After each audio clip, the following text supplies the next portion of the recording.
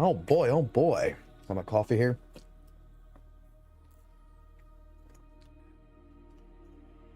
We're gonna play some Khazan with some level 1 runs. Actually, I'm just gonna do a normal run real quick. That's exactly what we're gonna do. We're gonna go ahead and just do a fucking completely normal run. Oh, actually, I want to see some too.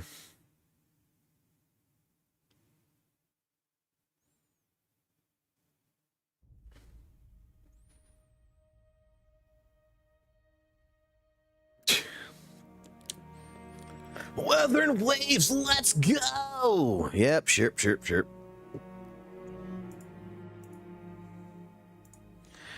What's up, Noble?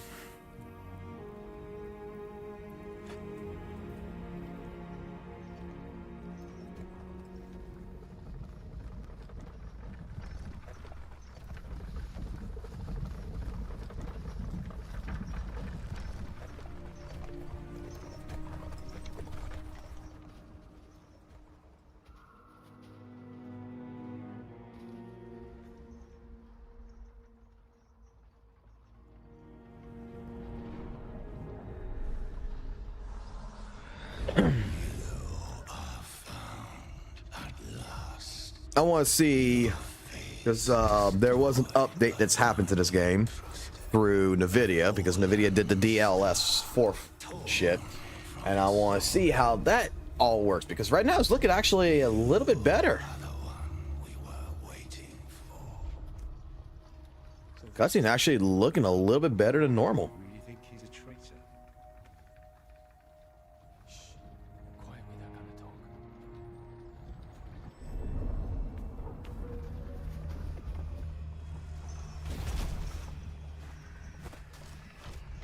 I'm not sure if that's just my eyes or whatever.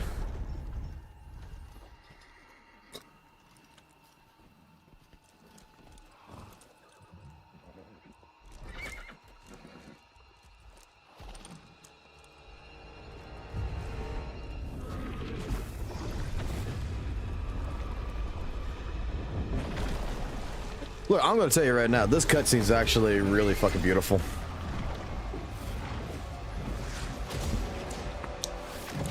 I think it sets up the entire tone.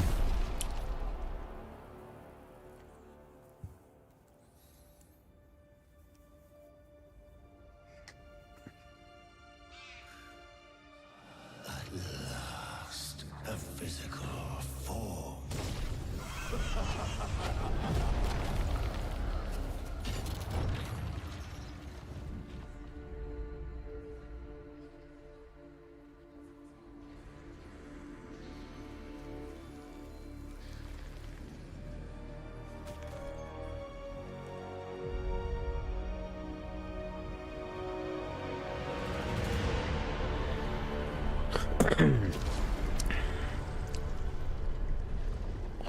All right, let's see if the new DLS or whatever NVIDIA 4 screws anything up.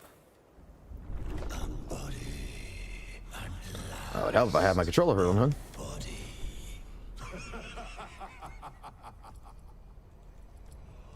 This one we like.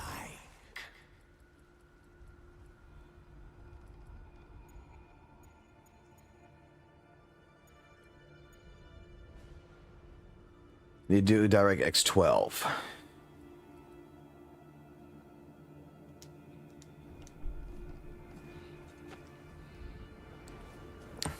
Let's just see. Let's see if DX11 works first. Then we'll do DX12. What happened? What happened? But before this game's a full release, I'm going to get a new system anyway. And I'm putting dual 4090s in that thing.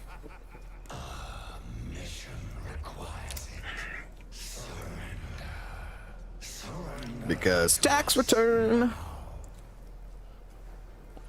I did my taxes. Now I'm just waiting on that check to come in.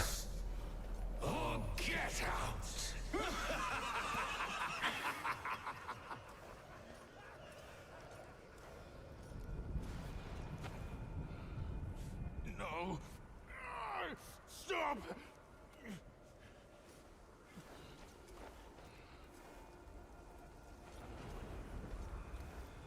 We're gonna do a normal run. I'm going to actually level up from this one. Then we'll do our level 1s. All right, let's just skip this. Let's go. We don't need to see Khazan go ahead and puke up blood. I mean, if that's your sort of thing. That's your sort of thing. I mean, I need to find a way out of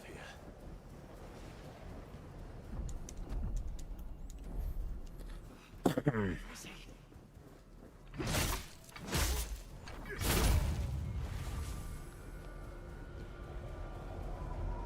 I think for the game, as well as like the demo itself, should recognize like, hey, you've already played this game like several times already. You don't need the tutorial screens. Actually, is there a option for that to turn that off? Now that I'm thinking about it.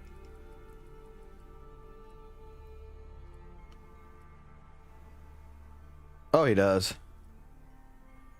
You know what we're gonna do? We're gonna do actually after this. I'm gonna actually do something else. We're gonna take the complete HUD off. We're gonna play without the HUD. I'm gonna see if I can actually play this game without the HUD.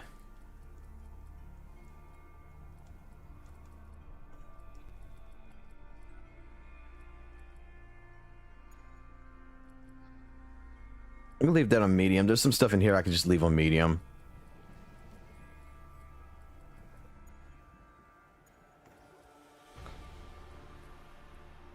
Texture, I want to leave that high. Render distance, we could leave. Let's put that long.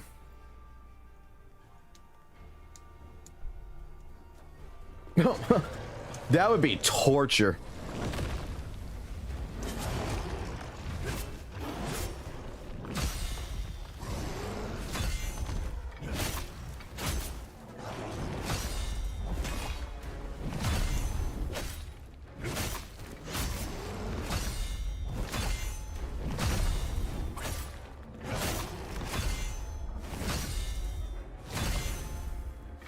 Oh, thought I had a chop opportunity there to hit.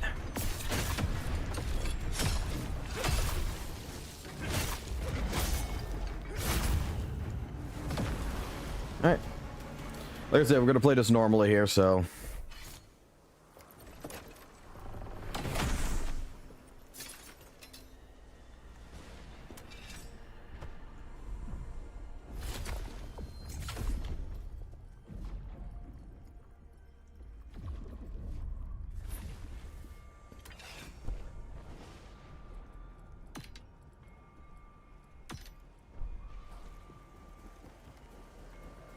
Okay.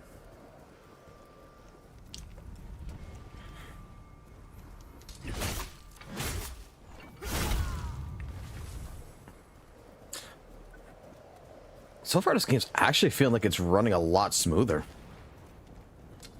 I'm not gonna lie. I'm gonna find out.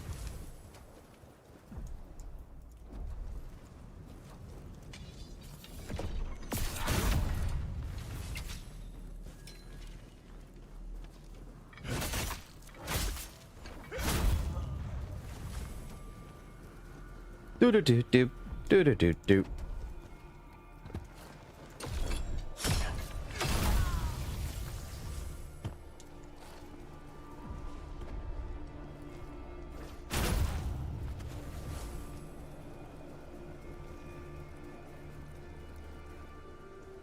All right, so far really good. So far, actually really good.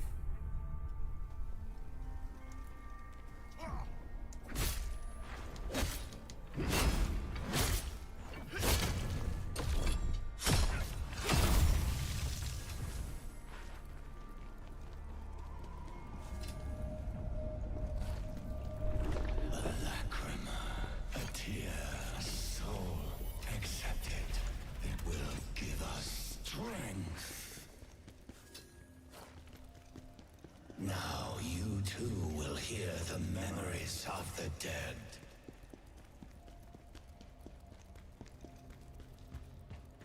Up here, kill you. 1, 2, 3. Just like fucking Count Dracula would always like to say. Ha ha! A 1. A 2. A 3.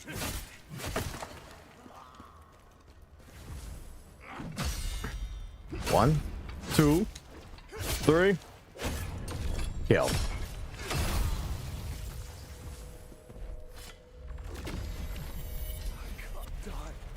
Alright. I need to see my daughter.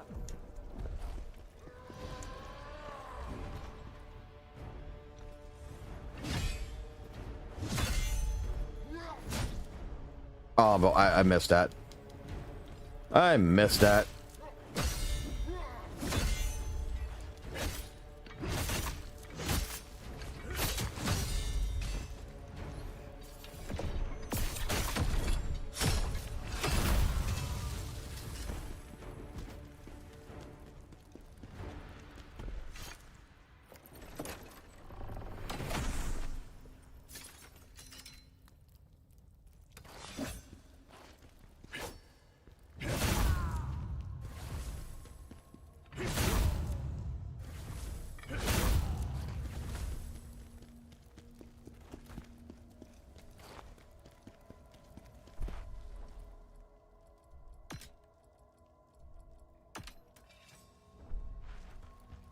Alright, so far so good. Some fights I could have just played a little bit better.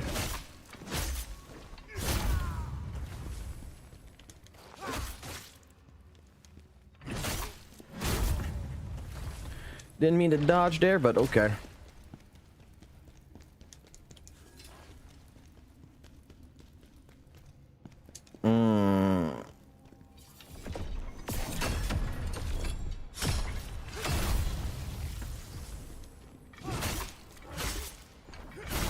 It's having some little hiccups here and there, so let's put the settings back at just a little bit of a hair.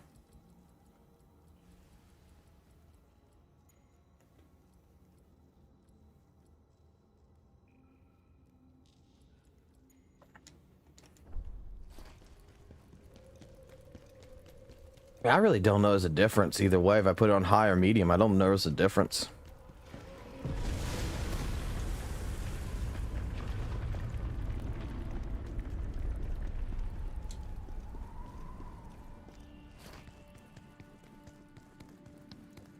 The game still absolutely looks stunning.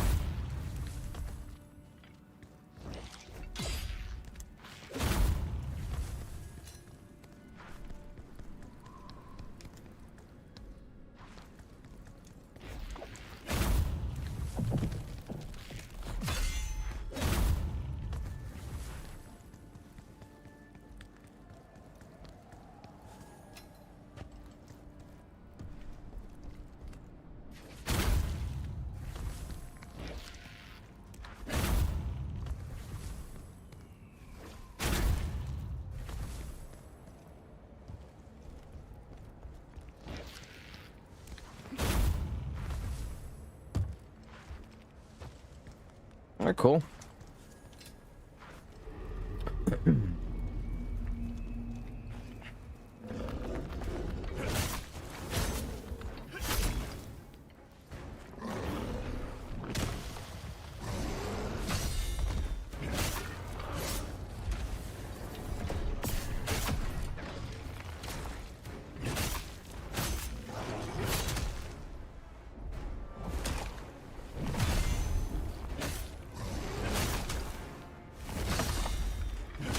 What the heck's going on? I'm normally able to actually add an attack there.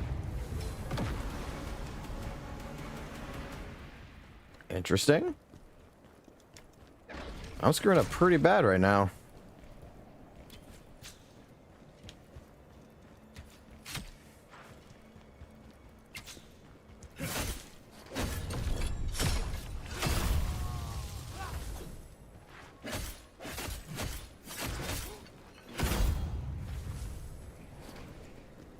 All right, we're gonna see how bad it is right here.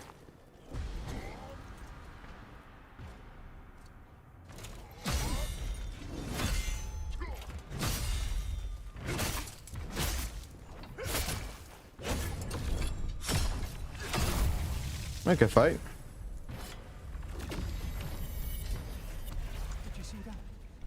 It was a giant yeti. It was a giant yeti.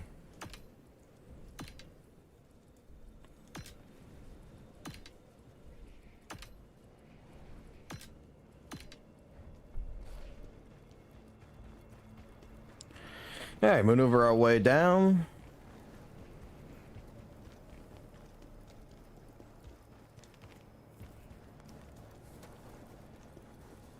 I was wondering if my button's having issues. That's kind of why I wish there was some button remapping in here. I wish I could remap, because honestly, I would love to have the guard on the right trigger. He's here. Everyone run. I mean, left trigger.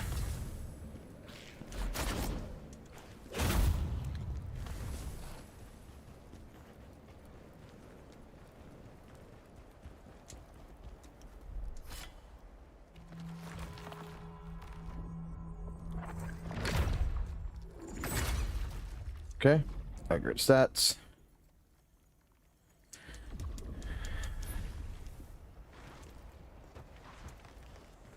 Here he is. Grab him.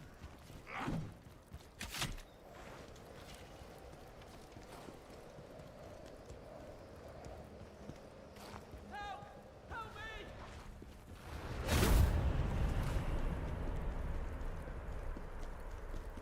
All right, straight to the bear. Pop him on the butt.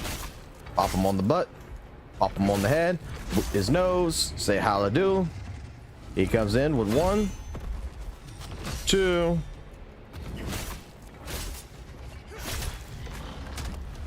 And for some reason, I'm not guarding that. I just held the guard button. What the heck?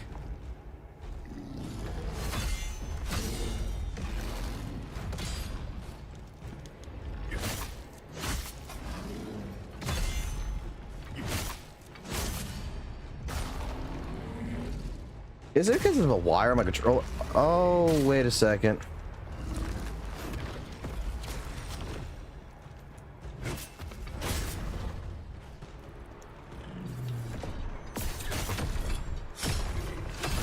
Alright, get rid of this guy real quick. Is it because I'm charging my PlayStation 4 controller at the same time?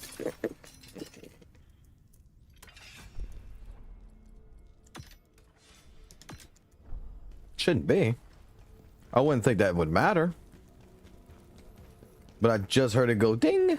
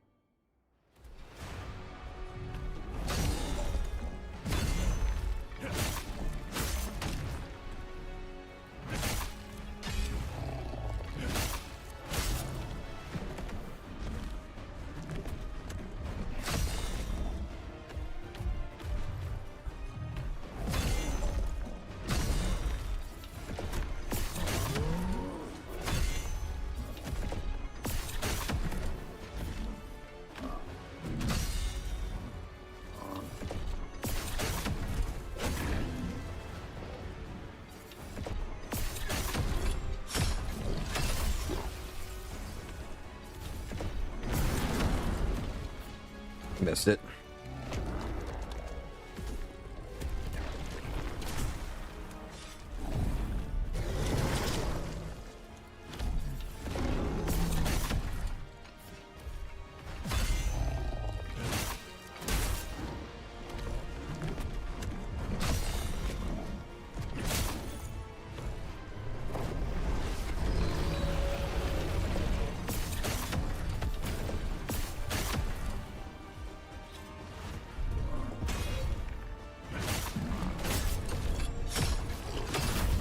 Alright, good fight.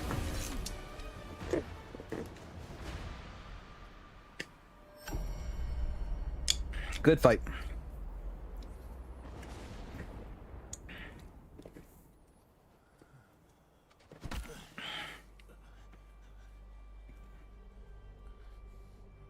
I can't complain about that fight.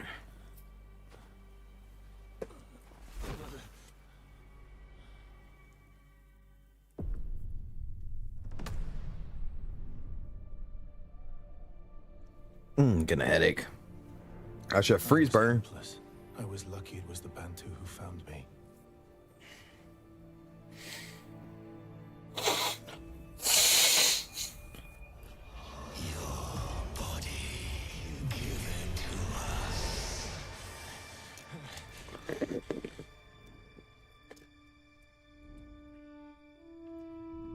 Are we awake, sir?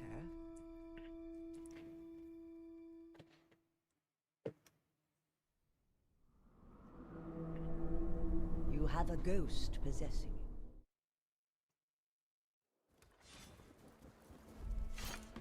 May the blessings of the three go with you.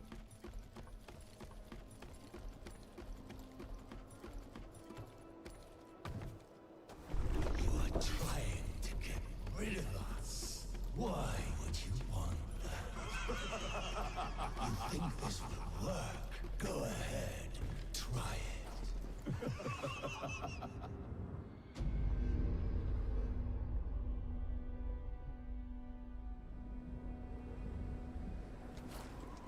Alright, for this run, I'm just gonna put into... Let's put it into the Greatsword. Let's actually play Greatsword this time.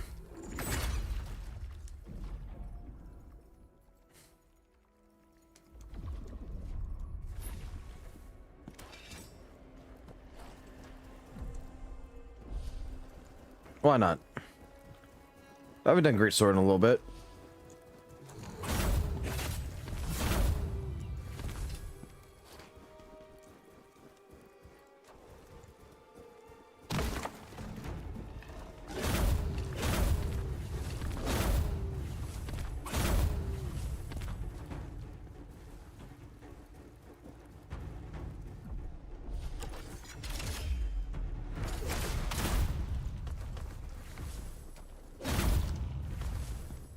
I want to check something else too.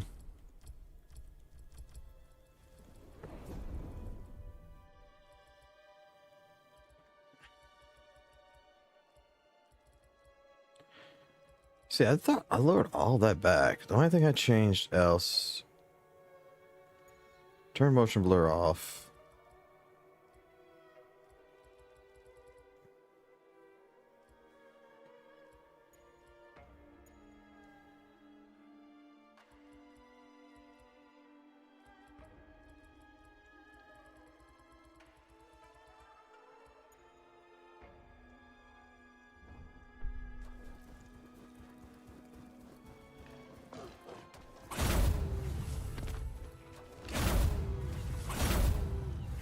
I know it's stuttering a little bit here and there. Not really much of a stutter, but it is. It's mainly when going into the javelin.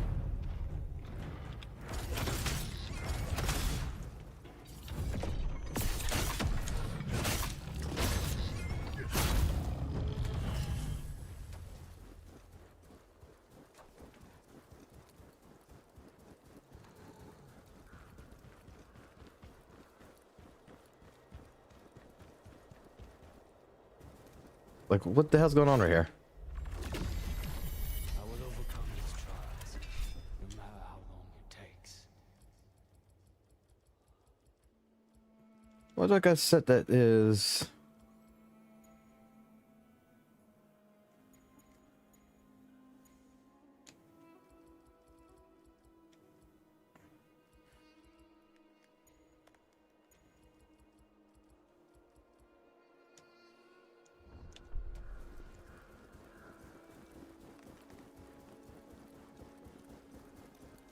Nah, that's a problem, PC gaming. My 3070 is not keeping up.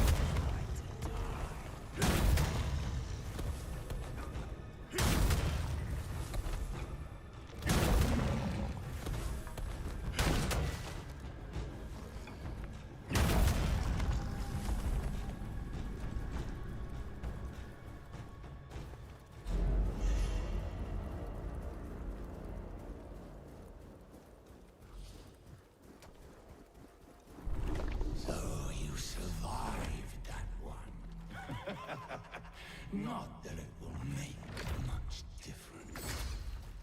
Okay.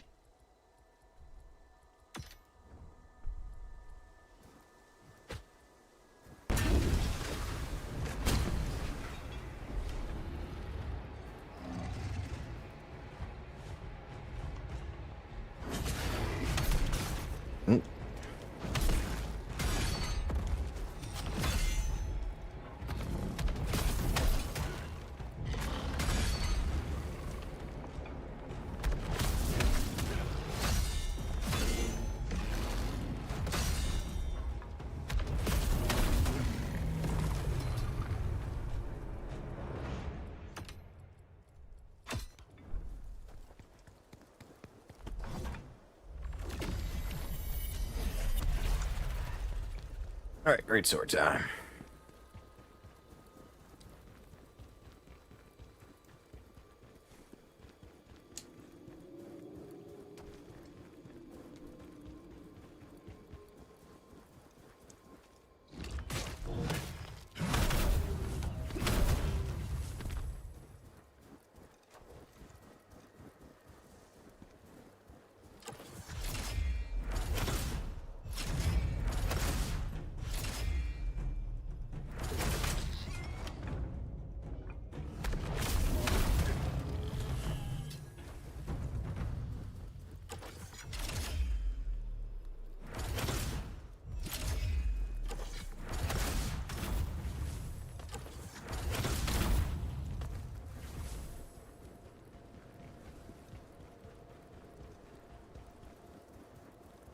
Me snow-covered boots.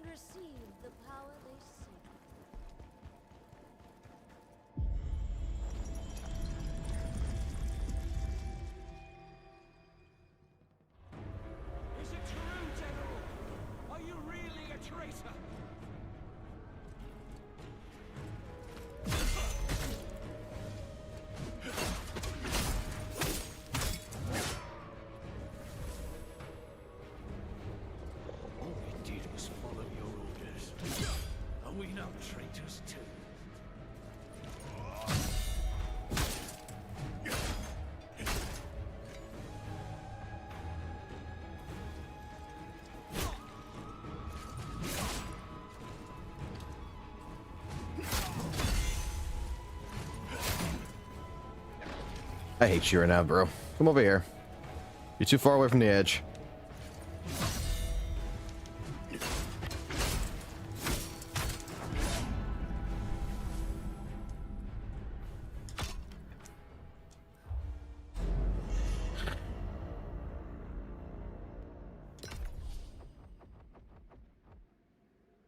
That's what caused you such anguish. Well, I'm sure it will be. Pathetic. Who do you think you are? Some kind of high and mighty hero?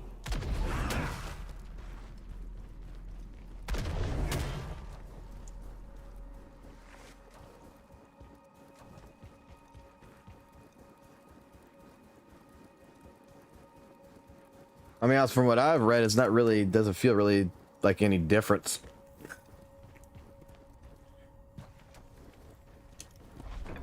It doesn't feel like a, from everything I read, it doesn't feel like a real,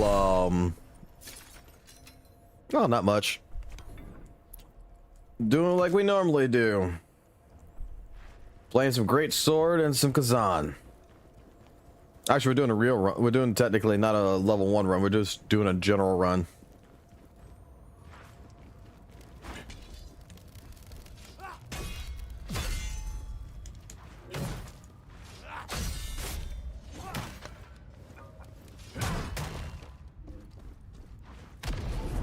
That's what I want to do. Gotta be careful with that.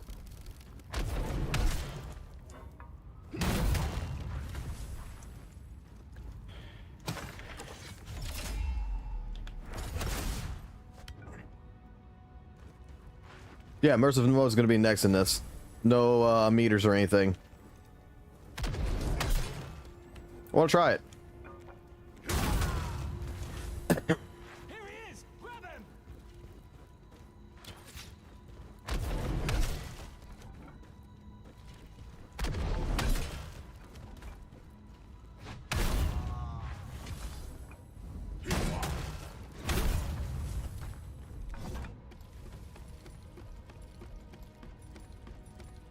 Not gonna lie, the Greatsword is actually kind of fun.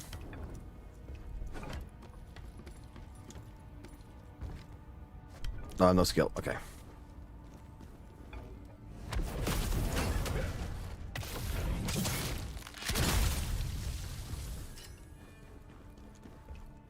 It's just a raw heap of iron.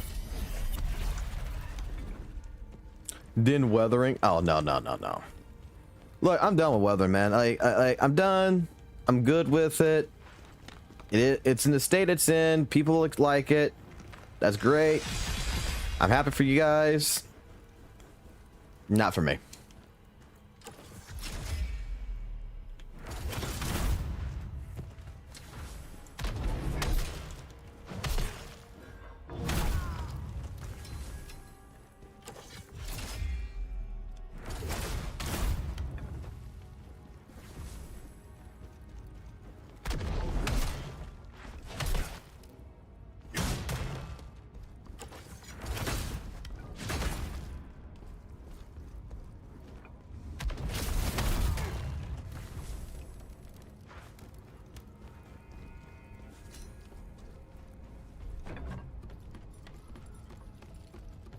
Like, it sounds like it's in a good spot. It sounds like it's getting to a good spot when we put it that way. No. My smoothie's gone.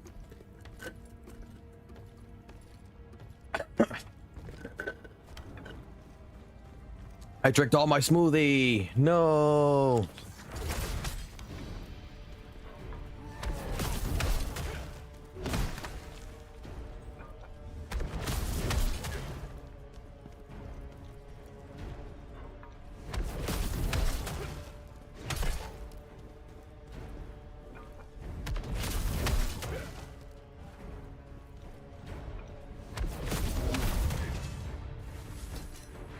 Oh shit!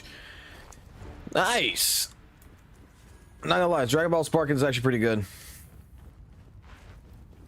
I was actually playing that, and I stopped playing it though. I'm not gonna lie, and the reason why I stopped playing that was because oh shit.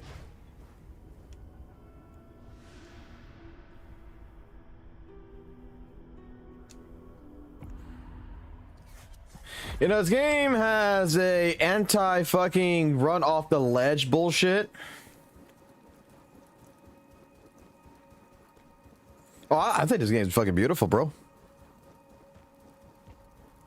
I think this game's absolutely great. All I'm gonna say is that what just happened right there, I'm not gonna lie, I gotta go all the way back. Not gonna lie, this game has, you know, an anti-ledge, like you can't run off of a ledge. But you definitely have run off of a fucking ladder, man.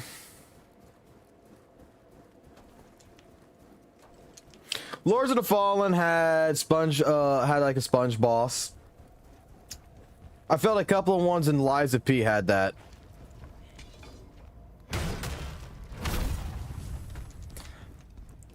My general thing though is like I said, like I'm always gonna remark Lords of the Fallen as sponge boss. The Sponge Boss game, 100%. Every single time I fucking played that's more of a remark that's against Lords of the Fallen, because anyone who comes back to my stuff that used to watch my Lords of the Fallen stuff is going to know that that was the biggest thing I used to have a complaint about. In general, was every boss was a generic sponge boss. The game originally, when it was vanilla, was absolutely, completely, you know, unoptimized, but it was pretty decent. It was pretty decent for what it was, right? The problem that happened was when they updated the game, they straight up, instead of actually updating AI behavior patterns and stuff like this, they said, fuck that shit.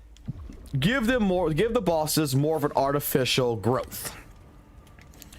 That's when the birth of making a boss that used to have 1 million HP, now give them 4 million HP.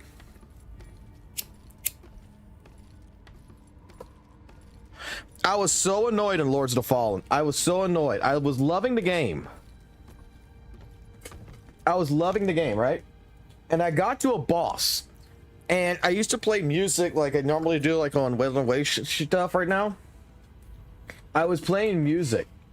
And there was like a track that I would play on purpose for one of the boss fights. And every time I was playing the game, typically it would be like 40 seconds left of the song by the time you finish the boss fight.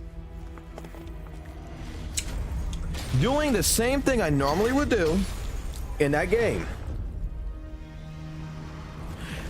we were able to repeat the song 3 times. And I ended up actually testing out something. The thing I tested out was I just sat there. Hold on. Your honor, your friends, all of it gone. I want to see if I can piss this guy off here. See? You have nothing left to fight for.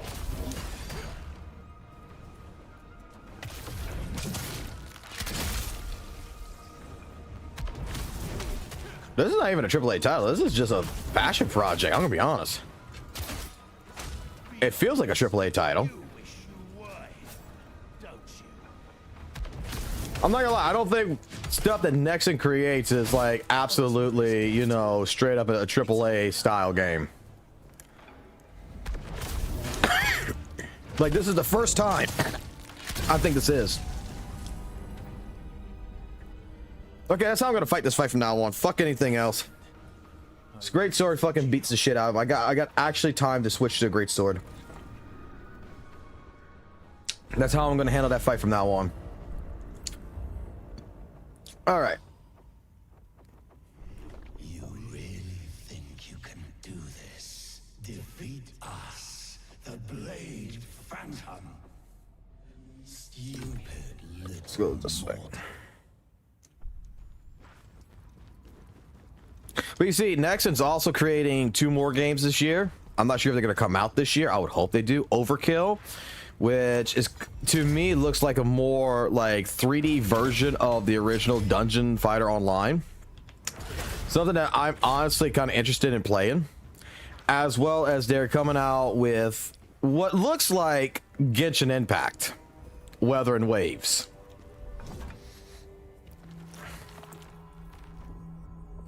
A rod.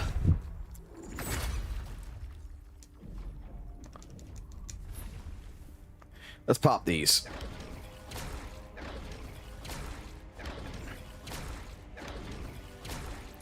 I'll leave 3 just for encasement purposes.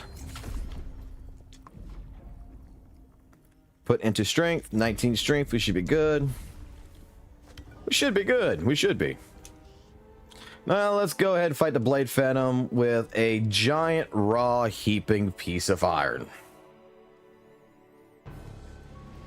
You dare try to defy us?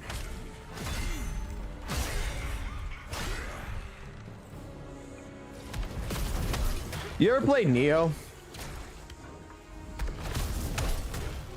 Like, this takes a lot of inspiration from that. I gotta remember that I need to block better with this weapon because there's a delay.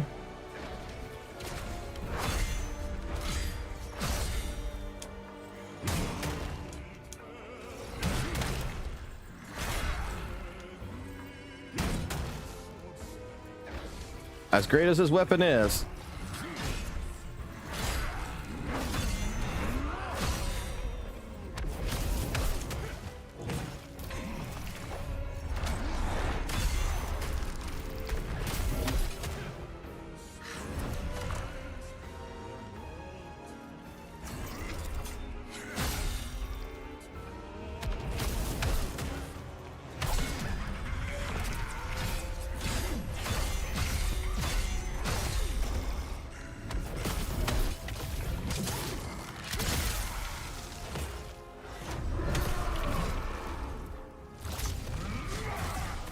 The weapon is slow. It's not the spear. The spear is the fastest. I like the spear play in this a lot. But I want to do Greatsword right now.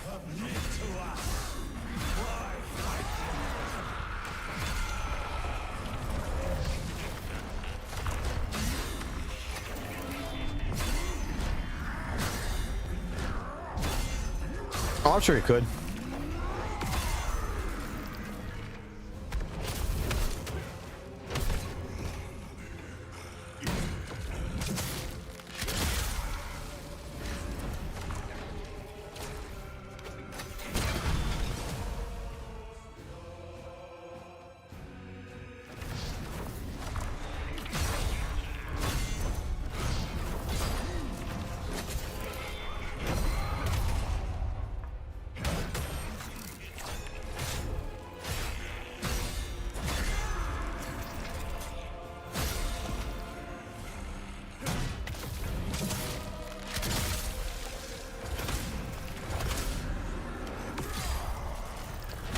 Done.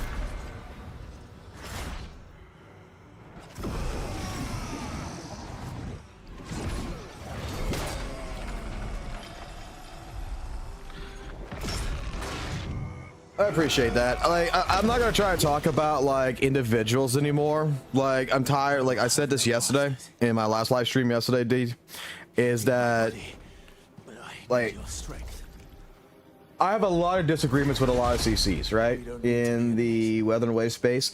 I don't mind talking about the Weather and Waves as a whole, as a community as a whole. I really don't. Okay, I think that's fair enough to actually talk about. Because I mean, it is a portion of my life in the last year, and a lot of people who come here is gonna know me from fucking Weather and Waves.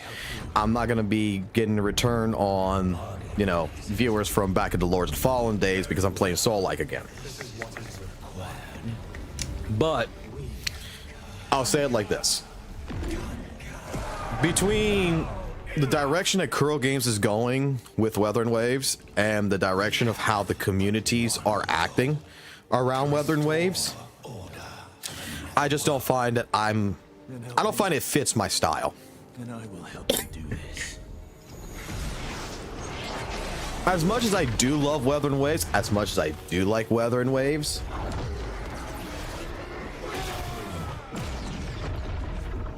I hope it the best. I think that, you know, like 2.0 is a great update. I really do think it's a great update. I just don't like the direction of the update.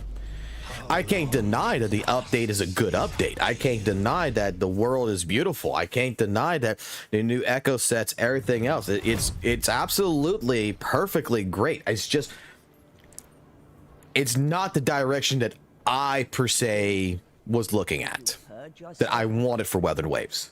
No, So you have chosen with that right there really being the mainstream situation, and more danger. it's not justifiable in my personal opinion to continue supporting a game when truly I can't, where truly I don't support it anymore. And doing so would be not only a lie to viewers, but it would be a lie to myself. Your fate, it has changed now. The ghost will be your guide on this new path you have found.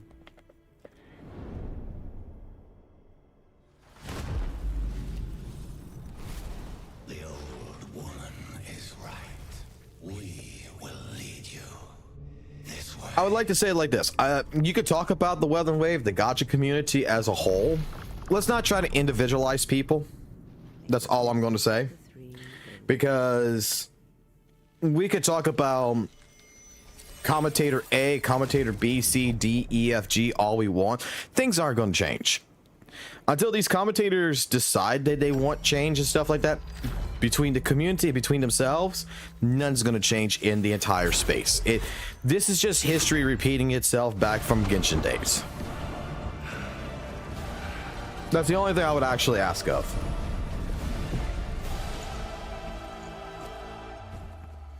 God, this game is beautiful. I really wish the demo was a little bit longer, man. And I wish I would have gotten into the closed beta, because apparently the closed beta had like 3 chapters in it. This game only had, the demo only has 2.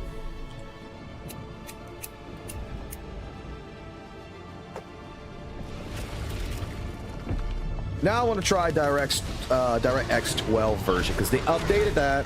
We have DSL4 that is now put into the entire fucking thing, which I am seeing some improvement, but I'm also seeing some droppage right now since the graphic card update. More than I like to see. Like going into a new area and stuff like that looks great. So I'm thinking maybe switching it over to DirectX 12 might be actually the change to fix that.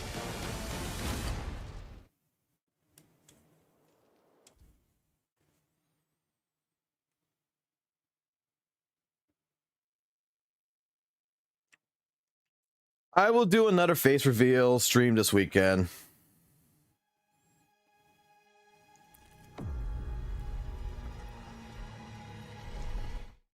Nope, don't know her name. That boss right there, I know what you're talking about. That boss right there is, let me put it like this. I would have babies.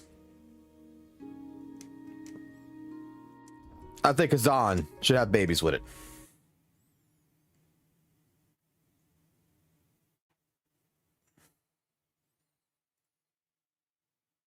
All right, we're gonna try DX12 version of this game.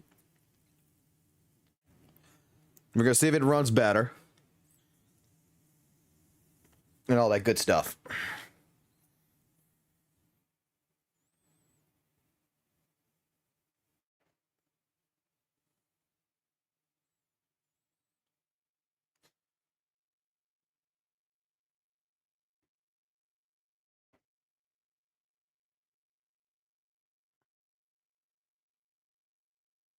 You're not wrong, D. You're not wrong. You're absolutely not wrong about that. And that is like, look, you watch my videos. I'm not sure you've been here for a good long time when it comes to Well Wave content. Were you here when I made that toxic positivity video? That was like back in July or something. July, September.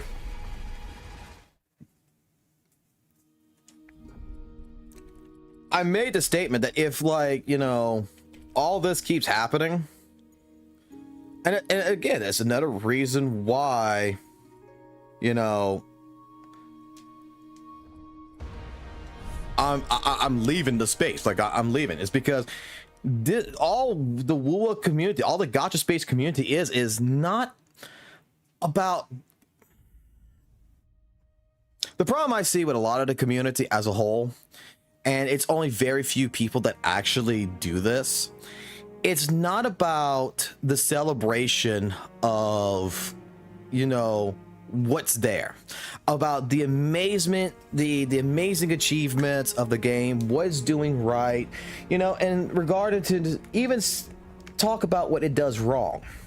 But it's not about a celebration. It's like a lot of these streams that I've watched, that I stopped watching in the last week, like the last couple of weeks, every single one of these streams with WUA almost acts like it's a funeral or like a family Thanksgiving.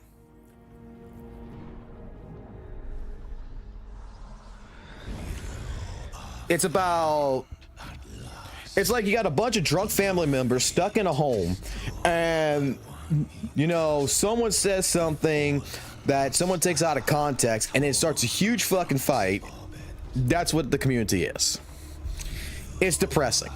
To some people, it's entertaining as hell. They'll sit there, they'll eat the popcorn, they're gonna want to watch the fighting. But in general, it's more or less kind of depressing to watch.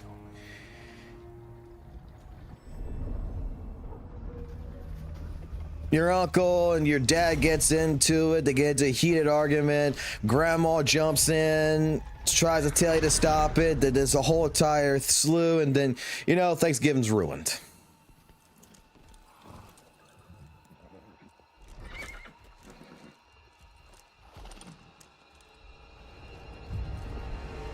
Oh, I'll make everybody a mod here. I don't care about... I don't care about,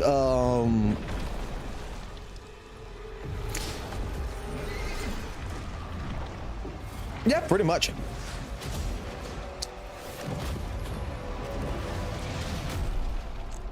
All right, boys and girls.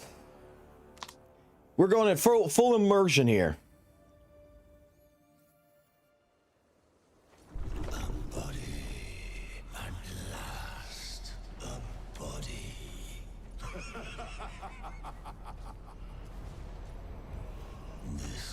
We're gonna see how the full immersion experience works. I expect to die here because I'm not gonna be monitoring my health like I normally do. What happened? What happened? Your body, it's ours now. Oh crap, I'm not even gonna know. If this is the case, I'm not even gonna know what items I got selected. I'm gonna have to count. Nope, it's not a no-hit run. I expect to die here. You'll see why. You hear us? Join us or get out. Look, it's how the gacha community is. I mean, I had fun in it. I had fun in the community. I'm not gonna lie. Stop. But it's just not for me, man. It's not my taste. It's not my style. Like, look, I've actually uninstalled Weathering Ways completely. Oh my gosh. This is gonna be different.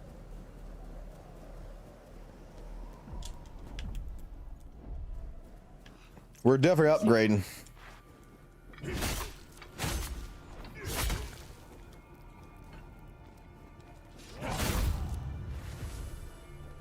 There's no lock-on?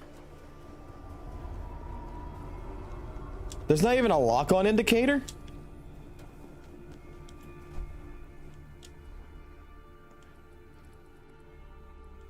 Oh no.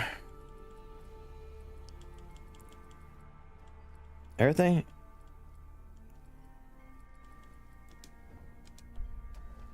Oh wait, no, I want to see. Yeah, do I have frame generation on this now? With DirectX 12? I need to get a GTX 40 to do that. Okay. Okay. That's fine. I'm going to be getting the 40 because we are going to upgrade the system. I forgot to look at that.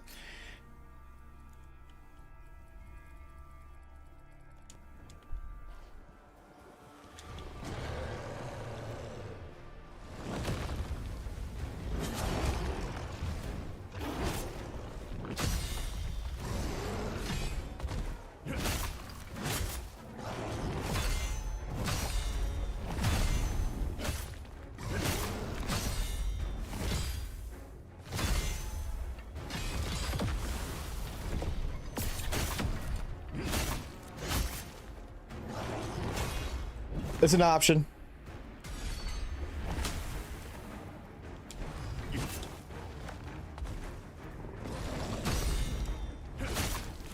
You turn it off in accessibility.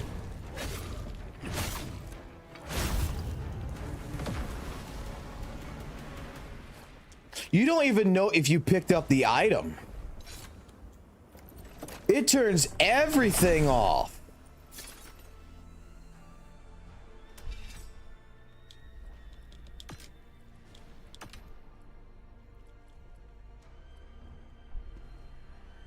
Oh, this is kind of trippy.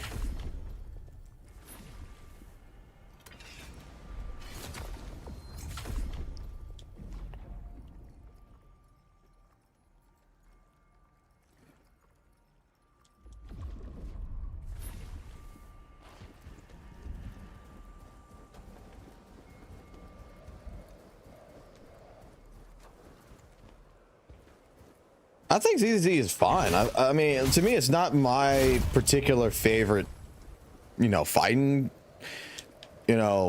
fighting style. I'll be honest. I feel like it's more like Simon Says, if that makes sense.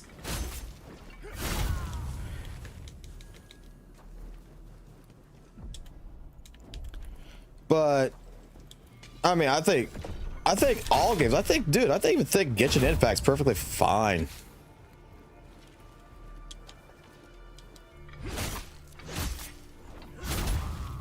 This one, I'm going to take my time because this is an experience that I did not expect. Dude, it actually took the tutorials off too? Oh no. Because typically I get a tutorial screen for that one kill right there. And it didn't show up, so one tutorial did not show up. This is actually kind of nice. What do you guys think?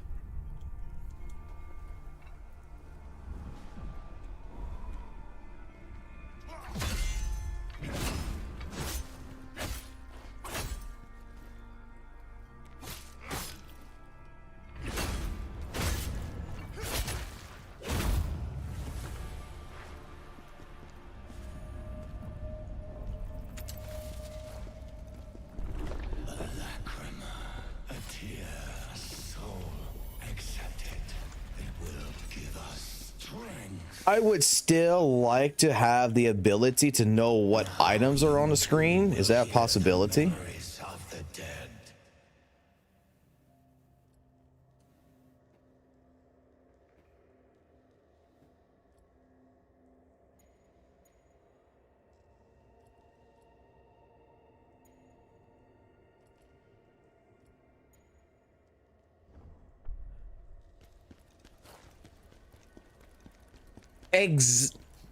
Look, I feel the same way about fighting Weathering Waves against Zuwua. I mean, they're two separate games. All right, I want to mess with these settings real quick. Hold on. Turn this on. Turn this off. Nothing.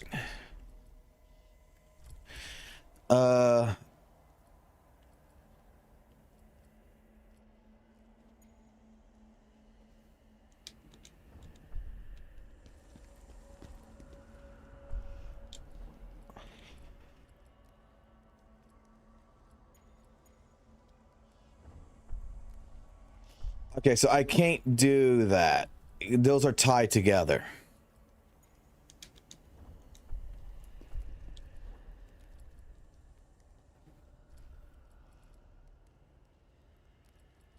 That's nice. So,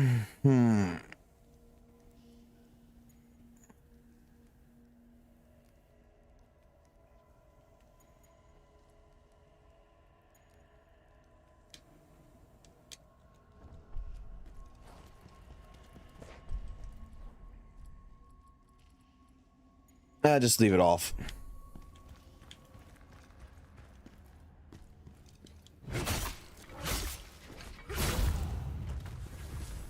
Look, I trust you guys. You guys can tell me how the new endgame is, but I'm going to be honest with you. I'm not fully impressed with it either. From everything I've read and seen, it doesn't really sound like, exactly like an endgame. It just sounds like, oh, this is nice.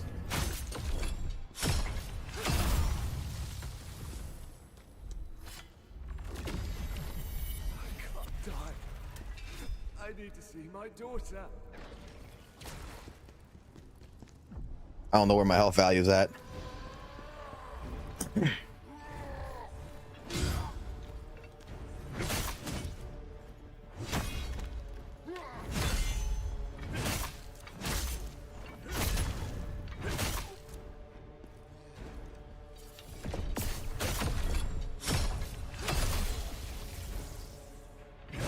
I mean, I expect them to.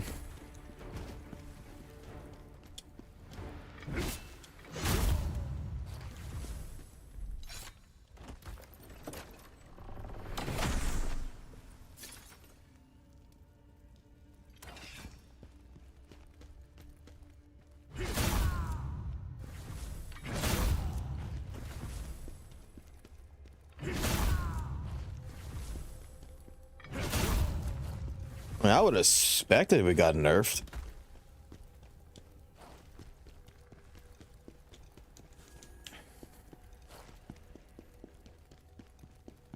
I mean, if the new TOA is like a weekly reset, I would expect that they would nerf the reward around it to fit it to where, you know, you would get the same rewards as you would normally get if it would be a month.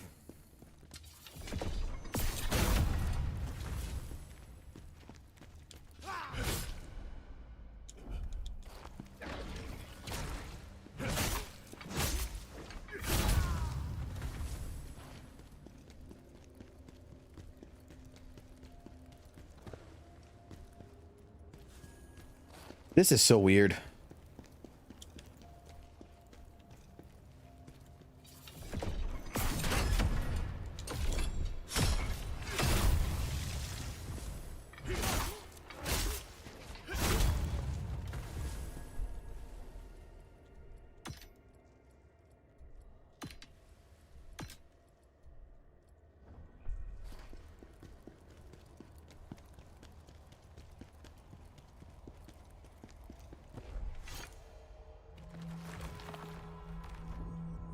I don't think they're gonna nerf the like the asteroids in a month. I'm saying is that the weekly update itself, if they're gonna change it to a week, they're gonna lower the amount of asteroids that you would typically collect. It will still be the same amount. It's just that instead of, you know, it being you know, the resets every 2 weeks, it's gonna be reset every week. So it would just cut it by half. You know what I'm saying? You still get 800. You'll still get 800 like you normally would, but you're just only going to get enough that balances out the week's worth.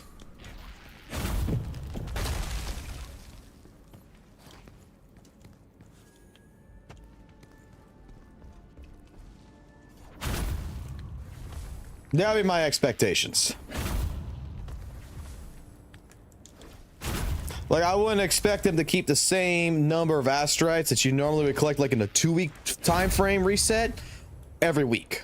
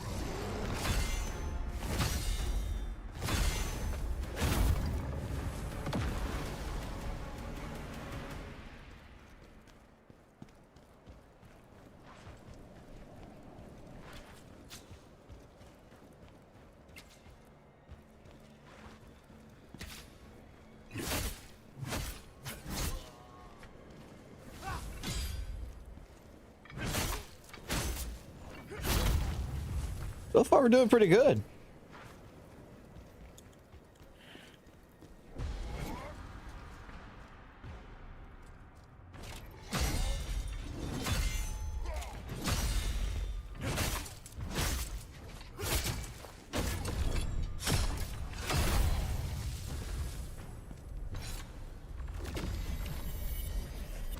Did you see that?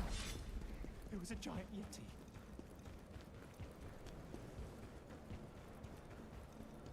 I have. Are we talking about the intro crap? The rolling, dude. I'm not gonna lie. That's like some fucking 2000s fucking LSD, fucking like 90s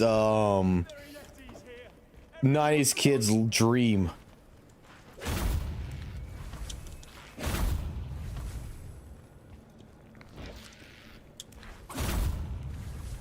Well, the demo, like DT, you could actually, you got a Steam Deck, right? Download the demo. This is the demo. Just go download it. It's free. Download and play it. Just try it. If you like it,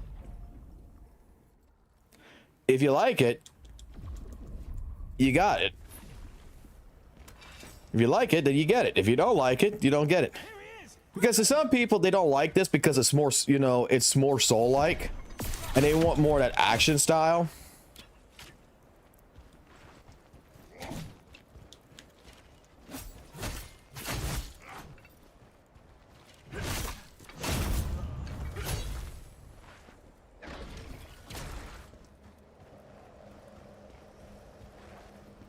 Oh, I haven't put on my gear.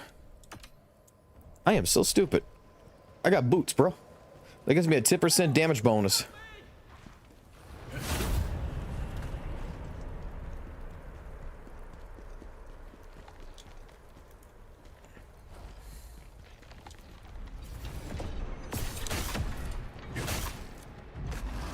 I forgot about that. Like I played the demo.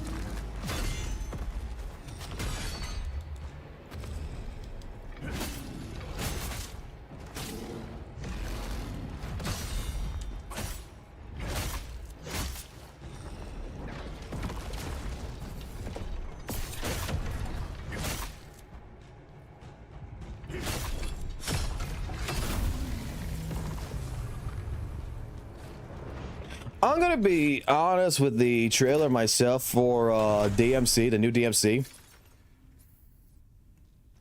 I don't know what's going on with new animes nowadays. I really don't know. But this is me personally just saying like this. It looks great. At one hand, it really does look good. You know what? I know what I need to do. I need to put this here. I'm gonna have to activate these from the menu. I'm gonna have to activate that from the menu. There's no fucking doubt about it. I'm gonna have to activate that from the menu because that's gonna cause me to have an issue here. I got to know what I have on me at any given time. I'm not even gonna be worried about fighting this. I'm skipping it. I typically do this level 1 anyway, so this is just gonna make the fight just a little bit easier than normal anyway, so it doesn't matter.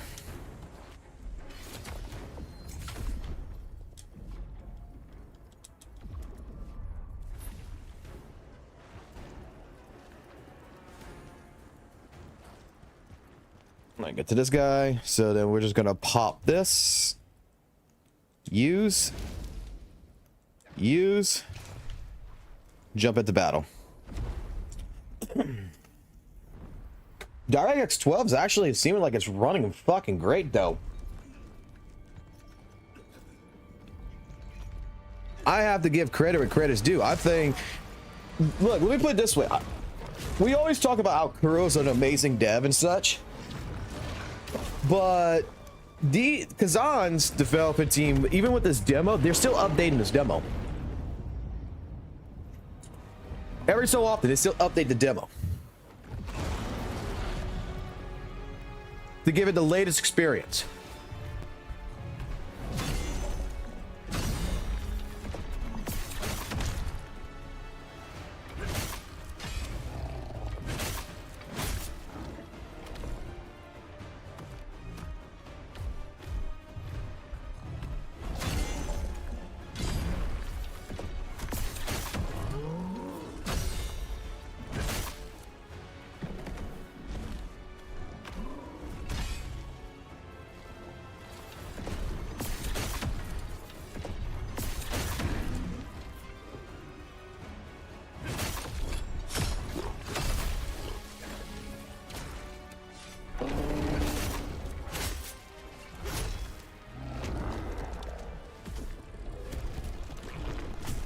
Yeah, well,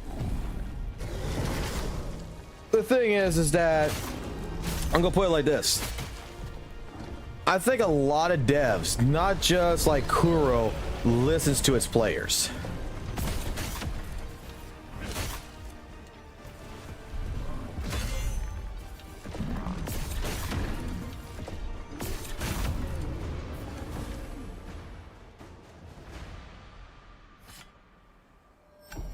God damn, we actually did it. Full immersion.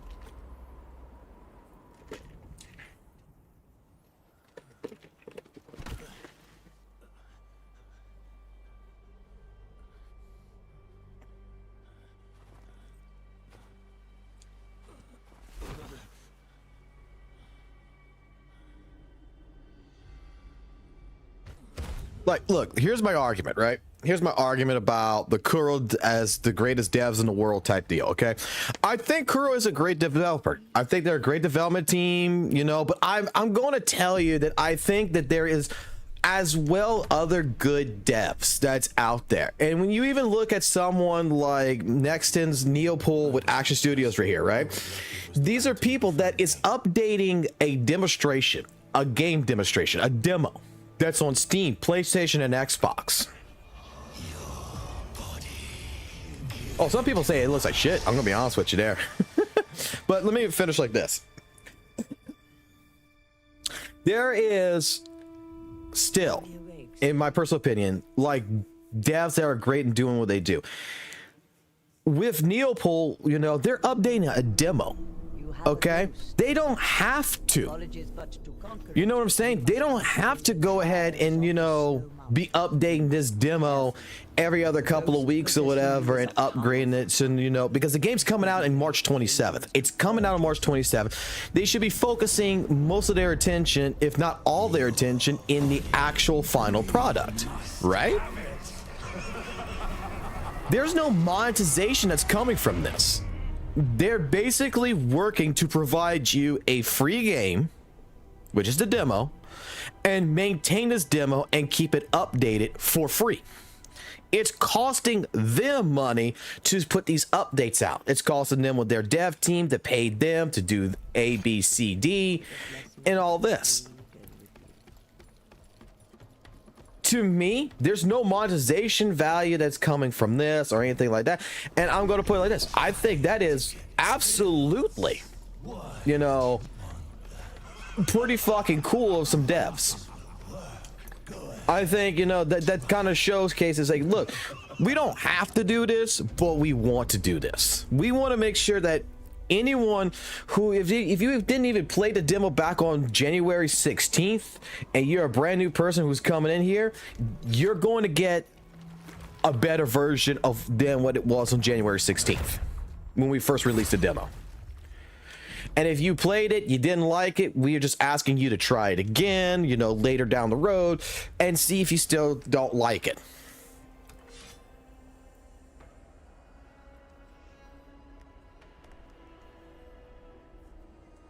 But you see what you get what I'm saying? Like, it's not just Kuro Games that is absolutely great devs. And look, we can shit talk on Hoyoverse all we want, but I don't think Hoyoverse is bad devs either.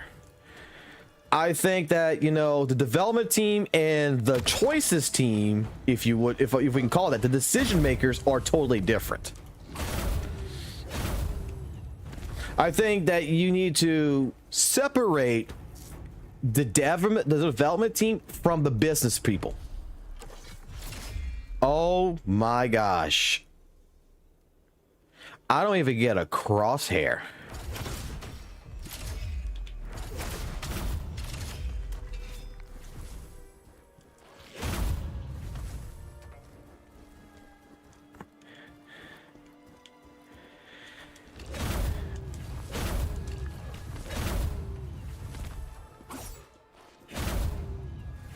I need to do this real quick. No, I'm not gonna cheat. I'm gonna have to really guess here.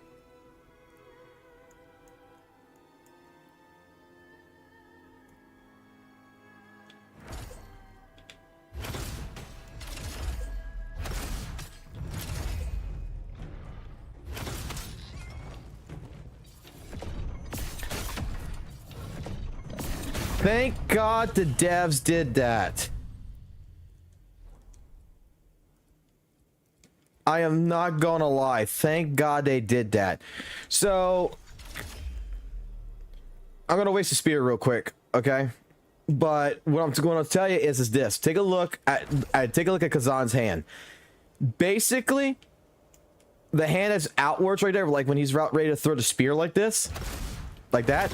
His hand basically is right next to the center of the crosshair. So if you use the hand, you basically relatively can figure out where that spear is going at.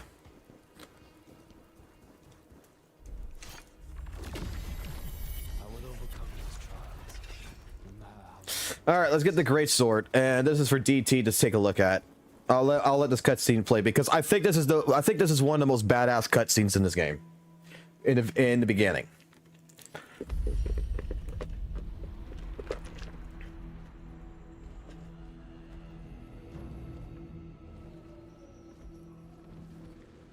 And by the way, when you play the demo, if you actually like the game, everything you do in the demo, it gets transferred over to the main game. If you wanted to.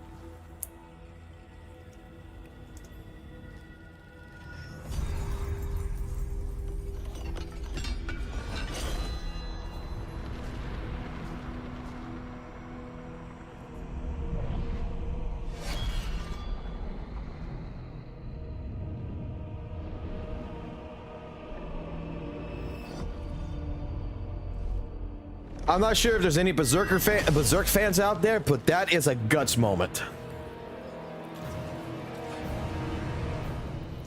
That is straight up a guts moment.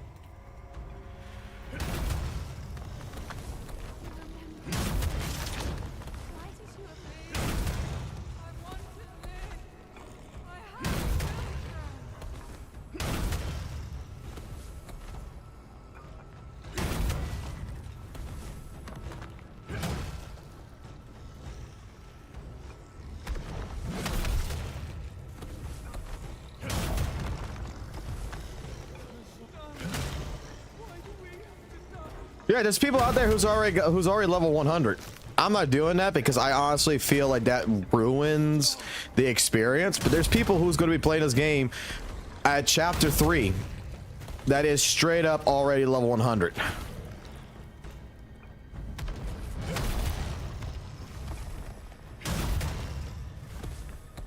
That's how they want to have fun.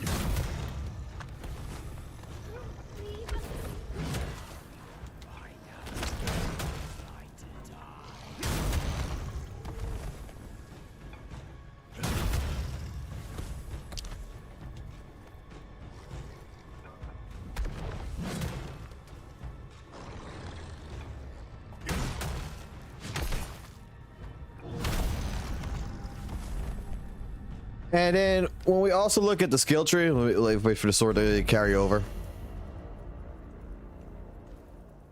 All right. We got a large skill tree that comes in for each weapon. So if you're dual wield, and it gives you a demonstration of what it looks like. You even got common to where, like, if you do spirit extraction, you get more spirits out of it. You have reflection for your parries, not just a parry. It gives you the javelin. Even the javelin gets an upgrade. Your brutal attacks will get upgrades. Your reflections are going to get upgrades. Right? All this gets upgrades. Like, this is, if you ever played like Neo, they took a very, very big, heavy inspiration from it. I can tell you that. They must love Ninja Gaiden. They must, because, give me a second here. Let me open up something. I'm going to show you something. I showed this trailer off a lot. Okay.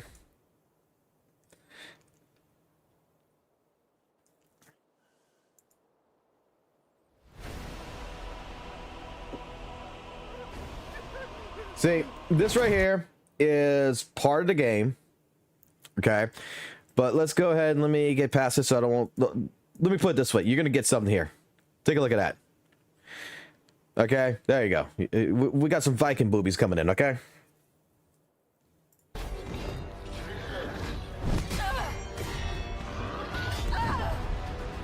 Supposed to be. Now watch this. Khazan comes in, fucking knocks the goddamn fucking boss into the pit. Look at the combat. Watch the combat. This hasn't changed. This combat hasn't changed. This is what you can expect to be doing.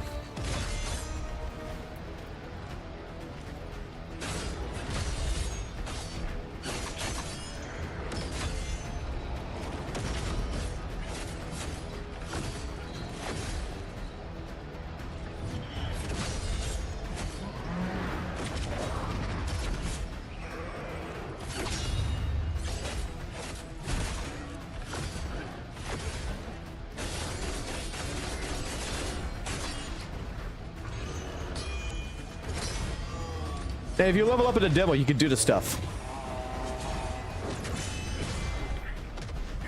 Oh, this ain't the badass boss. I can show you the badass boss. The one I'm so excited to play against.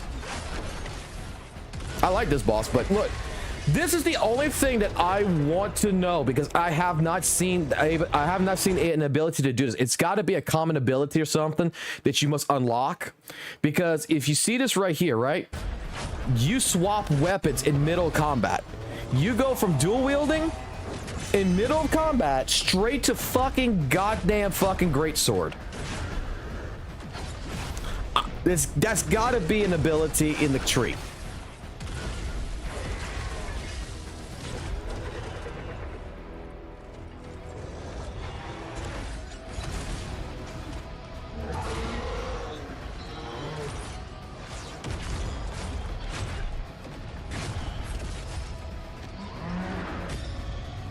The real Scar. I like that one.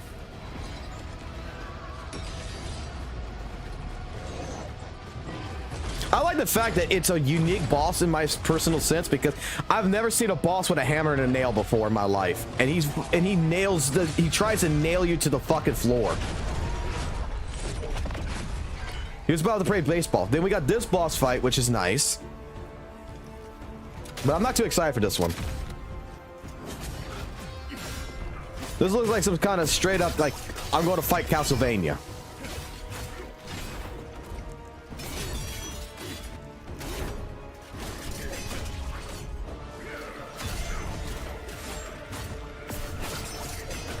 Oh yeah, that's the spear play, by the way. A game that actually does pole arms, spears, actually, in my personal opinion, the right way. It's fast, it's agile, you know, it's agile. You do less damage, but you are fast as fuck, boy. And it's absolutely, I think, it's like the best thing.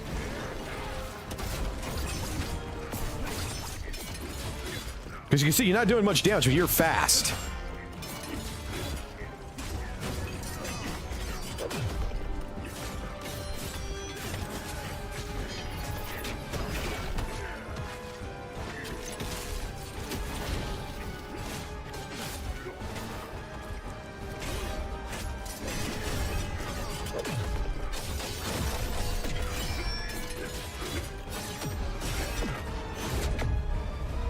Now, let me go show you two more trailers real quick, if you don't mind. If you got time for this. This is the boss fight that I'm most excited for. Let me show you the introduction, and then I'll actually show you a little bit of the fight, because they do have some spoilers for the fight.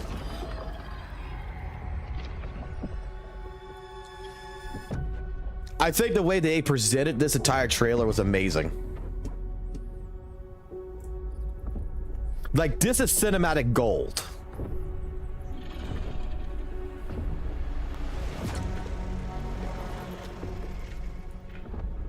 The Dragon's General's army is dead.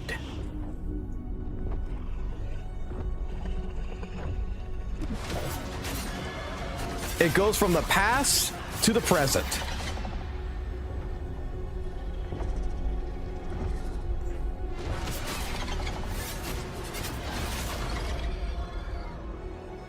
As a cinematic trailer, I think that, like, this really showcases the art direction that the dev team has taken.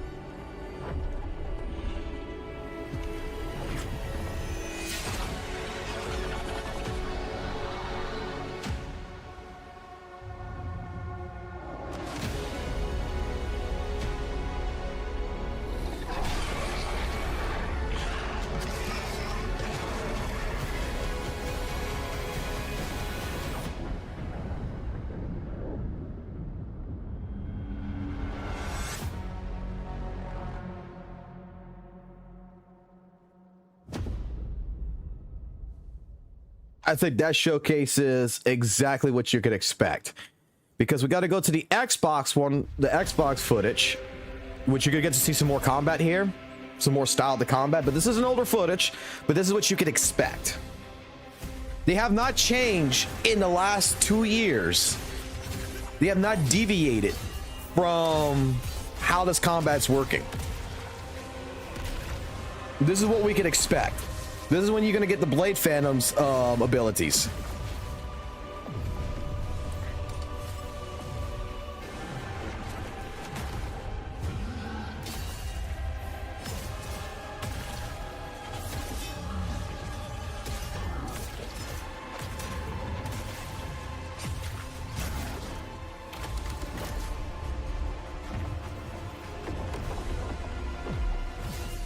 I will sell this game to anybody.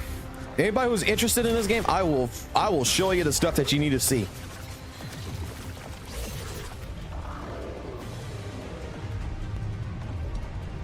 Because I guarantee you, this game does not have the hype that it deserves.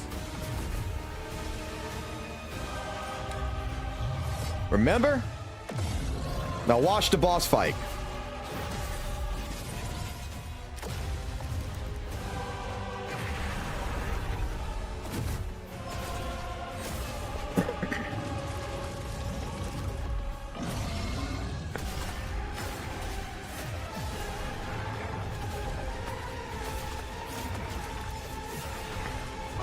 Right here.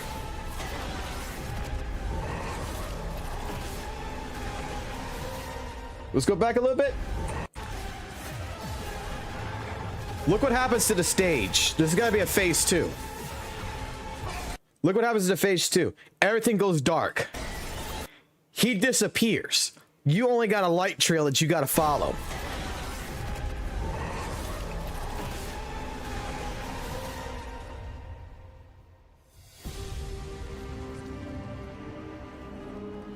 Dude, I'm the same way.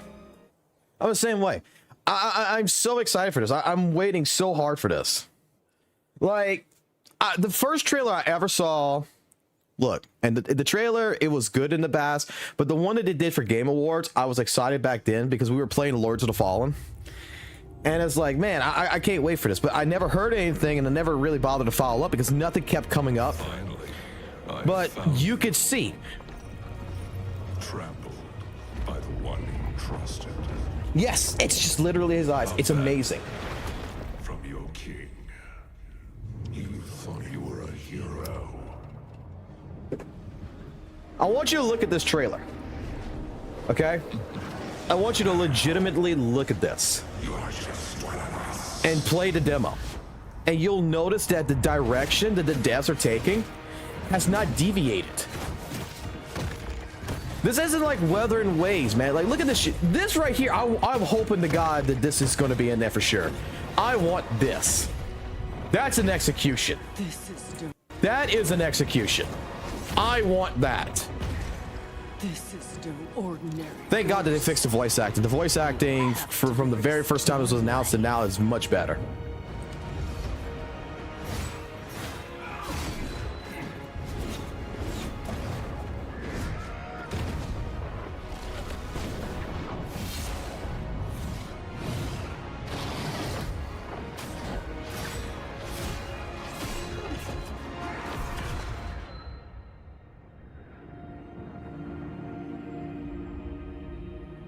I made a video about it. I've made a video about it. I said it in my video. I think this is a masterpiece. I think this is a work of art.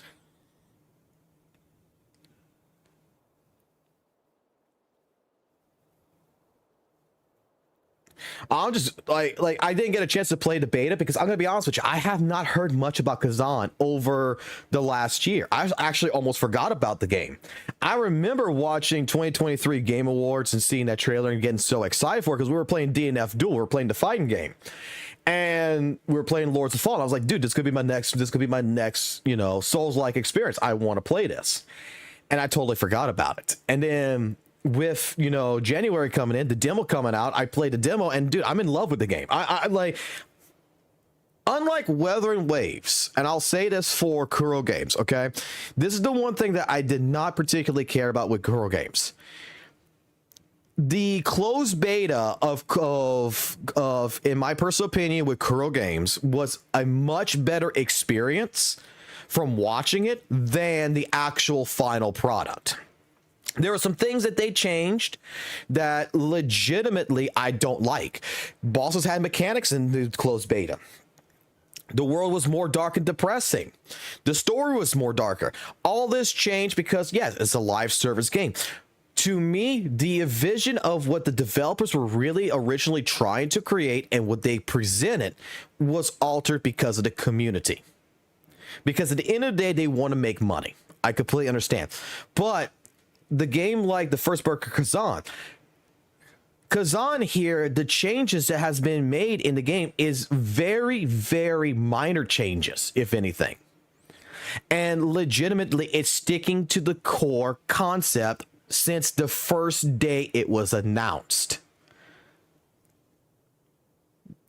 When a development team believes in their product so much that they're not going to deviate from it and they're going to keep it, you win my respect. You've earned my respect. And I love you for it. This is the reason why I ended up hating Lords of the Fallen, because what vanilla Lords of the Fallen was and what the final updates were, it's two different games. When they started putting gates into Lords of the Fallen, like, let me show you something. Okay, let me explain why Lords of the Fallen, right? I don't play it no more.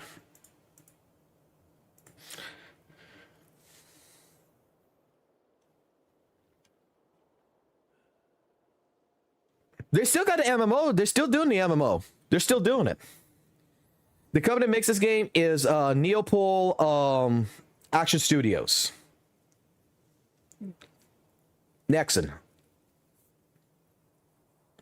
All right, see, I got Lords of the Fallen stuff, right? We used to play Lords of the Fallen. I used to love Lords of the Fallen. Lords of the Fallen was great. I could tell you the day that Lords of the Fallen started losing for me. This is when my avatar used to be the Guts avatar. This is what it's like to be level 100,000. Like, look, you want to talk about like Lords of the Fallen, you like Soul-like games experiences? This is old footage. I'm not even going to listen to myself. I'm just going to show you some. My character here is level 100,000. And I wanted to show you what it was like to be at level 100,000. Look at my health. Look at my health. Look how much damage I'm taking. This is the very first boss. You're supposed to be level 1. This is me at level 100,000.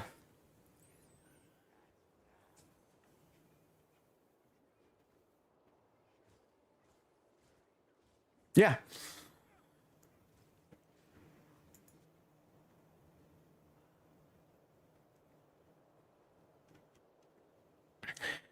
Like, I want to go back. No, I want to go back to older videos. I think the devs are devs. Like, you can say, like, I'm going to compare anything. There's games out there that's even smaller, like, one of the Soul-like games experiences, what was it called? Nightwish or something like that, that I was playing. It was another Soul-like experience that was made by indie devs Last Faith. That's what it was. Last Faith. Castleborn. This right here.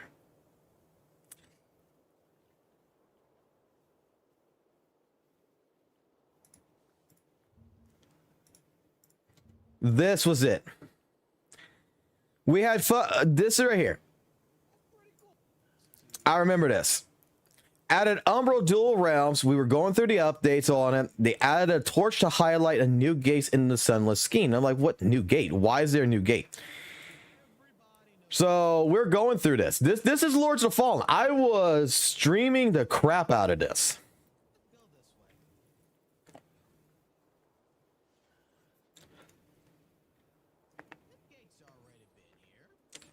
See, they have gates like that. That's perfectly fine.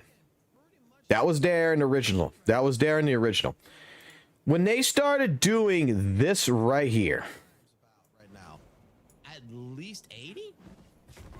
We fought this one boss that we like so much because it has the Berserker armor. About 80 sometimes, right? I fucking lost count on how many times I fucking fought this boss. Oh, God. I've lost count how many times I have traversed this area. that I have always known as the depths. The area where I come do the Umbro ending at. Bear with me. Bear with me, video. Person in the video. You're from the future. You're watching this. Bear with me. Trust me, this will all make sense. All of this will make sense.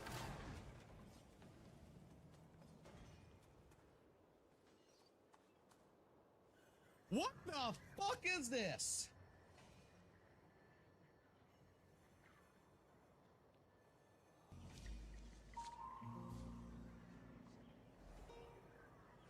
What the fuck is this piece of shit?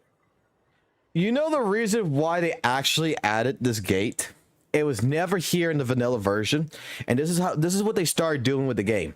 They were pissed off. The devs got pissed off at speedrunners speeding through the fucking game. They added gates in different places in order to make you slow the fuck down, because what they were upset about is that speedrunners were legitimately taking the game and making it look easy, and they're like, we have the hardest Souls-like experience, we want it hard. This is their fix for it. This was their fix, and this is when I started really stop playing this. It's because they started adding fucking stupid shit like this. They started changing their vision because they were upset at people speed running the game. Like, you could go through all my old videos. I mean, I even have, I believe,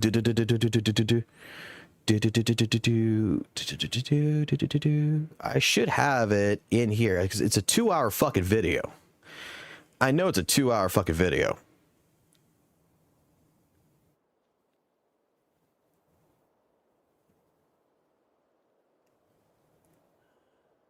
Yeah.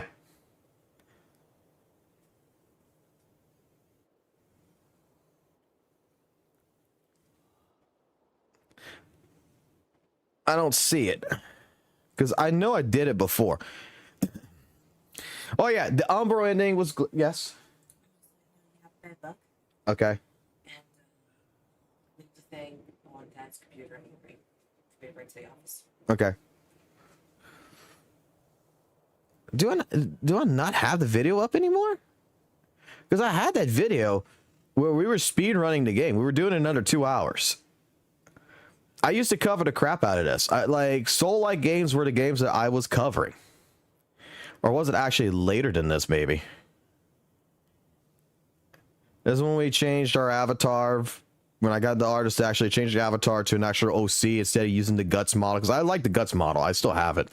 I liked it. Because every Soul-like game I've only played Greatsword, I'll only play Guts. That was the reason why I had that avatar.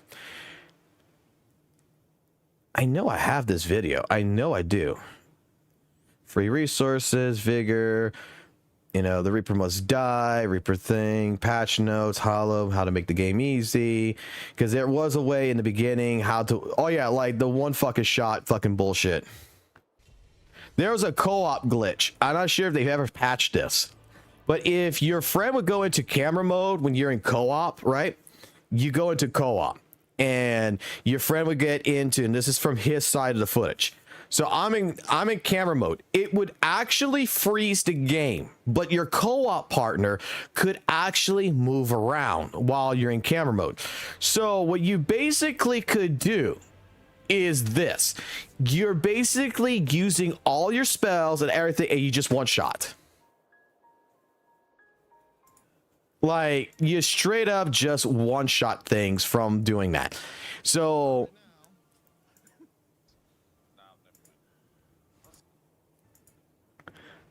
I mean, I'm gonna be honest, Lords of the Fallen, when it first came out, was absolutely amazing. We used to play the crap out of this. We used to play every other day in this. Let's get out of all the old Dragon Ball, Guilty Gear stuff right here. I mean, I kind of want to have another Soul-like experience like Lords of the Fallen. I am not gonna lie. Used to love playing Demon Souls. Demon Souls was great. Tried the Final Fantasy. Look, see, I did play Genshin Impact. I told you, I played Genshin Impact right here. 19 hours worth. Did not like it. Went back to fighting games. Tried Hunt. Didn't like Hunt too much. Ended up, because someone donated, playing Yakuza. Went back to Guilty Gear. Then I started my Elden Ring stuff where we used to do different builds like the Belmont build, the Vampire Hunter D build, which if you know what Vampire Hunter D is, then great on you. Then we went to DNF Duel. Then we went back to PC mods when they had the Guts mod. Back to DNF Duel.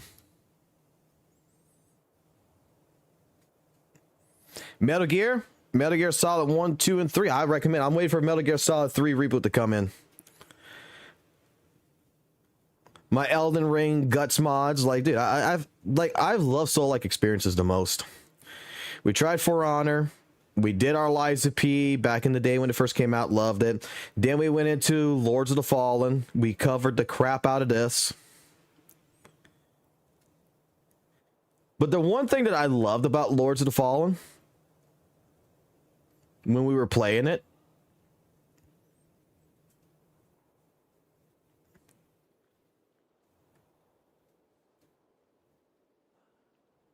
was this crap. Umbro Go Fetch. Now what Umbro Go Fetch was where we had the ability to dupe everything. Okay? And I had people who would come in, it would help out. We had all the items that you could ever want in the game. So what we were doing in this entire process, I'm not going back. I'm not going to go look for it. What we were doing is we were dropping it on the map. Okay? We're dropping every single one of these on the map. Do a new tab on this. And let's do a new tab on this.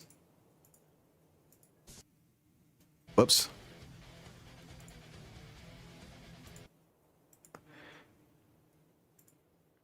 I want to find one that is going to showcase what we were trying to do. A good run. We would throw all the items, all the rings, all the stuff. You would start at the beginning right here. You would start at the beginning, and then you would run. Your entire goal was to go ahead and run. Your job was to pick up all the stuff with no armor, no weapons, nothing attached. You get like 1 minute to collect all the items you possibly can collect right here. And if you die, whatever you collect is what you collected, and I kick you out of the room. This was our community events. Was that any new players that would come in, that we would just summon them in, wait for them to come in like this, and then they take off all their armor, all their weapons, and they could start collecting all of the items. I would give you all the brand new updated items automatically, but then you start running up here. Your job is to collect like this. You collect everything. And your entire job was just to run around, collect everything you can collect. And if you die, well, that's it. Game over. I did on purpose to put this on New Game Plus 3, where the enemies were buffed up artificially with additional health values and such to make it to where you are going to die like that. We had basically soul piles. We had everything. And you can see, like, look. You can see, like, right here with Cam Evo and everybody. Like, this was the entire event. We would have tons of people. I had Toasted Buttons, who was a great guy that used to be in our streams and everything. That would help set up everything with us. And we did different places. We did different events in that regards. Lords of the Fallen was legitimately, like, one of my most favorite experiences. Got my controller. Okay. was one of my most favorite experiences. But like I say, is that a game like that, for everything that we did, that we had fun, that we were trying to keep the game alive, the devs did not like it. They didn't like the fact that we did community events like that. So they started nerfing. Like in that one little area right there, they had so many enemies. It was done on purpose to make it hard on you as a player. If you play Soul-like, you know, experiences, this is a place where you could have an opportunity to collect all the best armor, all the best weapons, as many souls as you possibly can get carry. They nerfed it to where it no longer became a challenge, to where when people came in, it wasn't worth actually doing the event no more. Because the devs didn't like us doing stuff. There's going to be no multiplayer. It's going to be fully single player. It's going to be fully single player.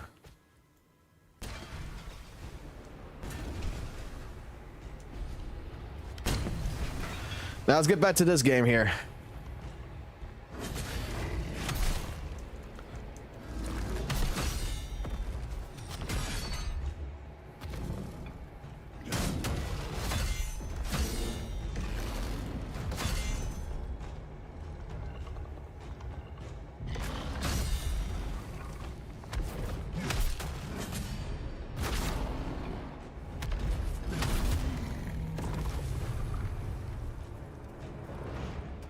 I hope so. Like, I'm gonna say, like, Lords of the Fallen Vanilla was really, really fun. It was great. It had optimization issues. The biggest thing that we wanted fixed in that game that they never fixed wasn't some stupid, like, oh, let's make the game, you know, harder on ourselves type deal. You know, what we wanted was them to fix the optimization problems, because PS5, PC, all the consoles had problems with it.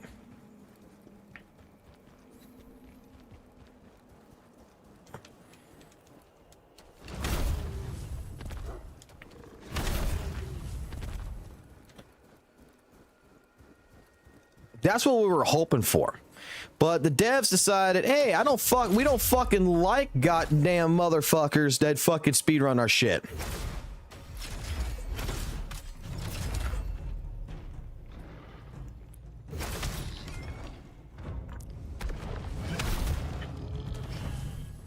All right, this is gonna suck. Oh boy.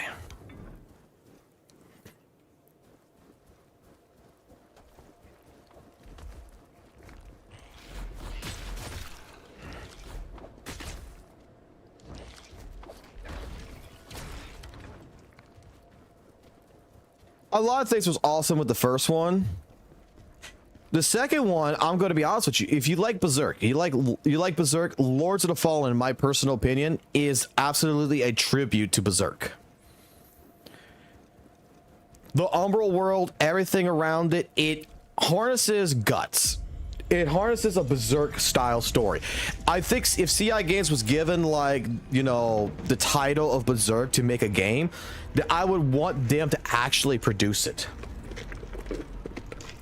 As much as they fucked up with Lords of the Fallen, the sequel game, I still think that they would be the best devs to actually produce it, because the Umbral world, the idea of the enemies, you know, the Umbral enemies attacking you and stuff like this while you're in the living world and stuff like, it all fits with Berserk.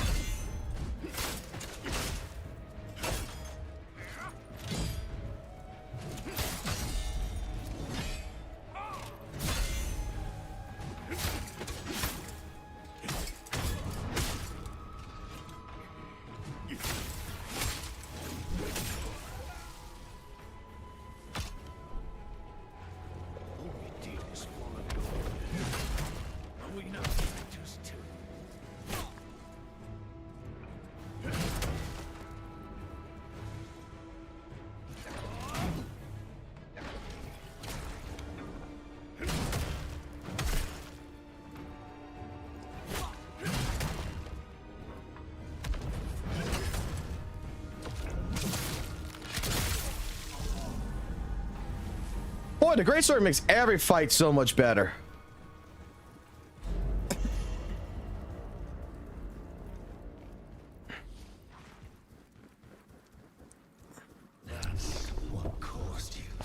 The enemy aggression, I'm going to tell you right now, that needs to get fixed, because after playing this demo for so many times, right, there is one major problem with this game with the aggression. Some enemies are really, really passive, and sometimes they turn really, really aggressive. It's like it's an RNG based system. Like, I've played this game so many times to where some fights I play against this one enemy. This enemy here that I'm playing against could be, you know, right now passive. 2 days later, I'm going to play this demo, and all of a sudden, that son of a bitch becomes the most aggressive fucking thing in my goddamn face. And it's like, I don't understand it. I don't understand how their algorithm works in that. But straight up, that is a little bit of an issue. But it also gives you the element, because I've sat there like, okay, just with the spear guy right here, right? Because you see, like, this fight that we just had here with the spear, right? That we just did all this stuff with the spear right here. The biggest thing about it is that I have sat there for a solid minute guarding, and the enemy guards. We're not moving. He's not trying to attack me. I'm not trying to attack him. He's passive. I'm passive. And then when I attack, he attacks. And then all of a sudden he gets super fucking aggressive. Sometimes I'll go play him. I'm guarding. Dude's completely fucking aggressive. Sometimes I'm aggressive and he doesn't do shit. It's completely random of what the enemies. There's no pattern really to recognize. It's more of an RNG factor.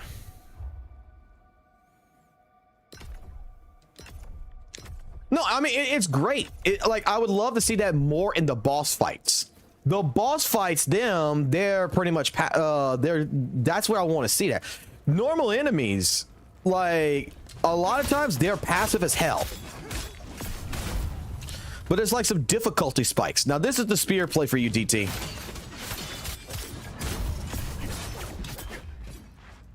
This is me showing off the spear play for it. I'm going to go back to the Greatsword. But typically, we would play spear.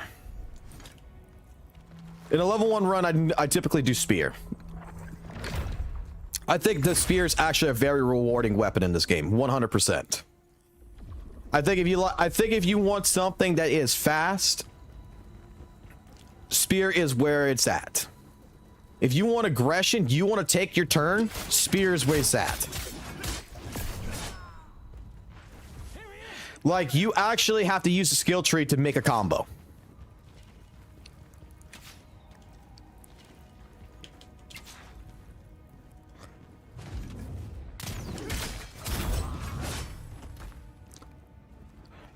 Where's the guy at?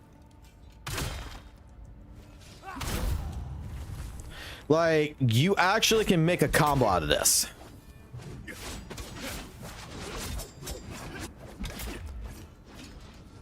See, if I come here and let's say I unlearn this part right here. You see me taking that off, right? Me taking that off. I can't actually do what I want to do. I can't connect it back.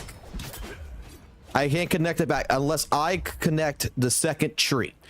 Just connecting this one move right here connects it to the tree. Now, let's say I don't like that one. Let's say I prefer something else. And here's another thing, okay?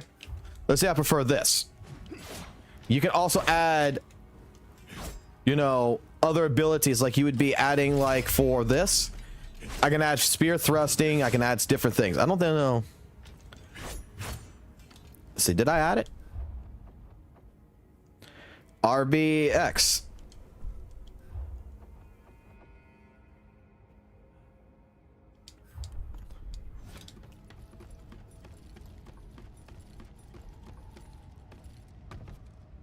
Yeah. It grants you for a lot more customizability. If you're a type of person that wants to do different types of combinations and stuff like this, like you add, like right here, an after image effect to your attacks. You can make it to where you can have a pole arm that you know you connect right here. you can actually, instead of having this other one, you could do a charge. So instead of doing that, I can make it to where it charges instead.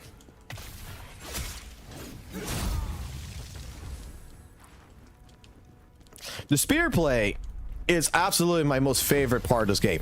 Greatsword kills everything, but it's slow as shit, which is supposed to be.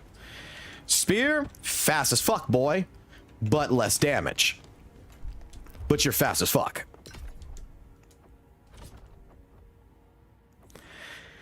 You even have this ability right here where you could go ahead and then, you know, press Y during a swift attack, dodge, and rod and smite to paint 0 by pressing Y after an attack. It repulses, and you go right behind the enemy if their stance is broken. During sprint, we can lunge ourselves. We can do a break dodge where we can basically teleport with a slash attack, a quick slash attack straight in. More charge abilities. We can make it to where our parry, we can make it to where it increases damage on a guard hit. So we can actually make it to where break. You do a break, we can make it to where we counterattack right after. Now, let me go ahead and do this real quick. Let me go ahead and unlearn all this with the spear. Let me unlearn if I got anything with sword. No. Okay, so let's go ahead. Let's add this. I'm going to show you something.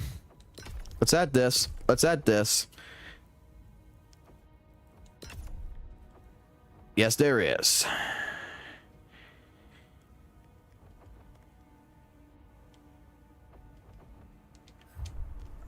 Oh, yeah.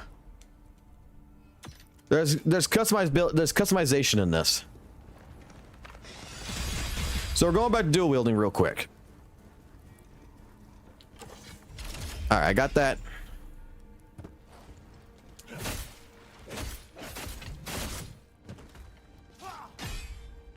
You've been watching me play dual wielding, right?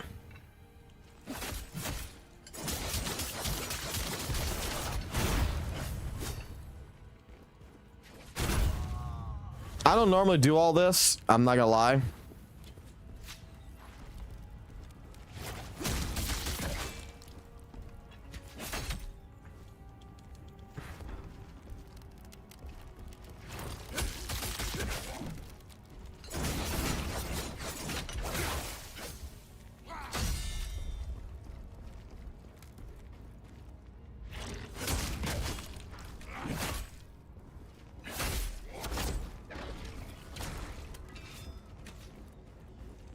I did not kill an archer above me.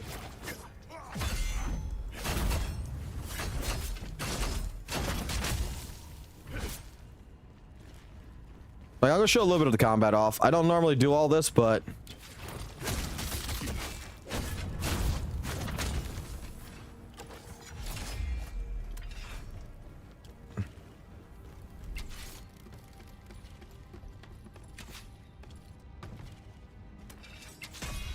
oh yeah, we also have this we could do.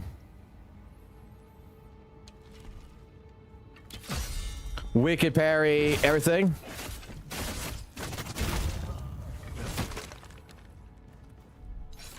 It's very customizable.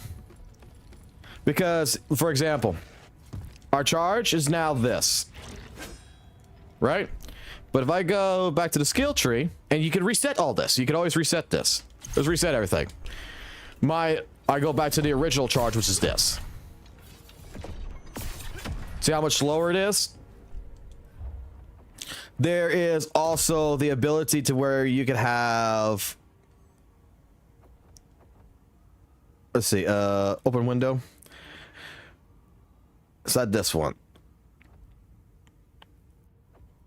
Which one is it? This one. Move forward and press A to attack. So if you dodge, like you start doing an attack, this motherfucker now acts like a fucking Beyblade. And he can keep doing that. As long as you got stamina, you can keep doing that.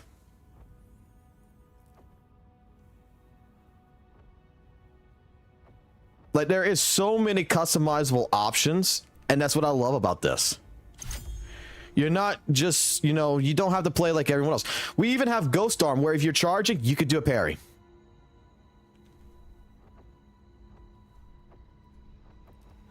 It's mine.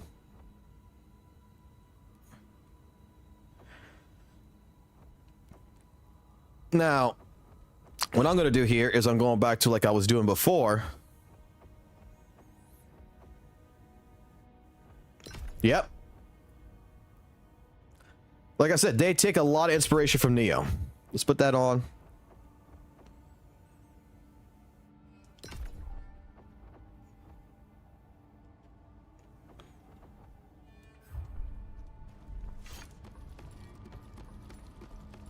The reason why is like right now I like the great. I'm trying to play the Greatsword right now. It's slow as shit, but it actually is really fucking strong. I can't deny that. And right now our entire build right now is based on this.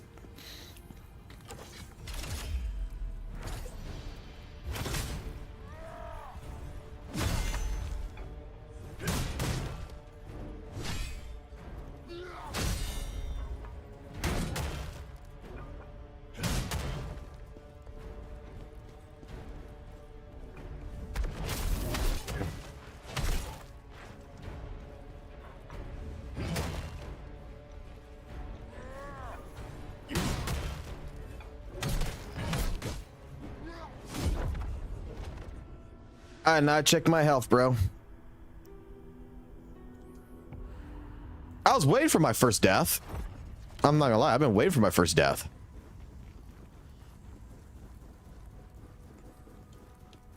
You never heard Neo?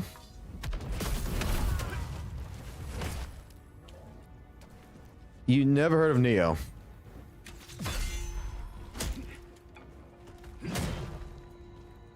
Do you like Ninja Gaiden? That's the question I have. Do you like Ninja Gaiden? Do you like Ninja Gaiden 1, 2? We're not talking about 3. But if you like Ninja Gaiden, just say yes or no to that. I'll show you, and I'm going to show you something.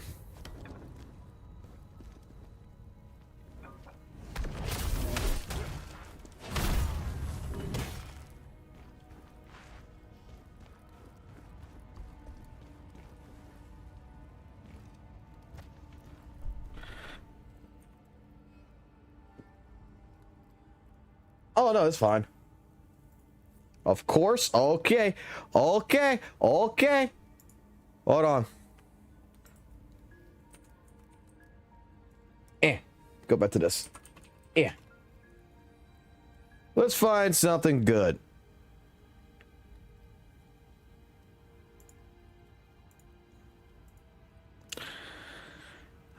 Neo.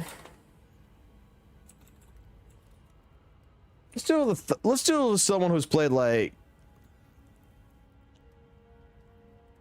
because they actually got Ryo Hayabusa in like Neo 2. Neo 2 is actually probably gonna be the more customized visual, but this should give you a good idea. This should give you a good idea of what to expect. This is Neo. This is what they took inspiration from. 100%. Khazan took inspiration from this.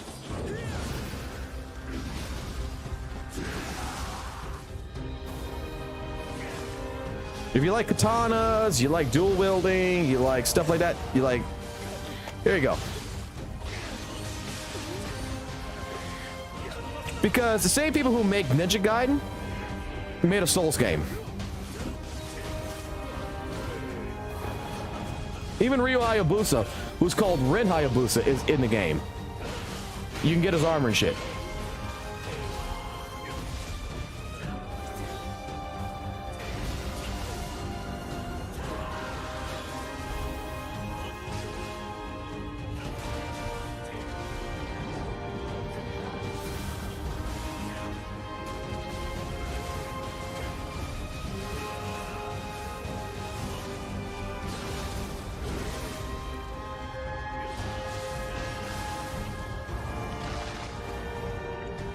Now, I will be honest, story-wise, I prefer Neo 1 over Neo 2.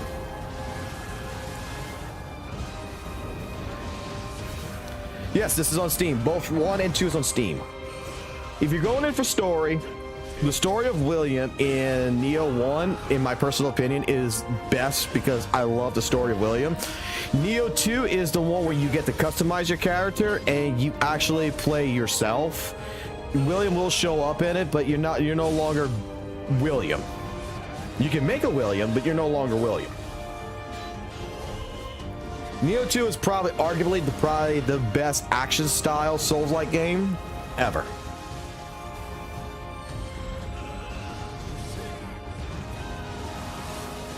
Completely customizable. You actually, right here, let me pause the video to show you something. Right here on the screen, you see how you have these silhouettes right here? You have different stances. So you have to be prepared to be able to switch in middle of combat. You have to be able to be willing to be able to change on pure instinct to understand if for parrying purposes, if the enemy is going to attack you low, you need to have your stance at low. If it's going to attack you mid stance, you have to have it in mid stance, high stance, and you have a guard stance. All of these stances you need to start learning how to operate at the same time, which takes a little bit of time to get used to. But once you get used to it, you're able to switch this on the fly. You'll be parrying. You'll be doing different attack combinations because you can switch from low to mid to high at any time. And each one gives you a different style of fighting with the weapon you got. So if you got a katana, you know, low attack is fast, medium attack's medium, high attack's going to be your longest reach. So you can swap between this. There's different customizations as it's all added together. We used to play the crap out of this as well, but I used to play this on Twitch. I don't think I have a Neo video at all. I don't think I have one. Because we were playing this on Twitch, just like Bloodborne. Oh no, yeah, when the game first came out, I tried, but then I went to Twitch with it. Okay, all right, you want this? You want this? Come on. Yo, I just blocked his blade with my hands. Oh god, that's when I was fucking being stupid as hell. The beginning of the game.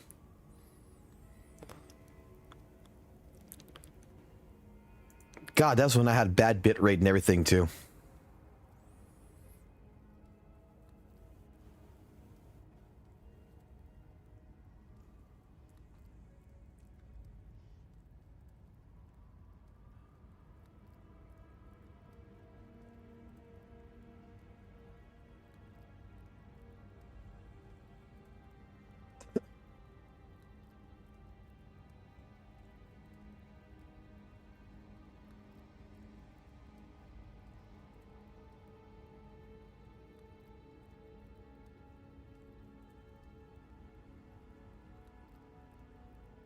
I think Neo had one of the greatest stories, I think. God, man, that's old as hell.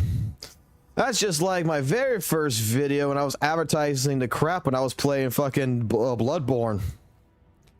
There you go. Y'all want something stupid to watch for a second? So, I'm guessing...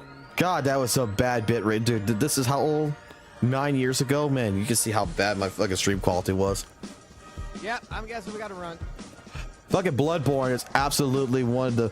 If you have a PlayStation 4 and even a PlayStation 5, you can put it on a PlayStation. Bloodborne, which should be on PC, I wish he was on PC, is absolutely, probably, regardably, one of the better fucking soul games that there is. Yes. Because it favors more about aggression over defense. Oh! What the...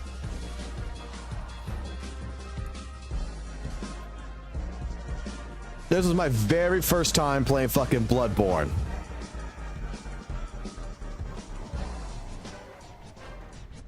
You're some ugly motherfuckers. Go die. Damn it. God, fucking Bloodborne, bro. Alright, back to Khazan.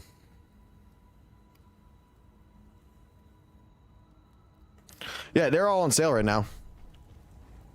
I was actually looking at buying it on PC because I have it on PlayStation. I was looking at buying it on PC actually yesterday because they were on sale. And I was like, you know what? I wonder if anybody would watch me play fucking Neo again, because I was actually like, because this game is very heavily influenced.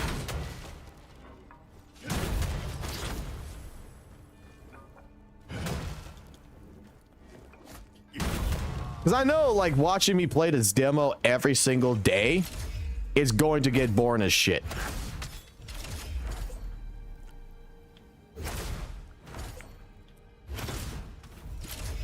All right, get rid of you.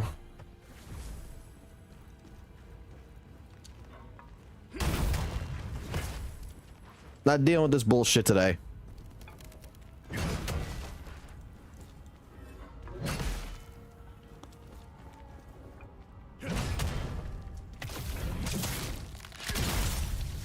We're doing immersion right now.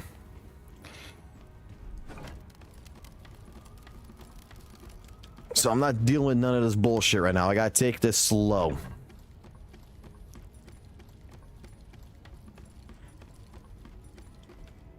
All right, get my souls back.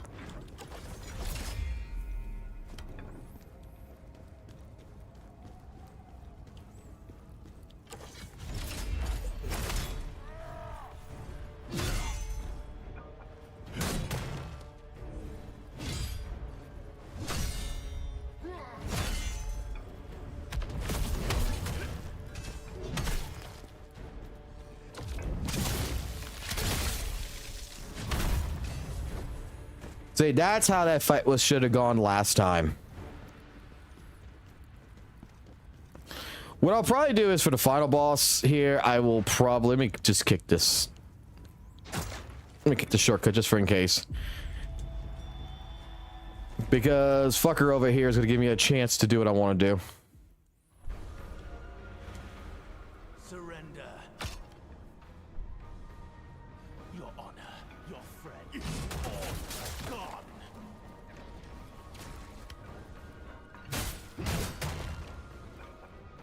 You have nothing left to fight for. Do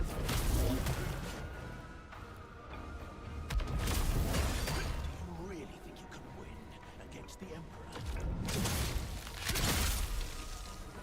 Be honest. You wish you were him, don't you?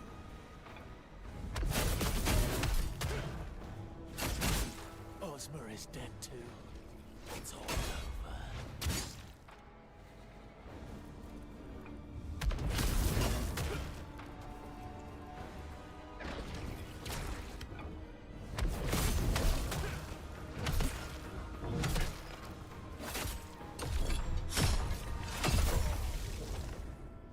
See, that's the problem of not being able to see your health bar.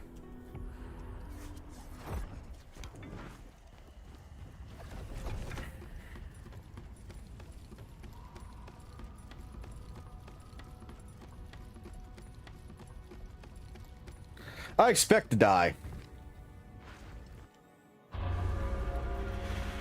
Surrender. Your honor, your friends, all gone.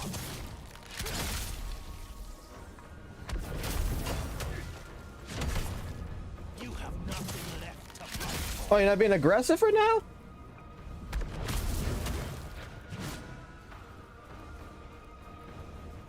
Do you really think you can win against the Emperor? Be honest. You wish you were. You see what I mean by like how he, like last time he was more aggressive, but now he's a little bit more passive? It just, it's RNG. You don't know what the fuck you're gonna get into. You don't know whether or not the fucking enemy is gonna be passive as fuck. You don't know if he's gonna be fucking completely, you know, up your ass. You don't know. DT, you were here when I did the Greatsword on the Blade Phantom, right? You really think you can do this? So I'm gonna do this for you. The Blade Phantom. Stupid little mortal.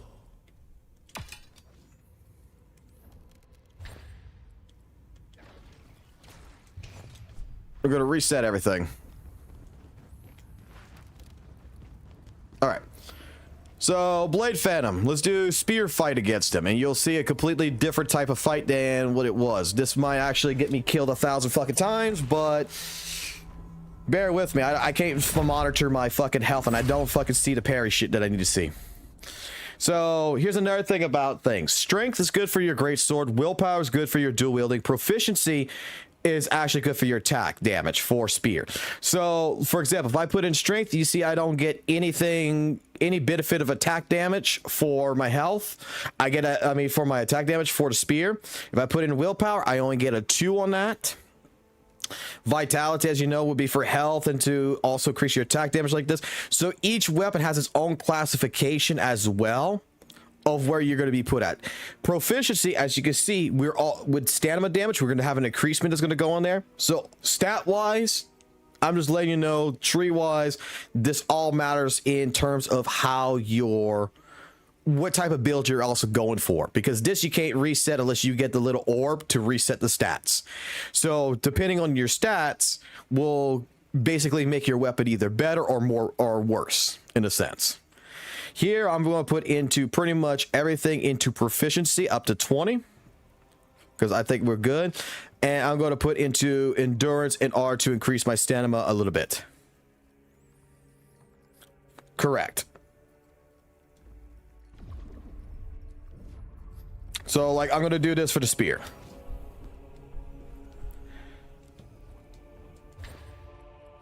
I'm also going to pop this, which is going to temporarily give me stamina regen. I'm going to pop this.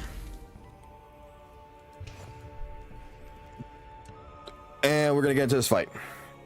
And I'll let the cutscene play out so you can see how cool this is. This is me not skipping the cutscene for you.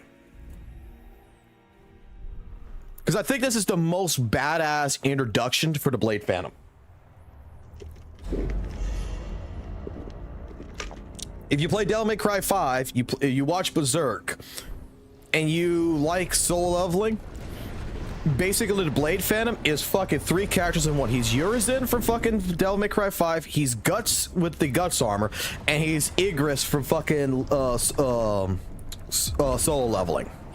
Basically, that's how I see it. He's 3 characters in one.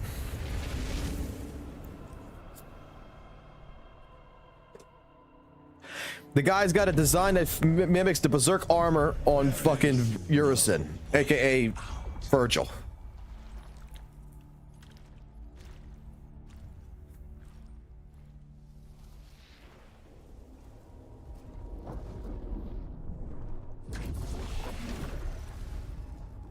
This is the motherfucker's got your body possessed. This we declare.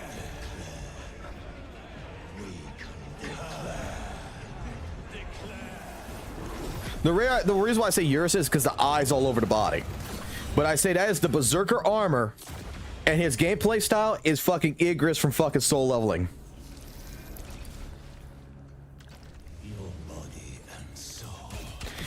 He's a mixture of fucking 3 badass fucking characters in one.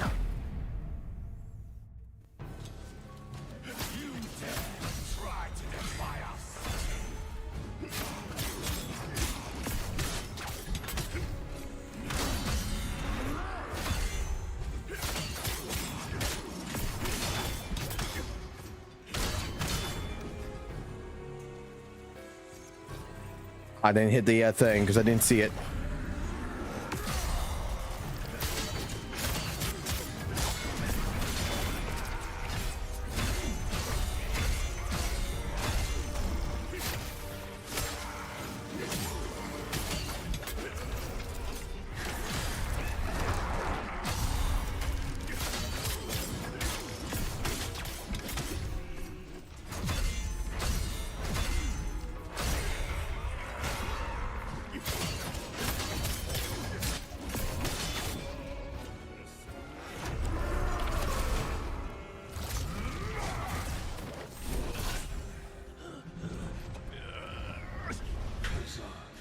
You were once a hero of the Empire. Second phase. Now, for endangering all of Kellos, you are sentenced to death.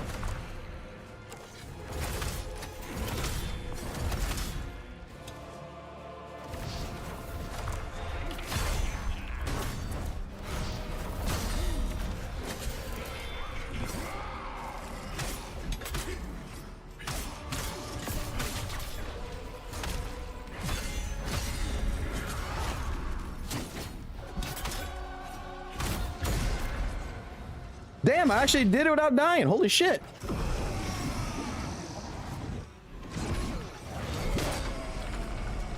We can do immersion mode without dying. Oh, well, guess what? New run, new challenge. I will have no masters. You need my body, but I need your strength. We don't need to be enemies. I swear on my honor, and my blood.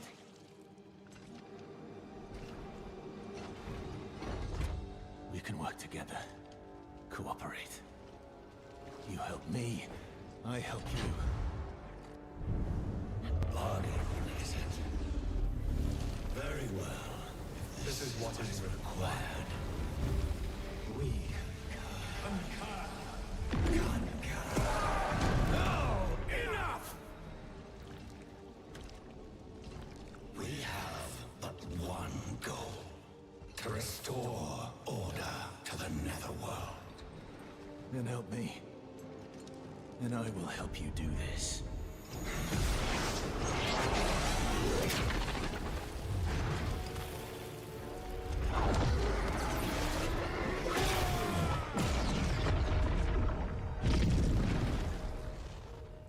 Our alliance is formed.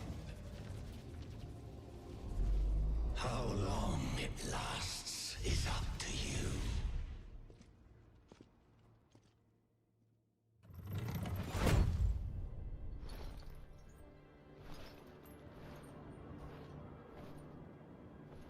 The ghost? Did you purge yourself of it? No. You have chosen a different way. A different and more dangerous way. As long as I get my revenge. And that is all that matters.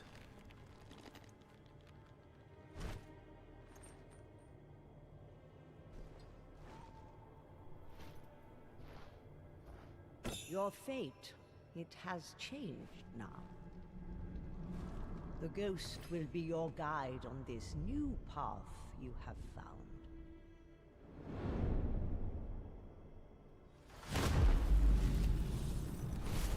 The old woman is right. We will lead you this way. Yeah, the DX12 is not quite working up to spec like I wanted to, though, for the cutscenes. I mean, it's more optimized than it was before, but I'm going back to DX11.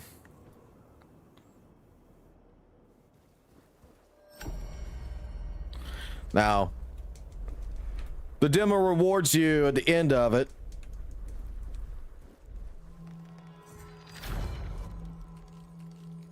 With this. Oh shit, I didn't even show you the coolest part though in this. We can go to it in a second. It gives you what you can look forward to in this game.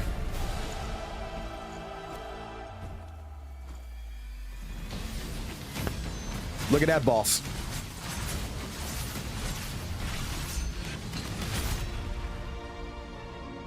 Look at the areas.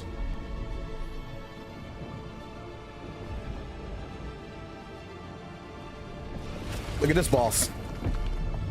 Look at this beautiful bitch. Look at this boss.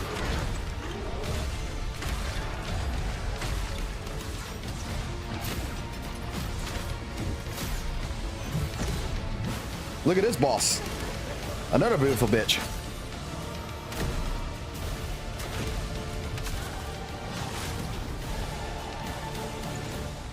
We also got a dragon boss.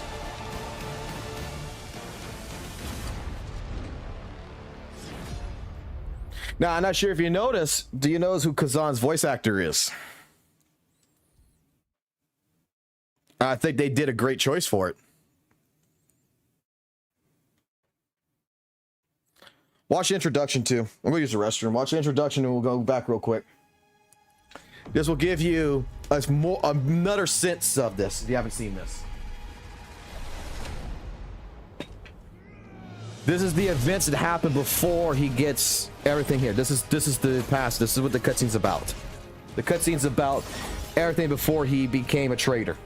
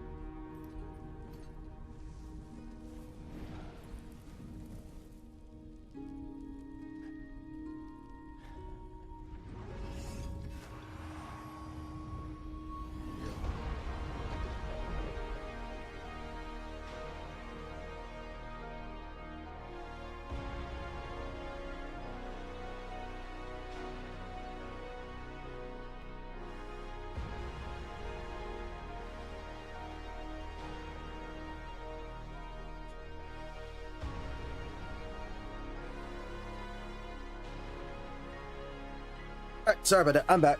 I went go use the restroom.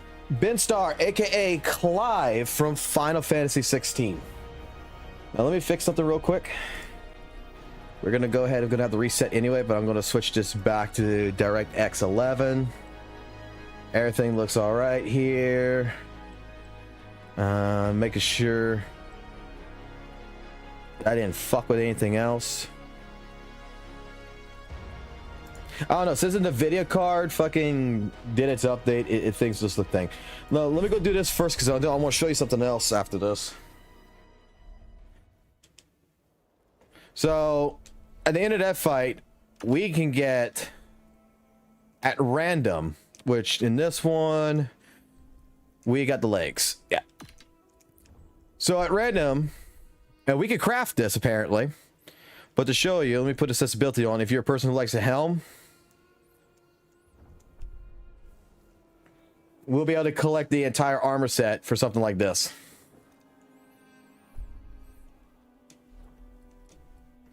Like, basically we can get the Berserker, we can get the Blade Phantom's armor, and that's actually pretty cool. Now, let's go ahead really quickly. Let me leave this paused.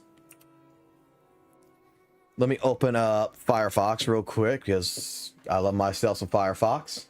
Let me go switch over here real quick. And I'm a content creator for Khazan, by the way, so I'm doing whatever I can for the devs on this.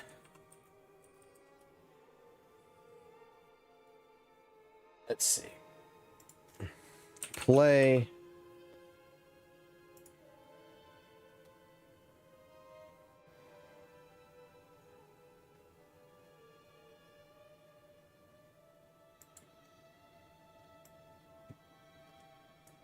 So, here's some things to show you real quick. We can pause this. This is an armor set you'll be able to collect. They like to showcase little teasers on their Twitter. And it's just to show, like, here is the dragon armor. The dragon scale armor we'll be able to make. Here is the butcher armor set.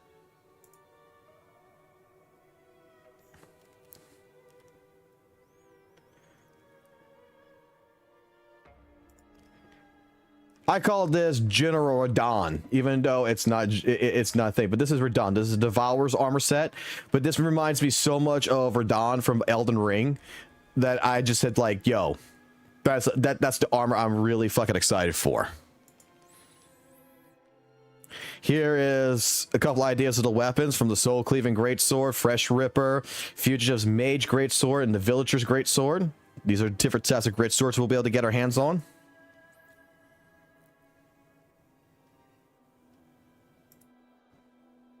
Here's your dual wield weapons from the Blue Crystal, Turquoise, Furious Bandit, Pilgrim.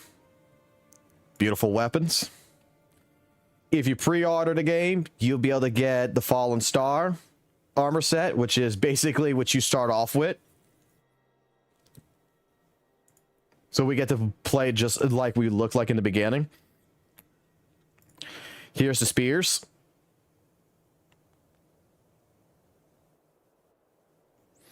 Fallen Keepsake, Formless Warrior. Like, look, I'm sure there's more. I'm sure there's more to this. Like, this is an idea. This is the illustrations versus thing. So in DFO, this was the fight against, this is the prequel. This is with Ozma and this is with Khazan versus the Berserker Dragon, right?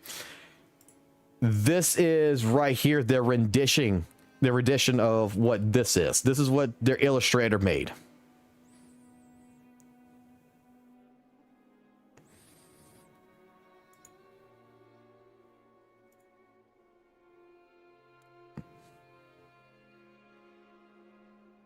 Like, they're taking the entire lore. Now, I'm gonna be honest, I don't know the entire lore as well as I should, but you're not gonna need to know that for this game. And in fact, it's actually kind of hard to find information on the lore. I'm not gonna lie. Like, to me, you have to go look at Ozma's story in order to get everything for Khazan, because no one's actually wrote Khazan's story stuff.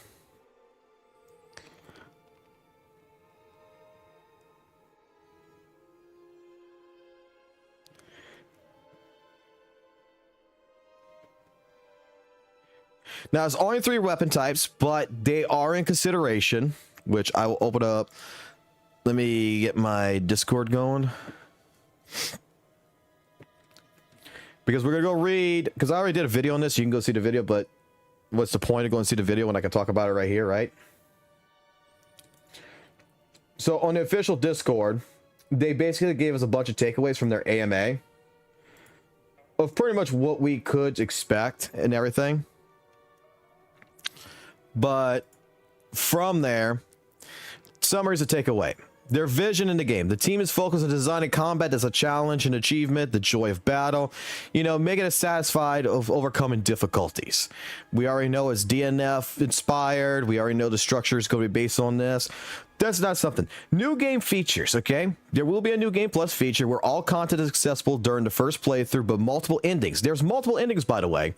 And new game plus allows for higher difficulty and unlocking additional options. So we'll be able to play basically easy and normal when we first start, but will we get higher difficulties when we get into new game plus, which is completely what I'm waiting for. In the full release, there was only 3 weapon types: dual wield, greatsword, and spear. But at the same time, with the same time, you know, the idea of possibility of DLC or more weapons being added is still under consideration.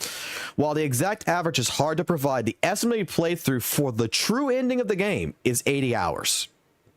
The demo is roughly representing only 5%. So everything you watch right there with the demo, that's roughly only 5% of the game. That's what they're saying. Missions can be replayed. Enemies or boss levels will remain fixed without scaling to the player's level. They won't alert you of that. They have different things like optimization where they're still working on it. There's updating the demo. There is not going to be any HDR support, but you know, I'll be honest with you, I don't really care for HDR support in a lot of cases. Sometimes with my games, it makes it look like shit, to be honest. DLC plans. The plan to schedule for DLC has not yet been decided, but multiple game modes are under consideration.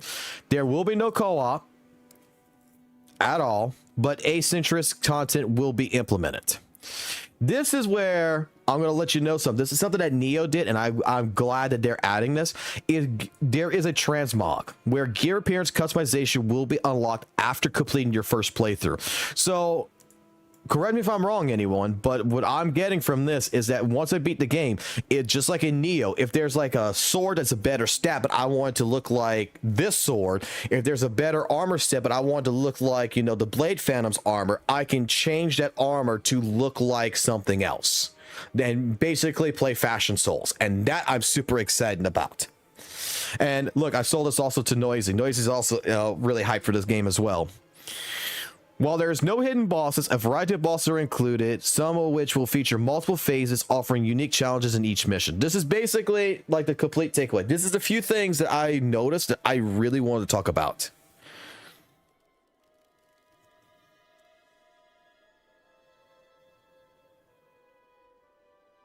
Hey, I think that would be cool. A bow weapon would be great. And you know what? If join the official Discord, the devs actually read this. They actually read this. Go in here, put some feedback in there. Play the demo. Anything you think that should be added, follow their feedback process on how to do it, what platform feedback, references, images of videos if available, and there you go. Suggestions, everything else, and you can put it in here. And the devs are putting in consideration because they really want to succeed in this. Now, another thing that I want to showcase. Let me close this out because Opera's actually better for this. Open up my Opera.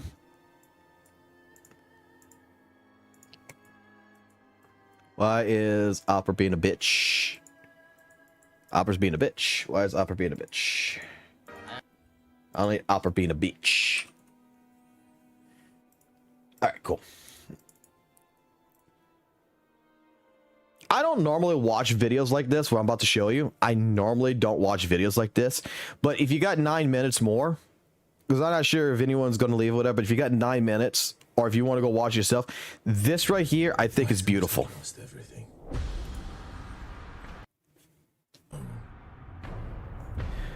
I still have my revenge. Their choices and voice actors and everything. I think this is a beautiful video.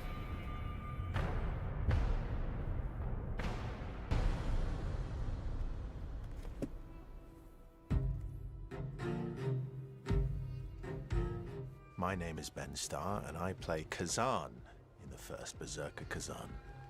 So when the trailer... This is what I'm doing. I'm live streaming the demo every single day, and when it's released, I'm just going right into it. People on social media tagging me. Because we get to see a couple of different things. Is this you? Is this you? Is this you?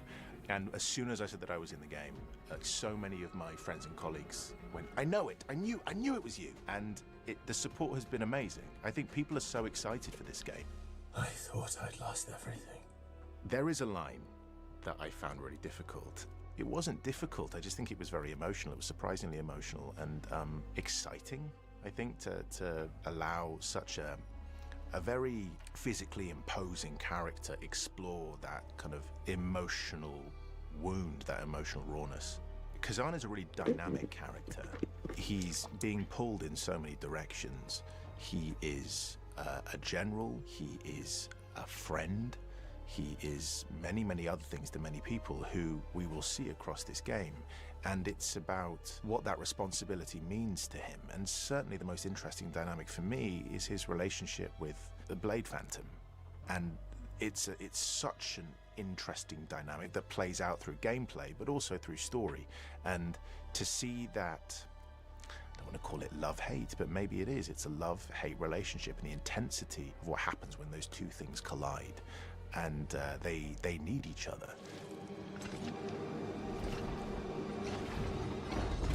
We can work together, cooperate. So it's really, really fun to play with Anthony, who I think is such a brilliant actor and brings such incredible dynamism to his performance.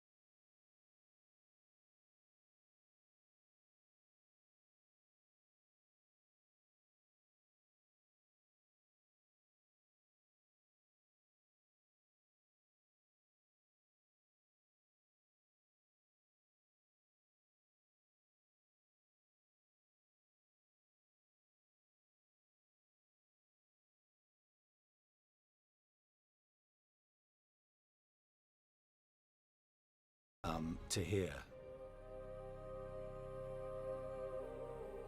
So you get to see a little bit more about Khazan with the characters of this. Hi, I'm Holly Earl, and I play Defrona in Khazan. Oh, when I saw the trailer for the first time, I thought, oh my god, the visuals are stunning, so cinematic, and the fighting just looks awesome. And then I actually saw someone playing the game, like the first 20 minutes, and you meet Defrona at the beginning of the game. And someone actually said as they were walking up to her, they went, oh, she looks badass. Tricked you. No. And I thought, that's cool. I'm happy with that.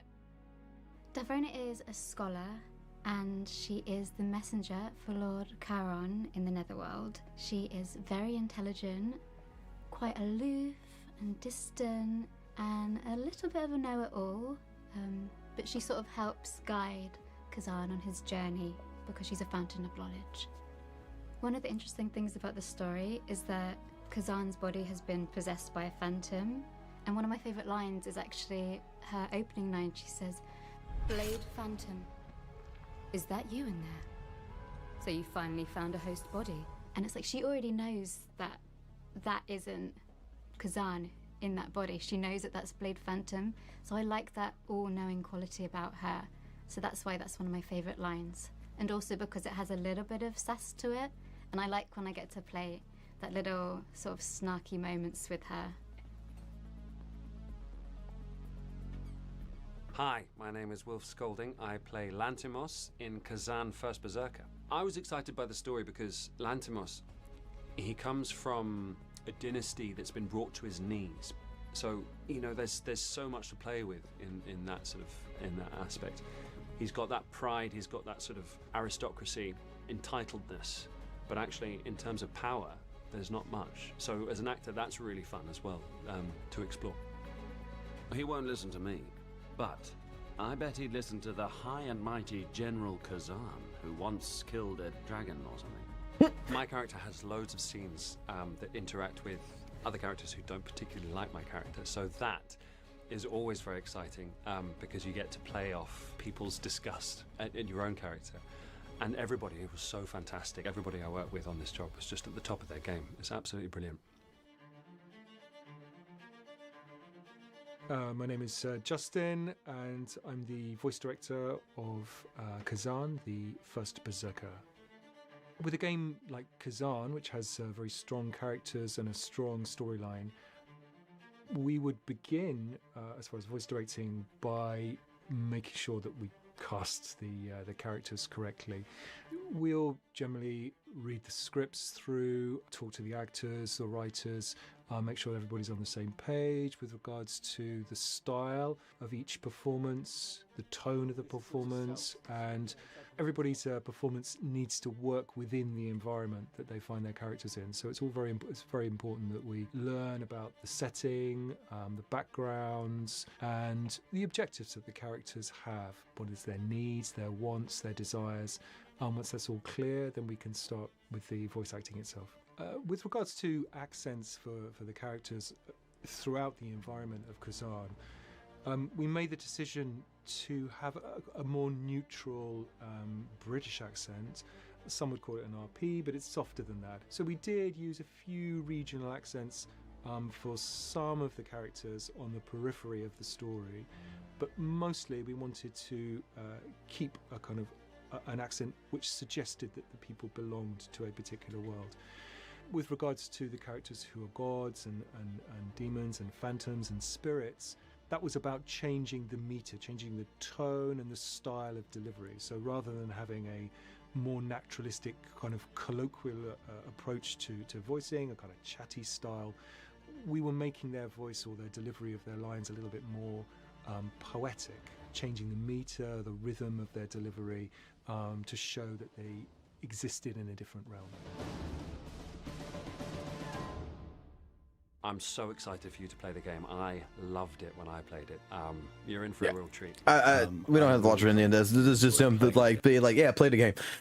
But even with like this right here, from what you just saw right there, I think that the direction that is based from even the studio itself and what they're pushing is absolutely fucking brilliant. There's only one trailer in particular that's on this site. That's on this YouTube channel. That particularly, it's cool, but I didn't quite like it. And that was when the Russo brothers did their animation.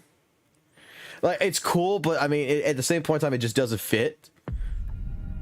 I feel like, you know, this is like this trailer in particular, I feel like they're either advertising like a League of Legends or a Diablo game. Didn't really fit for me.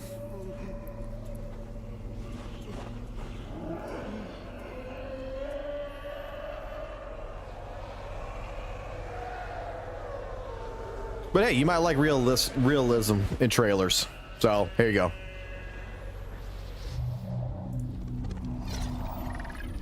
A different interpretation, if you would.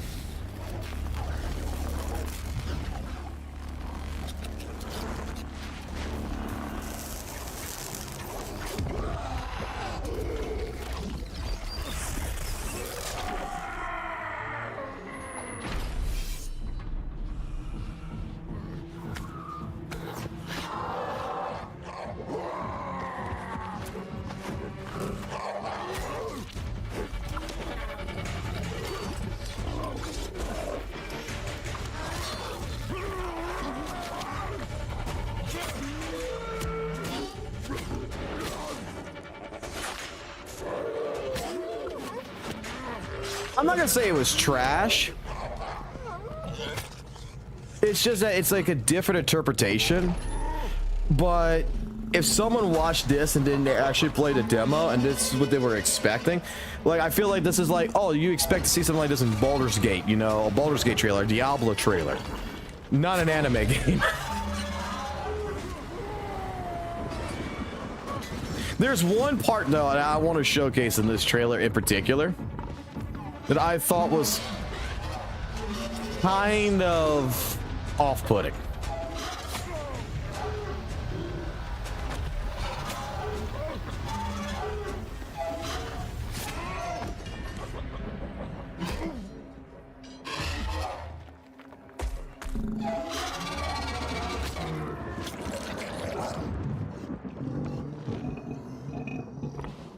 Oh, we haven't got to the best part.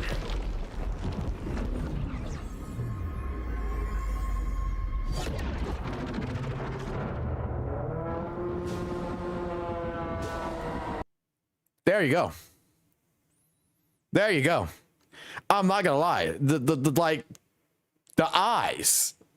No offense, but I feel like this is the dumbest thing in this entire fucking trailer. I was like, okay, this is pretty good, but then this makes me feel like this is like a 1990s, you know, cinematic for like a 2D game.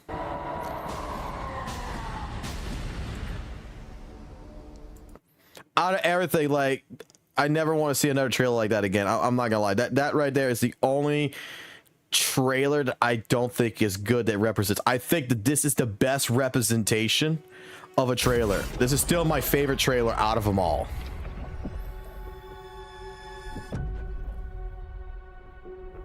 I think this tells the entire fucking story of what you're coming into without ever touching the demo, without ever touching the game. This tells you exactly what you're coming in for.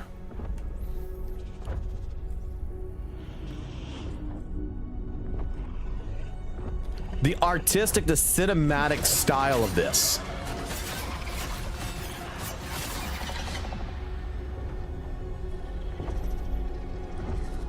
Like, if they made a movie, I would watch it.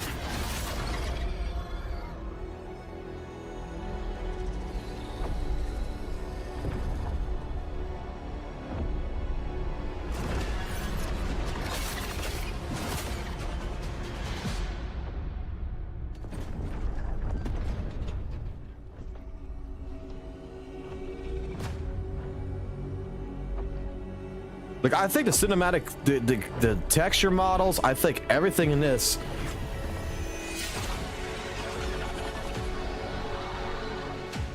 would tell this would be an amazing fucking movie, not just a game. I mean, take a look at what they're doing with Devil May Cry.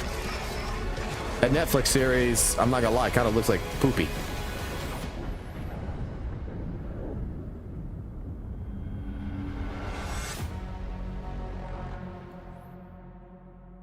It's basically almost exactly the same thing. It's just that I feel like this is a better representation. But I want to go back to this one more time. The combat, this is what I'm looking forward to the most. This right here is what I'm looking forward to the most. I can't wait to fucking upgrade Khazan to be this powerhouse of an action monster. I can't wait to play fucking Neo, basically.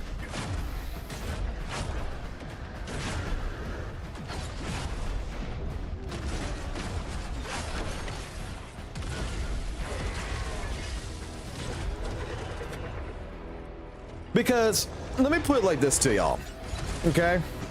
And I'm not sure, I mean, I'm not sure how many people has played Soul-like experience games in the most recent years, okay? I have a list of several different Dark Soul games, you know, Soul-like series that I have played in the last couple of years. And like the last video that I posted out.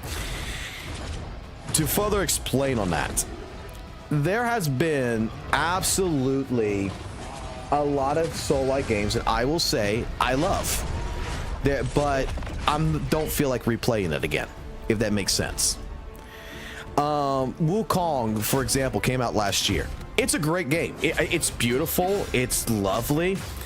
I think that, you know, for the time and the experience that I played in it, you know, for everything that it offered, to me, it was for a single playthrough. I don't see the need personally for myself. Like, there's no real drive to want to go ahead and play it again. Lies of P came out before Lords of the Fallen. Lies of P is a great game as well. Fucking loved it. I fucking loved Lies of P. I played it maybe like 2 or 3 times, and in all honesty, there's no drive to really want to go back to it. I'm waiting on the DLC to come out in order to go back to it. Games like Neo 2, Sekiro, Elden Ring, Dark Souls original series 1, 2, and 3. Well, not 2. We can throw 2 out the door. But even Demon Souls. These are games that I always felt like, because there were so many different ways of building, there were so many different ways of handling strategy, and I guess, you know, in terms playing the game, I always wanted to replay those games until I got sick of it. Bloodborne, for example, I did like 20-some playthroughs on Twitch with that. We were speedrunning it, we were doing a whole bunch of different things, and legitimately, straight up, with that game in particular, the only reason why I stopped playing it was because I got sick of it. It's every single day I'm playing Bloodborne. I want to play something. After like almost a year of playing Bloodborne, I was like, you know, I'm done. I'm good. I'll come back to it when DLC came, and when DLC came, we went back to it. We played the shit out of that on Twitch back then, and we stopped. Elden Ring was the same way. Like, it's just that in the most recent years, with Soul-like experiences being developed by indie games, I've played, like I said, Deathborn. I played Mortal Rights. I've played Lies of P, Wukong, several other different ones I can't even think of names on, because when I see a Soul-like game, typically I dive into it. I just play it. None of these games kept my interest really after beating it. Khazan, this is a demo that is so well polished.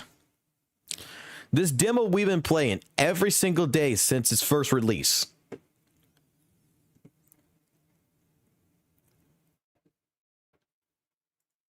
Has kept my entire interest.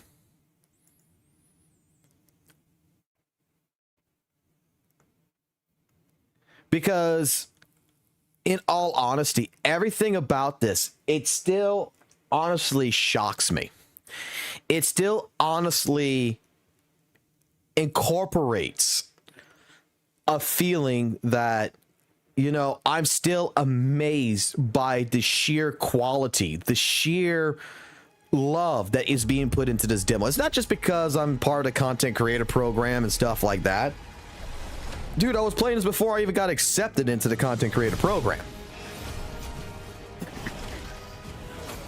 I just fell in love with how they presented this.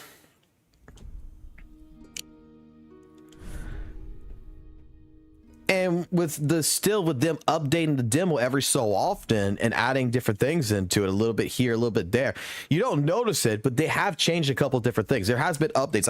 I've been checking the Steam database a lot. There has been updates that's been going into this. And from the very beginning of this demo to the very end of this demo, there's things that still surprises me. There is sometimes, you know, I've played this demo 5-6 times in a row, right? And I understand, oh, okay, I know there's attack pattern with this boss. I know there's attack pattern with this boss so well and everything else. With the Yeti, for example. It was the other day we were playing it, and all of a sudden the fucking Yeti did a move that I've never seen fucking before. And beat the shit out of me. He just fucking ended up grabbing me. Straight up just runs to me. I'm expecting to do a parry block here. And the motherfucker grabs me out of nowhere and just starts fucking wailing me in the ground like I'm Spider-Man and he's the Hulk. Like the Loki fucking smash. Because typically the only grab that he normally does is the one where he lunges at you. Now he doesn't just run straight up to you and grab you and then fucking beat you in the ground. These are the things that, you know, it's rare to see, but you may run into a playthrough like with this demo to where something completely different does happen than what you're expecting. And that is kind of where my amazement comes in with this. Older Soul games kind of provided this entire feeling to where things are changing. You're not going to play the game, even if you speedrun, you're not going to be playing the game the same way twice, it feels like. You may get 1 or 2 different runs where, you know, some things are similar, but there's a heavy chance you're going to fuck up. Because the game said, you know what? I'm RNG based today. You remember this point, you know, this point like 90% of the time I'm going to always do this attack against you and everything. Today I decided that we're going to take this 1% time right here and I'm going to fuck you over. You're expecting this, but I'm going to do this. Things like that amazes me. I think that for a good long time, when this game comes out on the 27th, we're going to play the initial playthrough, but we're going to do challenges. We're going to do the immersive mode. We're going to do level 1 challenge. We're going to go into this. We're going to play with all the weapons without, like, from the beginning to the end, to where the moment I get Greatsword, that's it. We're only going to play Greatsword. The moment I get Spear, we're only playing Spear for the rest of the game. We're going to do speed runs. There's going to be different things that I'm going to do, and I'm going to dedicate this to this channel.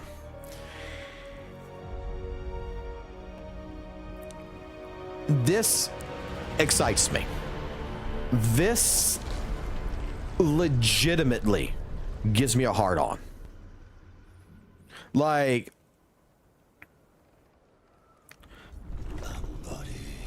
I cannot better explain it. The graphics of this. I had a guy who came in here told me that, you know, Project Barbecue looks like absolute shit now compared to what they had before, blah, blah. That's his opinion. Okay, that is that guy's opinion. When he came in, he was bashing the shit out of this game. But I'm going to tell you, look at a snow trail. Graphically, look at this. I am bleeding. My tendons are sliced as Khazan. And I am skirting. I'm not making footprints. My feet are actually scraping the snow and pushing the snow. I am actually falling in the snow, and, you know, I'm kicking snow up. I'm not having footprints. You can see that it's making a slide. The visual effects, the visual style of this game is absolutely a masterpiece. The dedication to the details.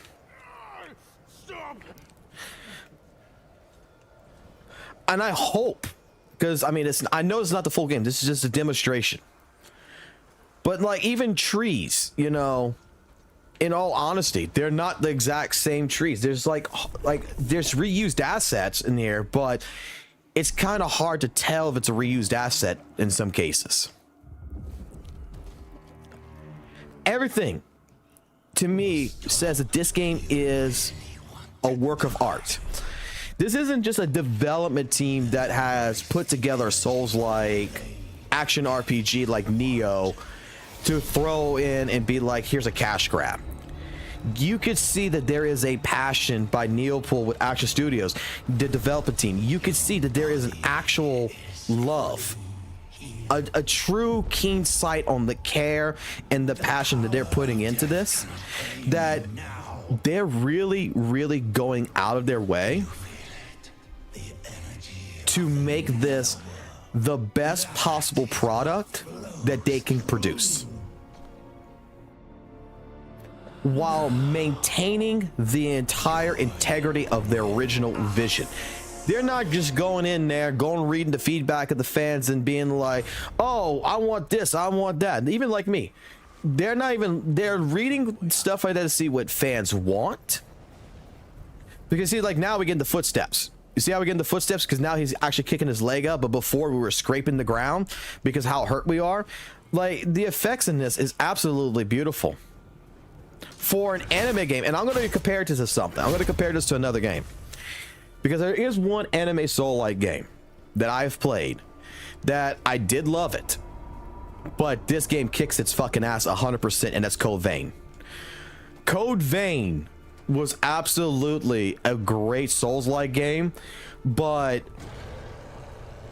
I'm sorry, this is darker than fucking Code Vein, man. Code Vein's about fucking vampires and shit. It's about basically the fucking death of the world and shit. And they said, oh, you know, Code Vein's really a dark game. I'm sorry, Khazan is darker of a fucking anime game.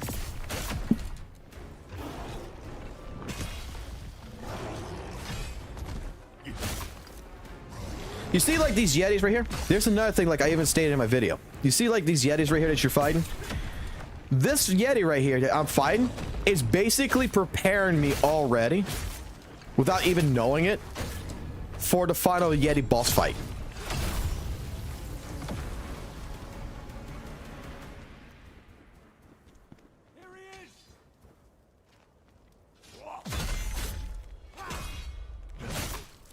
Enemies themselves are preparing you for the Blade Phantom in here. Their attack patterns, if you notice some of them, some of the attack patterns is almost the same exact timing as the Blade Phantom when you're going to fight it.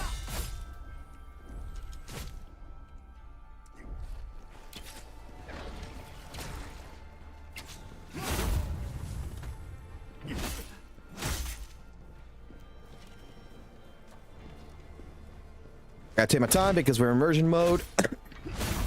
Now we're gonna be playing like this, to where I can't even see my health. I don't even know what the hell's going on, and I gotta take my time. I can't just rush this and be like, okay, I can take this hit or whatever. We got backstabs. We got the downward break falls right here, like in Dark Souls, where we can insta kill enemies. I mean, everything in this game is an absolute masterpiece.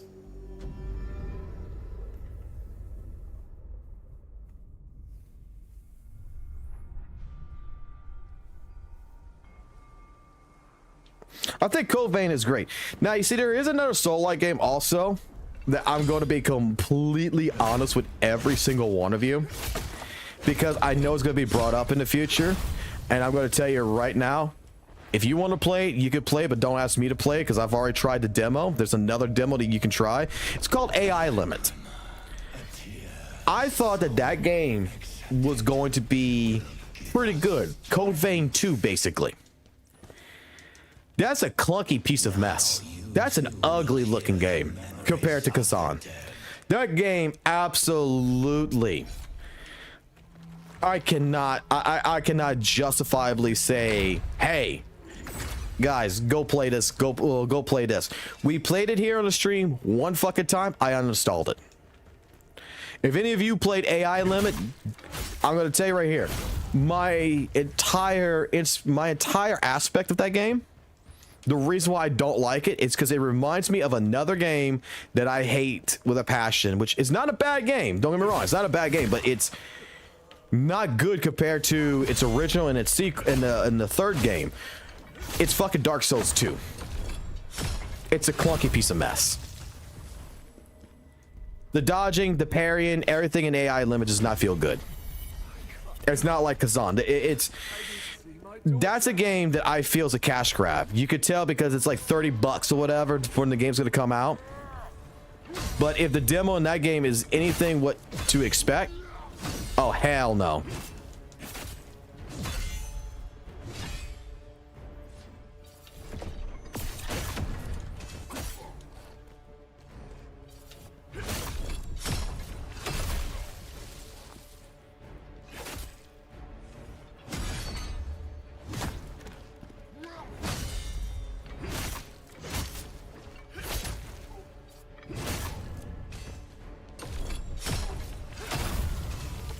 Typically I could one cycle this guy, but I don't know what happened there. We're trying level 1 again, but we're trying it with immersion, so I'm going to take my time with it. Level 1, no upgrades. We just use what we got.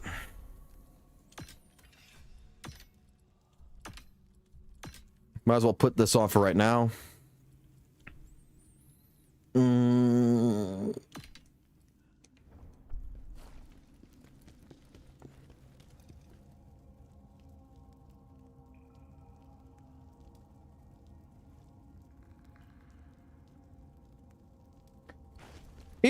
Even the main character for AI limit is absolutely, in my personal opinion, the voice act is a little bit doggy doo doo.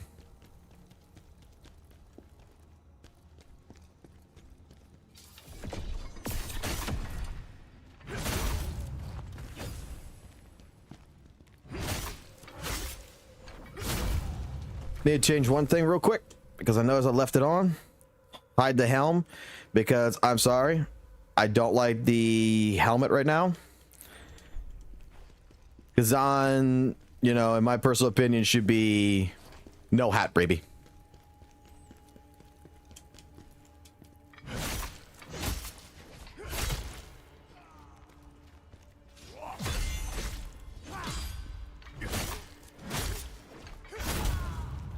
Like, I'm going to defend the crap out of this game. I'm going to tell you right now, if I could... No, I didn't like the character design either, but dude, it like... Go watch someone play AI limit and go listen to the voice of the character. The character is completely stale, completely emotionless. It is absolutely...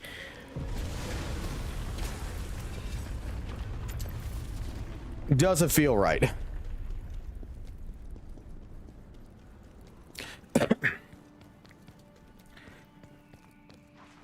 Like, I think for like a demo, like this is, you guys tell me, just from looking at this demo, looking like where we're at with the mountain pass and everything else, I think this is a heavily amazing demonstration.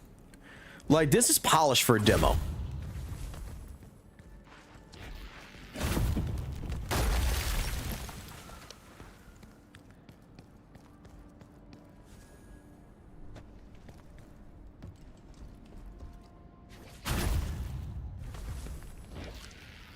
I wish I got into the closed beta because I would love to see what the closed beta was like versus this, to see changes. But I'll be honest with you, just playing this absolutely feels marvelous.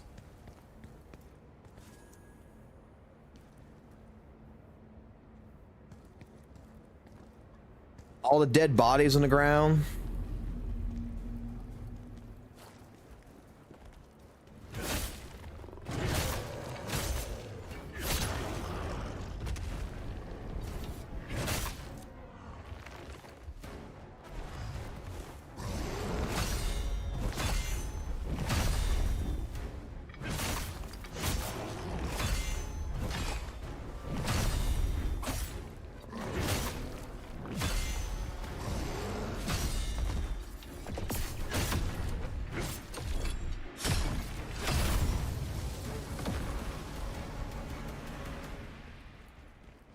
That was a good fight.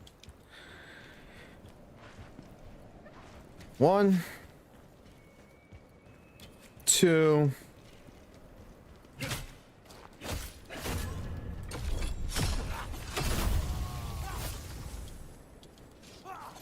Well, that's good then. That's my point of why, like, I've seen like Lords of the Fallen. I've seen other games in general, like Wuthering Waves. I'll use Wuthering Waves as an example for this a lot, but knowing that the devs ain't changed their initial vision of this gives me a lot of hope.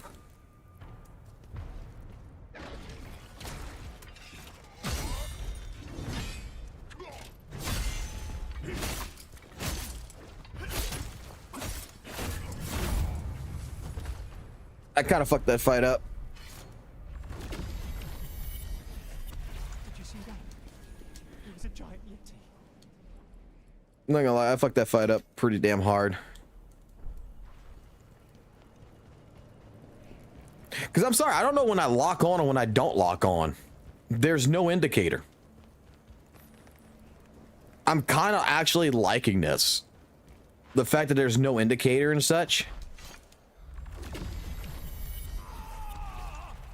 Like, this entire immersion mode is actually different.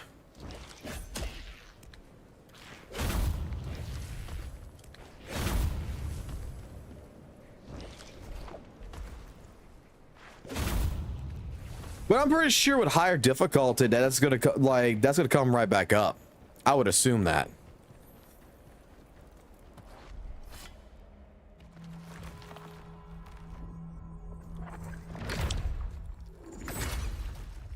You know, like, they may have reduced it now, but like hard mode's gonna actually become hard mode later.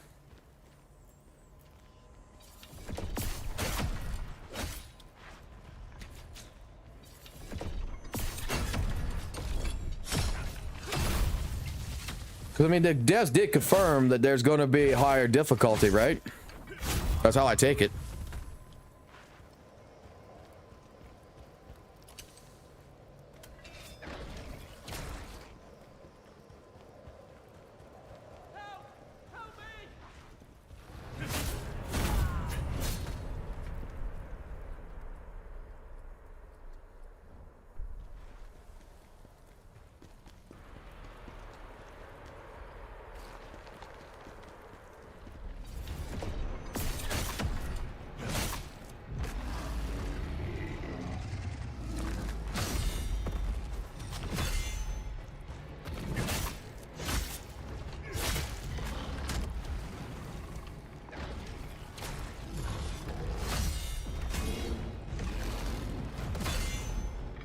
Oh, that's fine.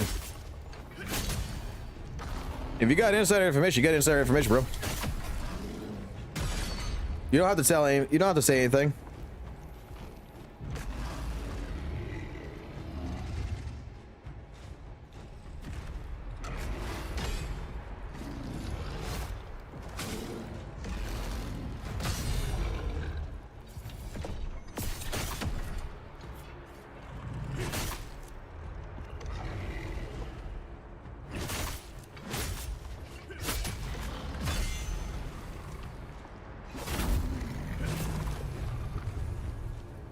I just realized that he was in a state of knockdown, and I could have just insta killed him on that.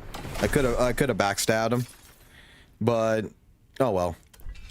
With no indicators, it's kind of a little bit hard to figure that out.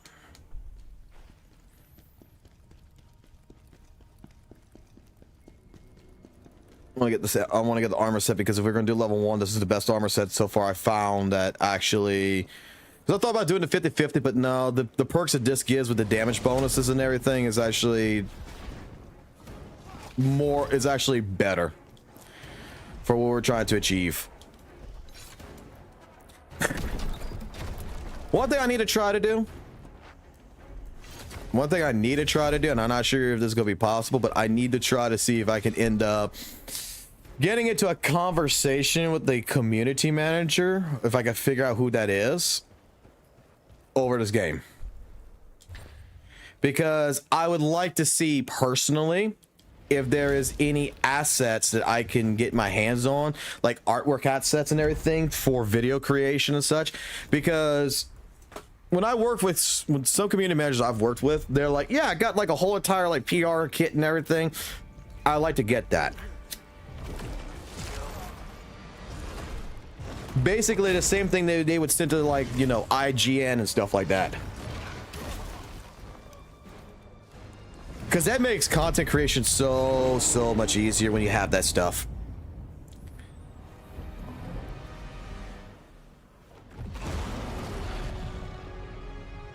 Like when I got mine from Guilty Gear with Arc System. It helped make the layouts and everything back in the day.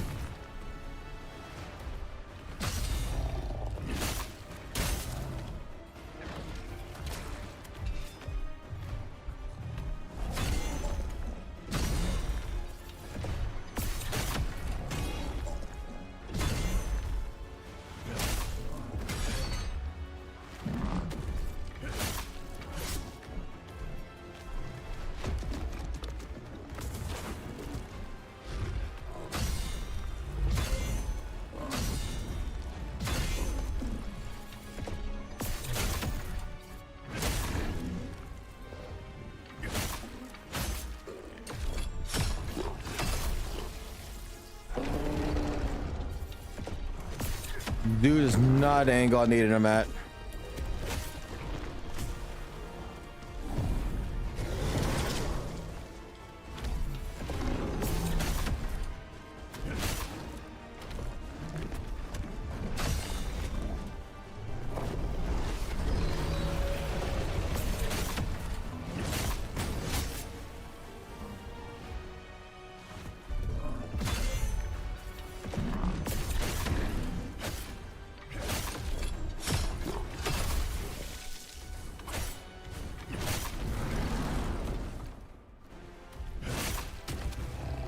Is that dead? I'm a little surprised by that. I thought he'd be dead by now. There he is. I knew it was like one hit left or so.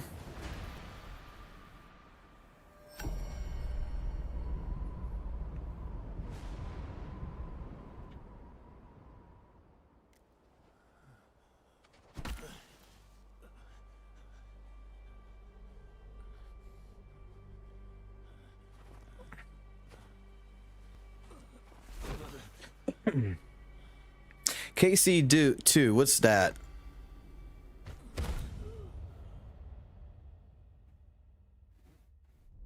I don't know that abbreviation.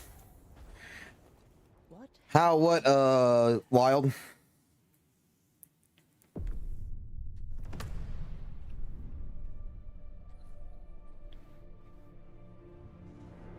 I was helpless. I was lucky it was the Bantu who found me.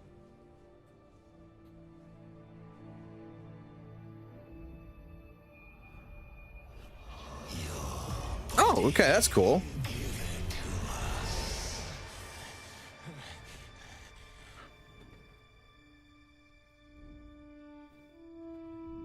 Are you awake, sir? Kingdom Deliver. Oh, okay. You have a ghost possessing you. Another question I got here is I wonder if they're going to be actually fulfilling the alert kit content creator program stuff, because I got over like almost 100 points in that to get the deluxe version of this game.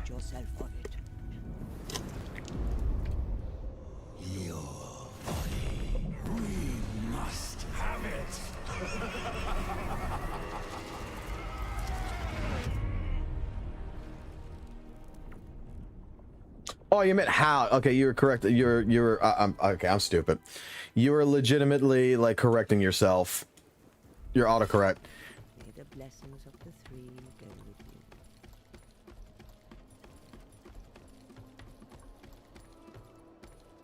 you. One thing that I want to know, I wish I could know, will there be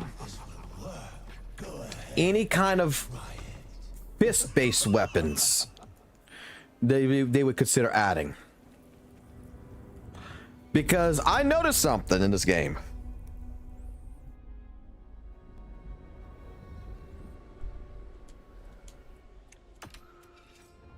you can remove your weapon.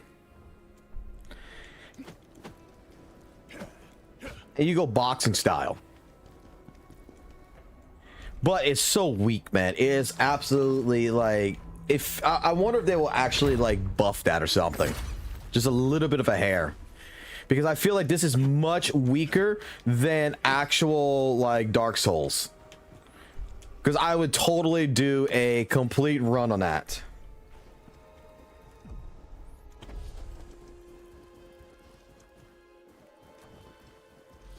Like, you have an entire ability set for that. You, like, they animated it to where you could fist fight.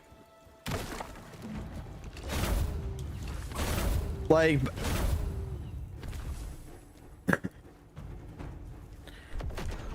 well, not even if it's a claw base. Like, I would love to see like a skill tree involved to where you can actually make like your fist actually do like more damage and such. That makes sense.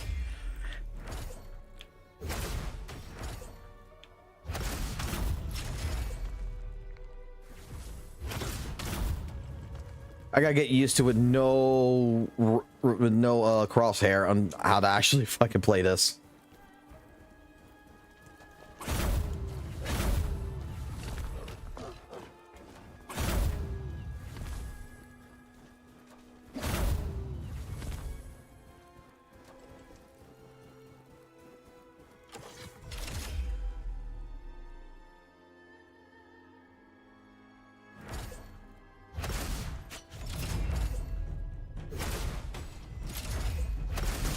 Crap.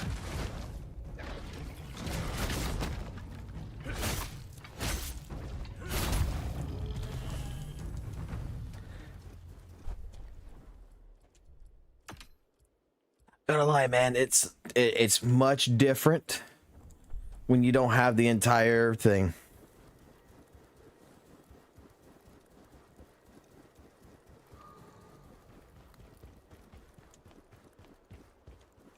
Let me go kill these wolves, actually. Let me go get the other fire starter.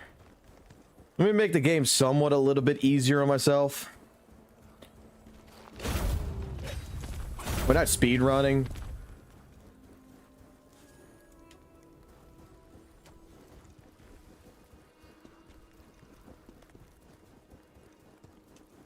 No, I mean, I completely understand like that. Leave it lore accurate in that regards, but I would still personally, like, if you got a moveset for something, like be bare-fisted, I would still put like something like gauntlets or something, you know, make some kind of a fist weapon. Make it to where you could actually punch, do combos or whatever. Make it into a fighting game style. That I would love to see.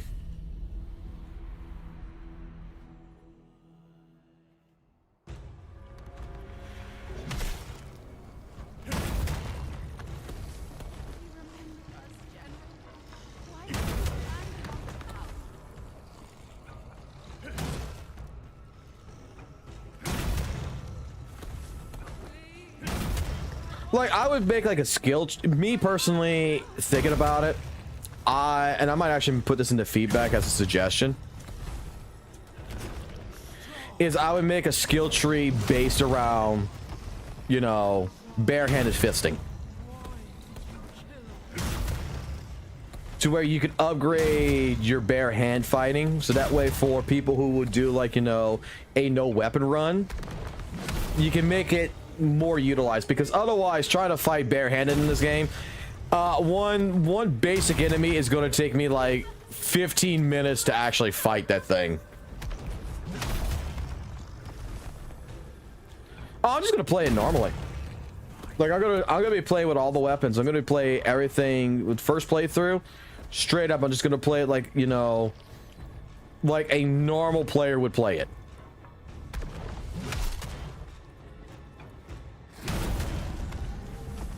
It's gonna be everything else afterwards where we're gonna play it, you know, differently. I think I'm gonna pretty much adjust myself more probably to spear play, to be completely honest.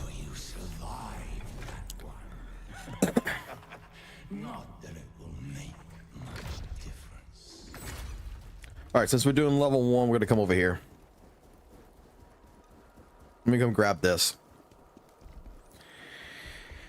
Because I'm going to need the healing. Most likely.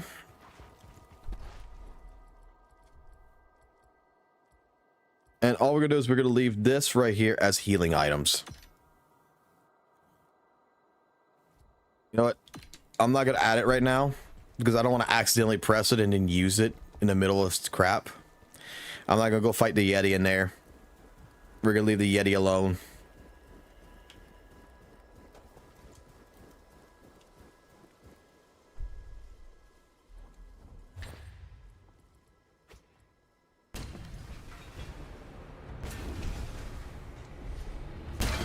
All right, I need to get the timing down on this bear for this. Nope, too soon.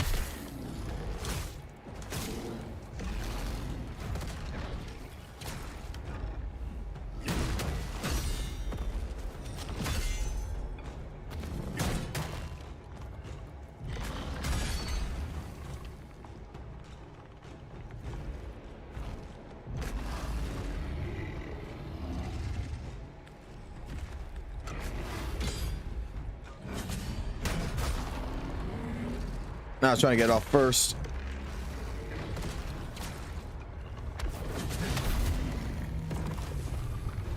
I'm not gonna chance it.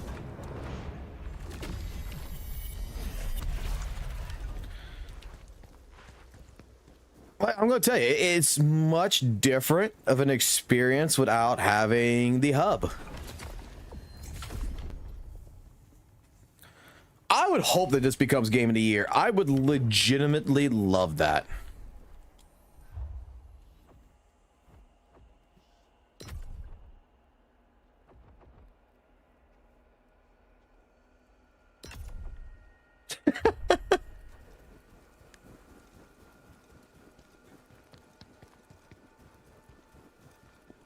Dude, you know, DT, I'm gonna say it like this for Weather and Waves, okay? For Woo Up. You remember when you first played Woo-Woo back in the day, like last year? They're like the first time you actually played it. When you fought the bear, the level 120 bears. Like, they were, like, legitimately, it was hard as shit. And now, when you got, like, in the end game, your characters are all ascended and everything. Now they're more or less just basically nothing now. You just kill them in one single, complete utter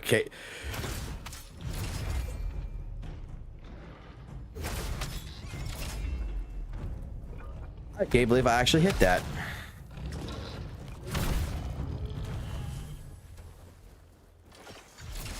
I don't think I'm gonna hit this.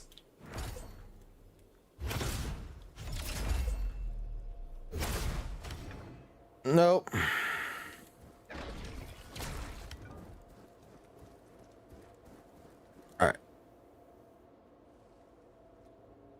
The only fucking monkey I hate out of this is the poop throwing monkey. I know it's he throws mushrooms, but I call it the shit monkey because look at him.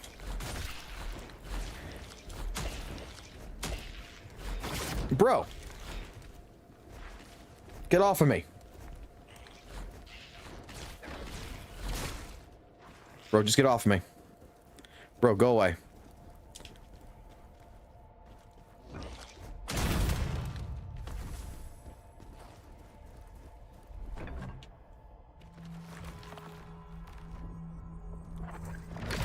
I don't mind fighting the normal monkeys. I don't like getting poop thrown at me. I got PTSD from a certain game that I had to fight a monkey that used to throw a big poop at me.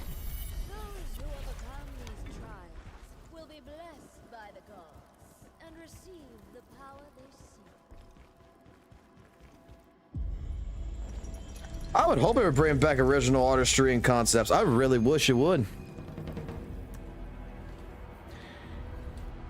Because it's not just Woo-Woo, okay? It's not just Woo-Woo that this happens to.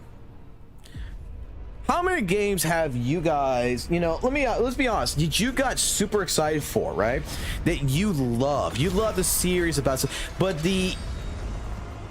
in general, the entire aspect of that game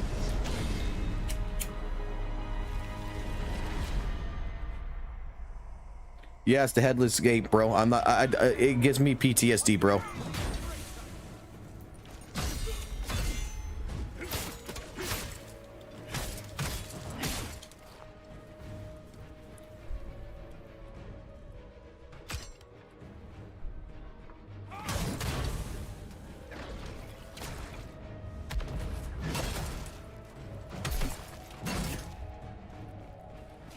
This is one feature I really need to have in this game is a quick swap feature for weapons. I know I saw it in that other trailer. There's got to be something that does this. It's got to be a skill.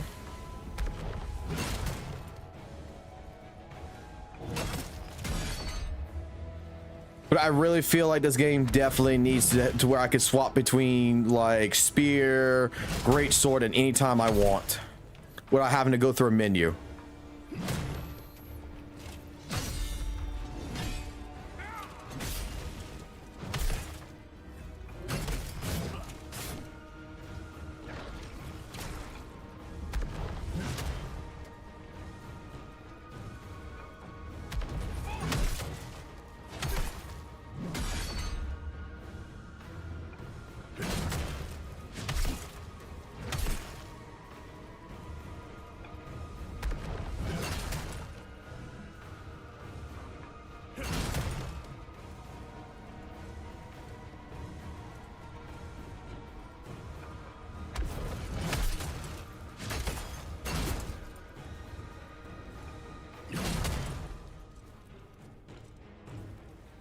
Come on.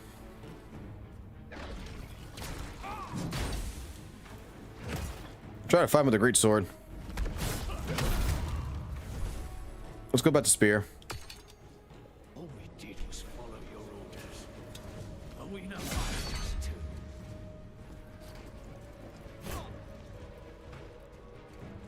Oh, shh.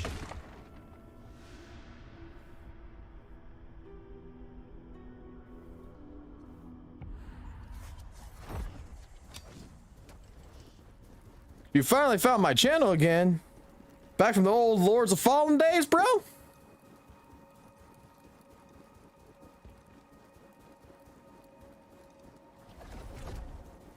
Y'all didn't see shit. You didn't see shit. You didn't just see me run off the cliff. You didn't see shit. I wanted to fight him with the greatsword, but fuck this. We're just gonna do it the normal way.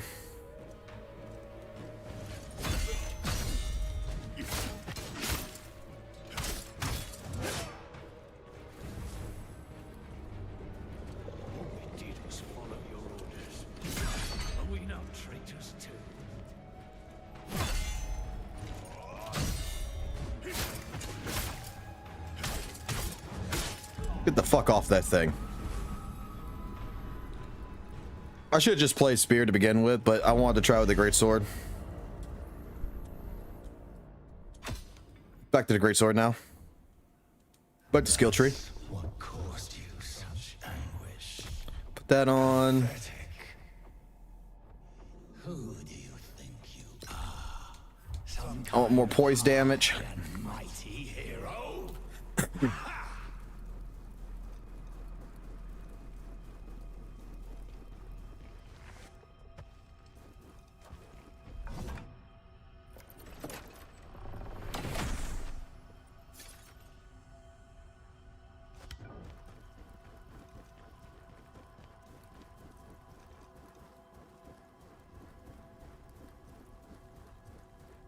I'm really thinking about actually this weekend loading up Elden Ring and making a Khazan character in it and just playing it and calling it the first Berserker Khazan in Elden Ring.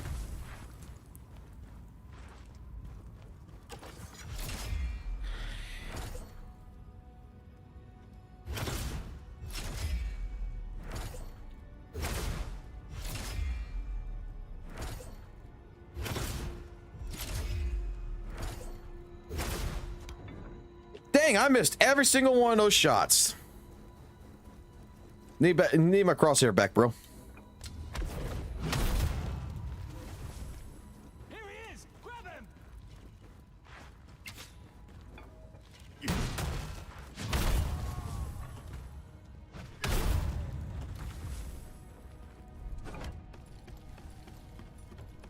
That was sad. That was sad. I missed every one of those spear shots.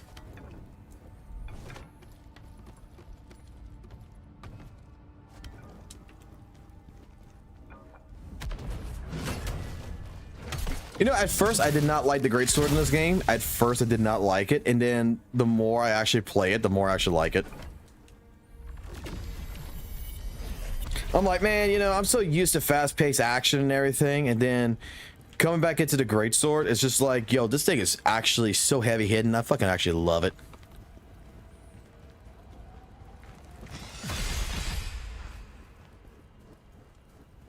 Jesus Christ, dog, you're snoring like a son of a bitch back there.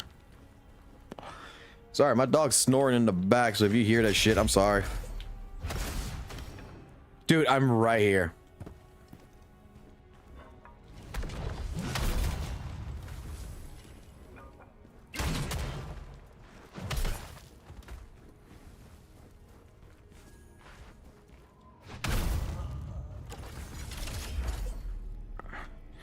Last chance to redeem myself.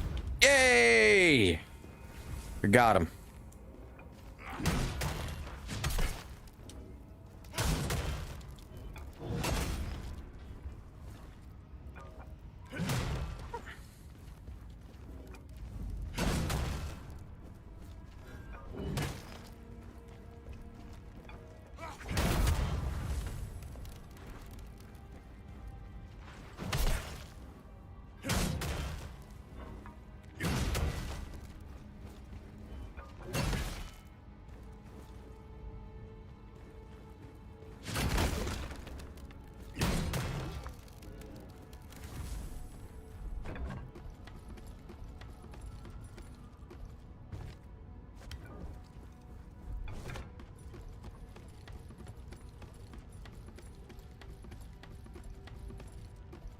That's why I say like dual wielding and spear is probably going to be more for you in that regards.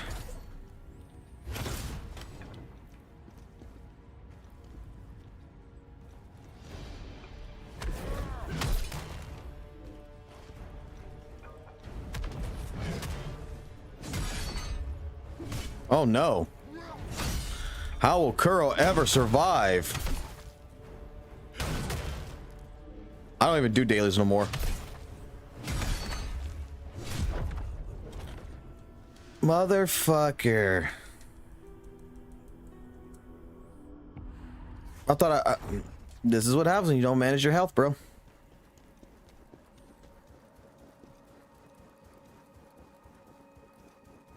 I know if I switch to spear, this is all gonna be easy. Watch.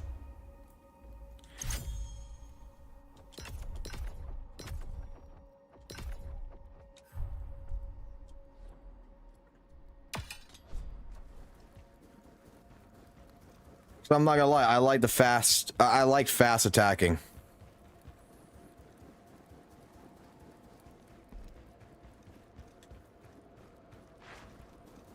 Hey. I know the same feeling, but I'm being patient as hell. Because you know why? As much as the game is probably in a great state right now, that is doing absolutely perfectly fine. It could probably be released today perfectly A-okay and no issues. I want to give them that little extra time to cook.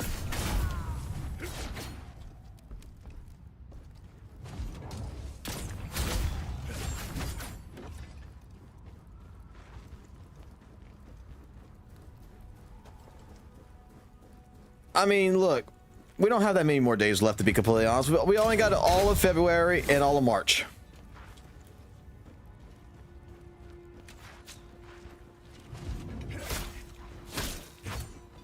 Honestly, it's one that a lot of people probably don't like. Is my favorite chapter. My favorite chapter has to probably be the Buddha fight.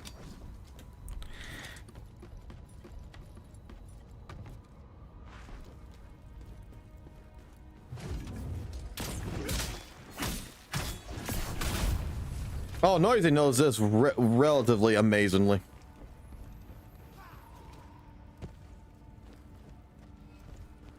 I'm just gonna rush this. I shouldn't, but I'm going to.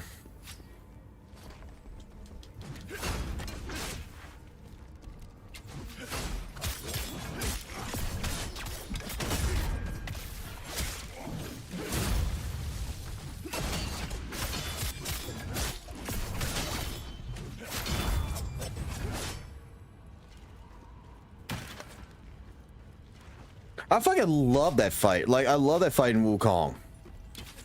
You actually take damage and everything in that.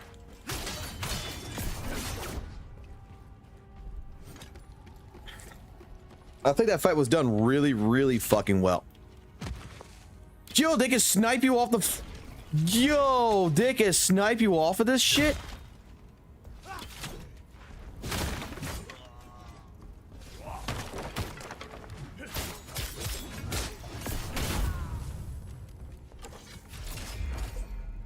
Got my arrow?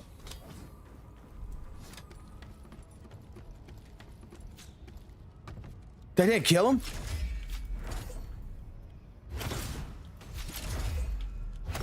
Oh, you fucker moved.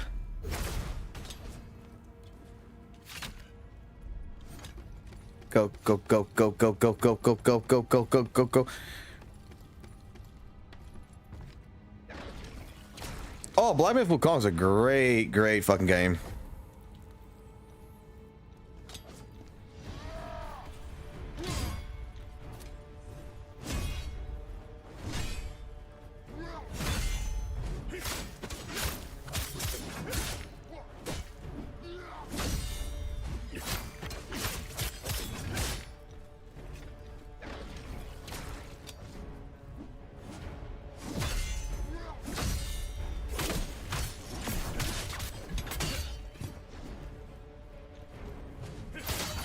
Has that actually been confirmed? They're going to actually do DLC?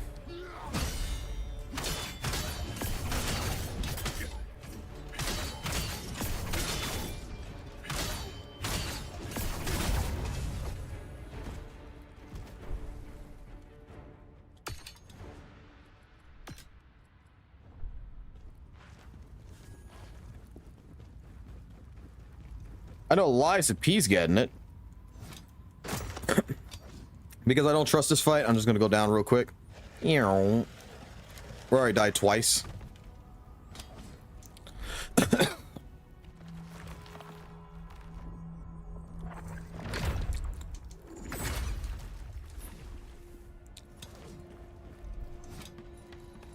Dude, DLC comes out, I probably play Wukong again.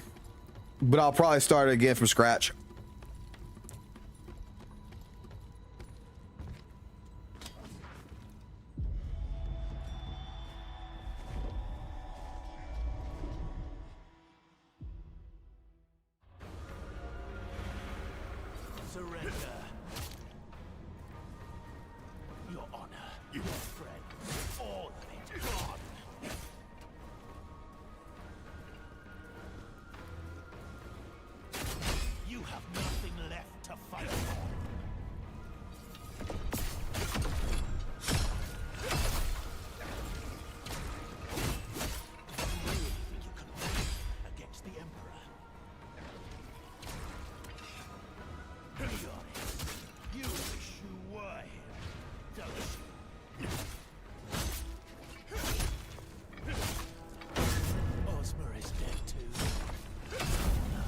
No, what I'm saying is I'm gonna do like I did with the Elden Ring DLC. Is I'm gonna start a brand new game and I'm gonna play the main story and everything else and go through all of the game to re-experience everything as if it's fresh. Like if you ever want to play a game like Dark Souls, Elden Ring, Neo, or whatever, and you want to actually like get that same experience you used to have, it's like a free-to-play account, right? Just give yourself some time, you know, give yourself a couple of months. Don't play the fucking game. Like, this is how I would see with Wukong. You don't play the game like Wukong for a couple of months. DLC comes out, just like Lies of P. You start the game all over, like, hey, this is when we're going to release the DLC, blah, blah, blah, all this other stuff. You're like, oh, cool, they're going to be releasing all this. You already know the date that's going to come out. So you pick a day, you start the game basically from scratch. You start playing it again. And then from there, you straight up, you know, you're going to get the full experience that you had when you originally played it. And you're not going to feel like completely overpowered and everything. That's how I've always experienced, you know, my Soul games when they had DLC, like Bloodborne. I didn't play it for like, you know, a solid couple of months. The old Hunter DLC came out, restarted a whole new game. Didn't use my plus like fucking new plus fucking game, whatever my character's all maxed out on.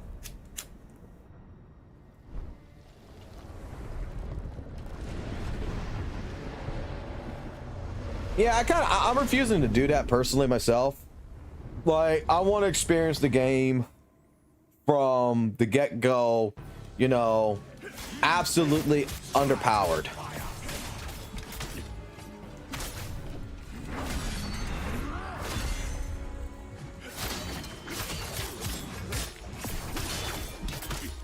I mean, if someone wants to play like that, someone can play it like yourself. I mean, that's fine.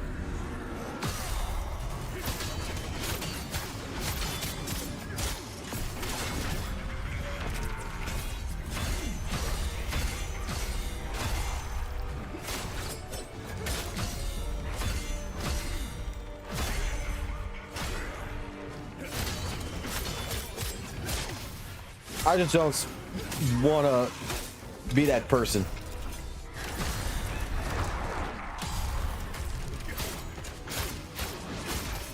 I want to experience the game from how the devs wanted to put it as.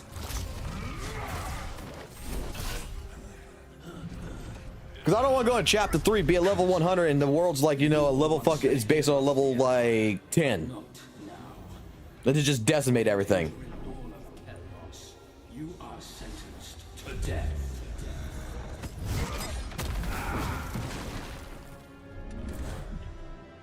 Now, if the devs made it to where all the enemies would scale based off of you,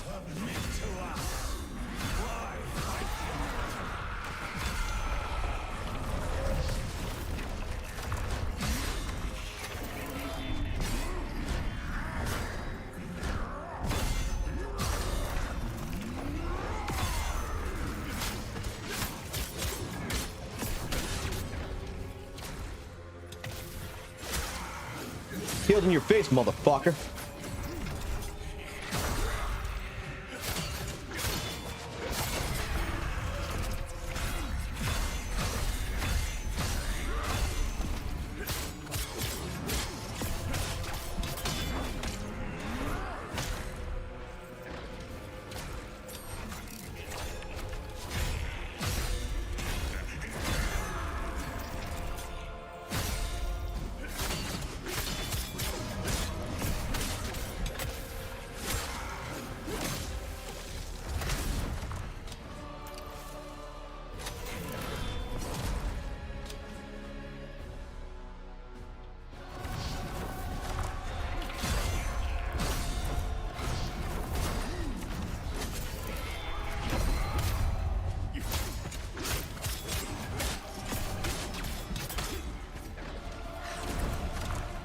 Failed in your face again, motherfucker.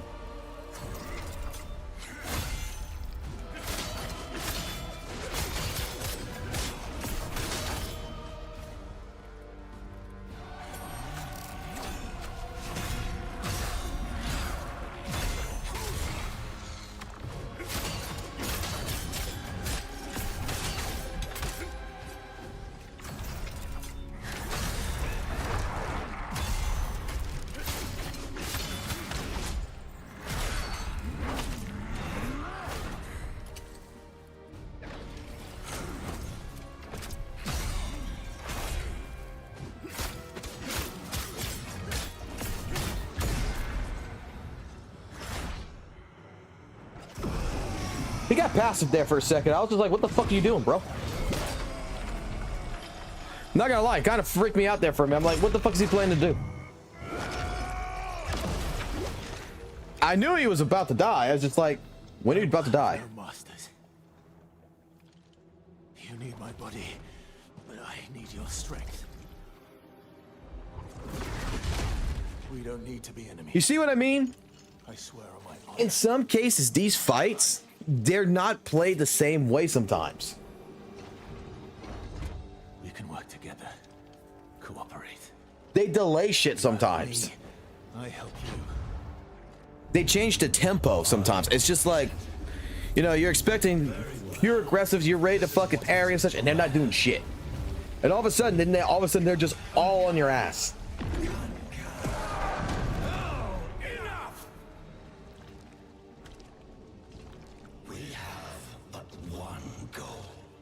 to restore order to the netherworld.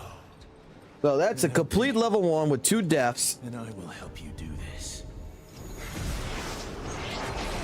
Completely immersion.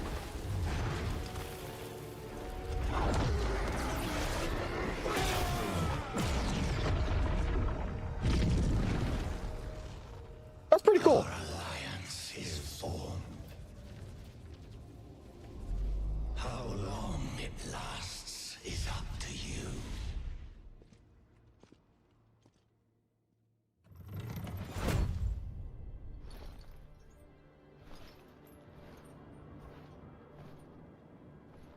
The ghost?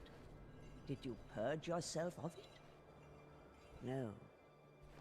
You have chosen a different That's like, do what you need to do, man. I don't let me like condemn you and be like, oh, that's bad or whatever.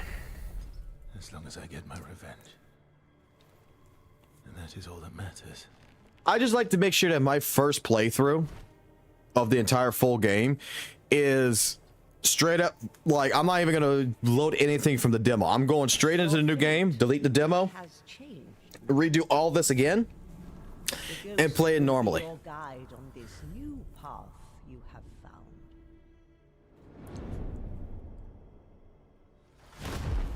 I would hope so. I would hope New Game Plus is like that. And because you're answering something I said in the past, you might not be at the most recent part of the stream, so you might need to press live. So if someone could just let Val know that, hey, look, hit your live button, that'd be cool. Blessings of the three go with you. Because I do think that's a problem with the live stream, with the DVR section on it. I could turn the DVR section off, but I don't like to. What did I get? What did I get? What did I get? No helm. We got the upper chest, and we got the arms. So we get to see the upper chest side. Dude, that armor looks so fucking cool. I'm not gonna lie. Holy shit, that armor looks absolutely cool. Can I get to like a... Yeah, like...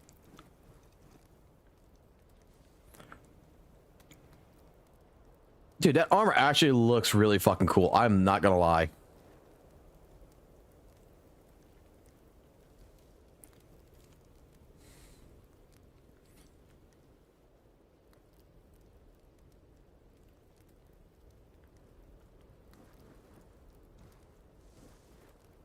What's the perks on this? Is there any perks on this?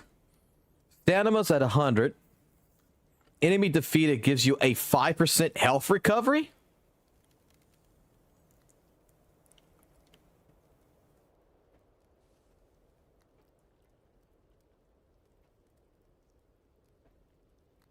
And you learn Phantom Judgment. An ability at 6.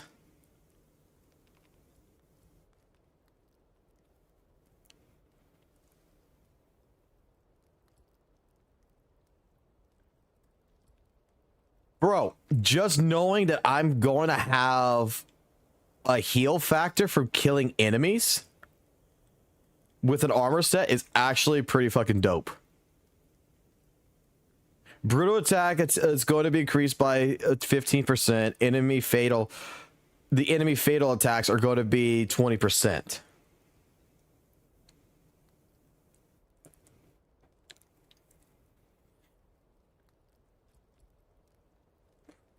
You see, the armor set that we are using in the demo right now, this gives us these perks right now. We get damage increased by 5%, 10% for stamina recovery, 10% for, you know, against beast, and potent blows are at 10%. Ashen Wolf gives you dodge stamina, health recovery increase, potent blow, composed potent blow, stamina damage increased by 15, and nether energy increased by 1. So netherworld energy, oh boy. There's so much.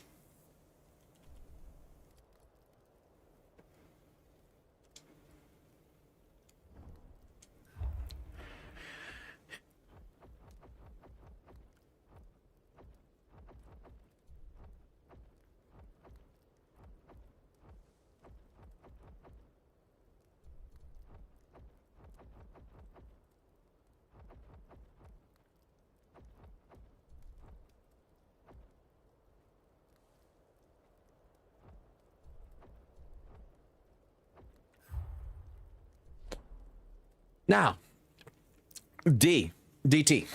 You know, I'm just gonna call you D because you know what? You remind me of fucking the Don't Peel Vampire Hunter D, so we're gonna just leave it there. I want to show you something too.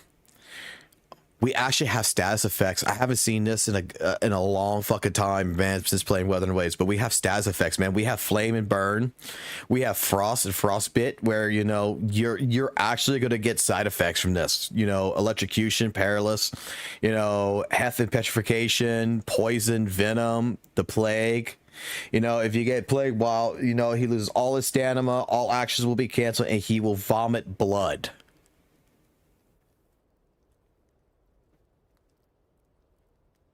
You will vomit blood. This one is my favorite one so far. This is going to happen. Hallucinations. Prolonged exposure to hallucination attacks will cause Khazan to experience hallucinations, causing narrow vision and impaired movement. Use consumables, you know, the thing. We're going to hallucinate. Chaos is the only one that's not translated, which I wish they'd fix that. That hasn't been fixed yet, but it's fine. But it looks like it with Chaos, it's going to pretty much make it to where your health and your spirit gauge is going to be limited. We got attacks, all this, health increase, blah, blah, blah. This is all normal stuff. We have immobilization. Increases stealth attacks, it tells you. Attributes. We're going to have fire resistance and everything. Grant weapon attributes. So, grant attributes deals... Look, this is what the... crap, this is what was his name? It was in the stream. What was his name? Let me go scroll up right here. D2. This is what D2 was asking. It's right here. Grant weapon attributes, where we'll be able to deal attributed damage to enemies. So you'll be able to grant fire, lightning, poison, water, and earth attributes on a weapon. So, like he was saying, he was asking about.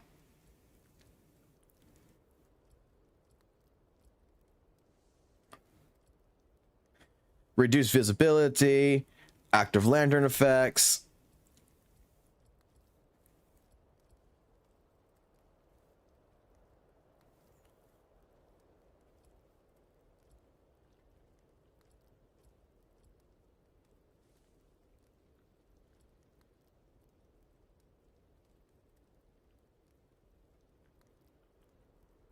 Where exactly is that in the screen? It's right on the tip. It's right above the tip.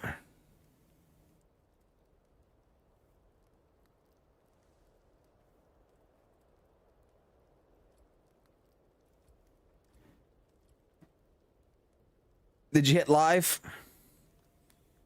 Because you're answering me on stuff in the past, and I was just letting you know. That's the problem with the DVR situation. I'm going through the entire encyclopedia real quick.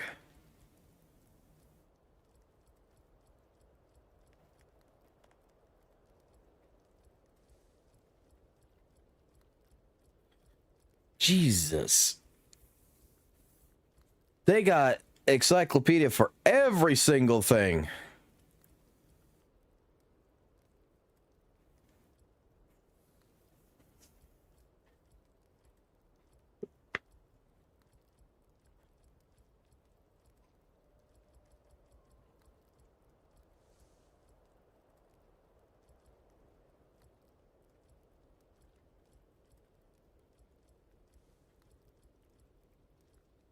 They're really gonna have all of this? I mean, I like the status effects. I think the status effects are amazing in this.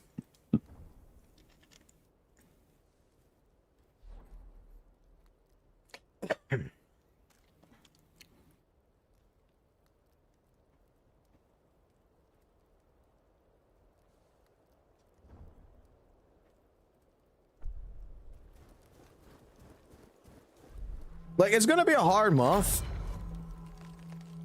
Or 2 months. I'm not going to deny that. It's going to be a very hard 2 months not to be able to play this.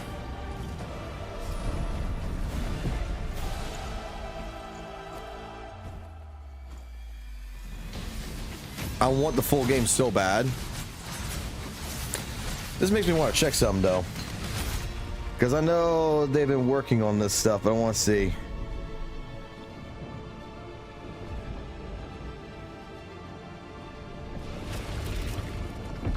Updated 6 days ago. Let's see what they got.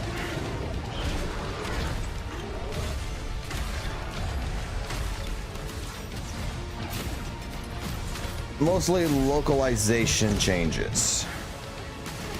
And the one nude mod.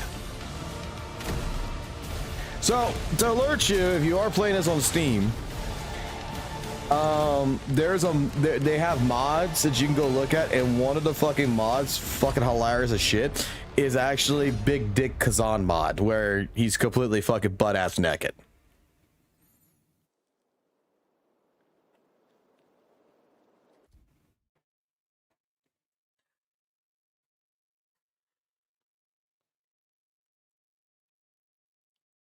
So if you're that type of person, you want to see, you know, Khazan with a big balls and big dick out, beating the shit out of shit, there you go.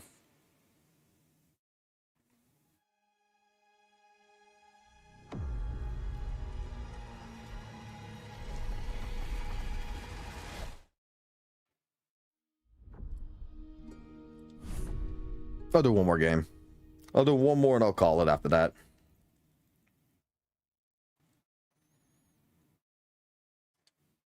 But no, like I said, I honestly do believe that this is absolutely one of the most polished games I've seen in such a fucking long time, that it absolutely makes me giddity.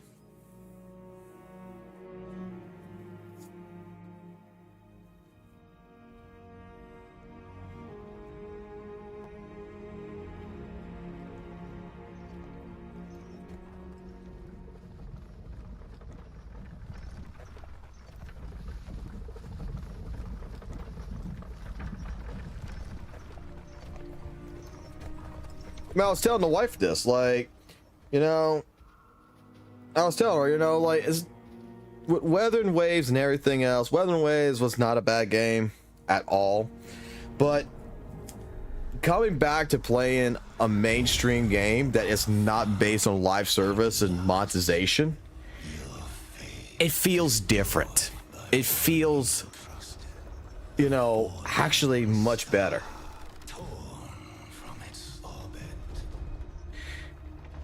Like, I'll tell you when I'll go back to Gotcha. Val, you still there? Valnus, you still there? You think he's a traitor?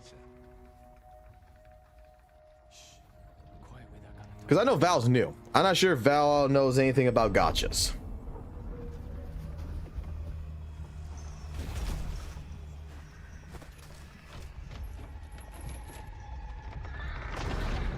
Because there is one Gotcha game that should be coming out this year, that when I get to the point to where with Khazan that I may get sick of it, I am going to swap to.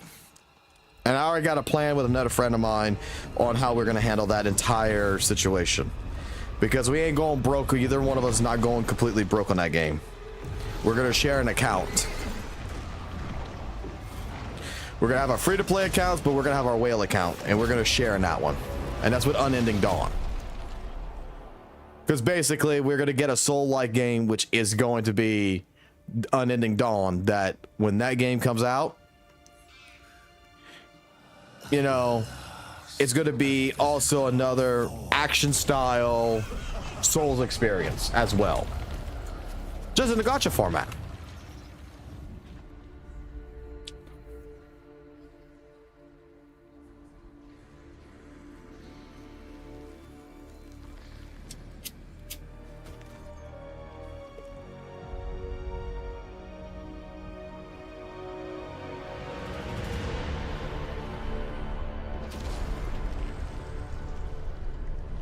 I'm not letting the devs down, man. I'm not gonna let the devs down. I'm playing this demo every single day to keep this game advertised, to try to hype this game up, to try to get people, because I mean, D, you're interested in it. Noisy got interested in it.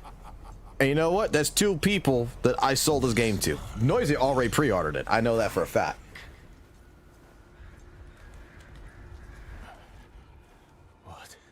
If I can get more people involved that sees this, it's like, wow, this actually looks cool. This actually, like, I want to try this. Get them to play the demo and have them experience the demo for themselves. And if they like it, I want them into this.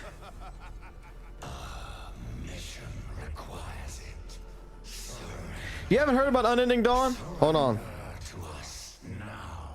Hold on. I got you, bud. I got you. I got you.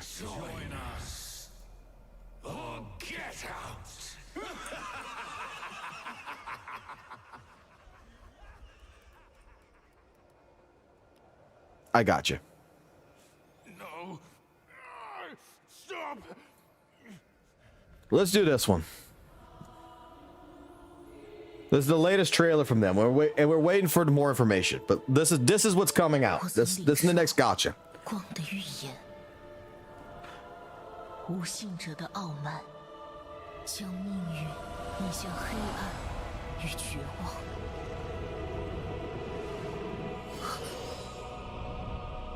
我曾代行光的审判，烈火吞没无知，为僭越者带去死。 You're gonna look at the cinematics and be like, you sure this is a gotcha? And then wait till you get the gameplay.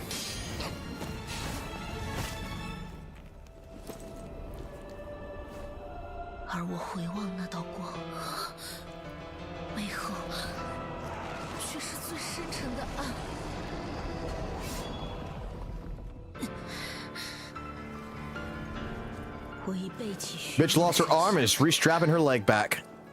重新选择我的命运。只有一个神明值得敬拜，那就是行于世间的我们自己的信念。即使希望不存，即使苦难永恒，我心中的火依然长明不灭。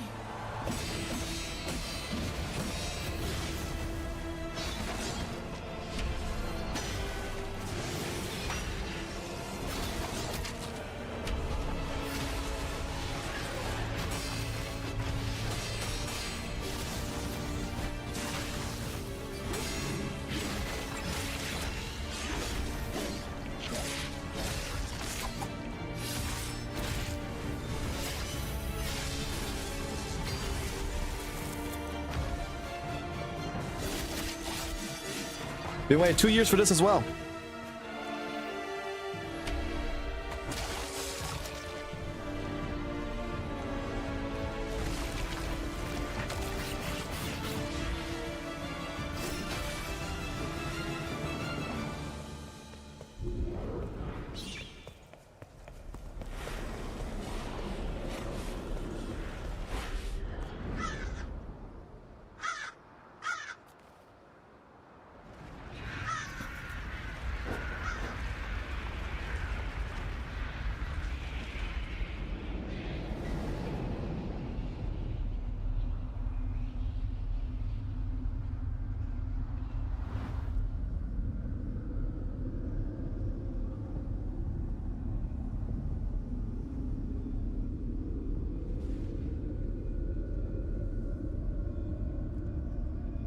This is another game that I am actually super excited for.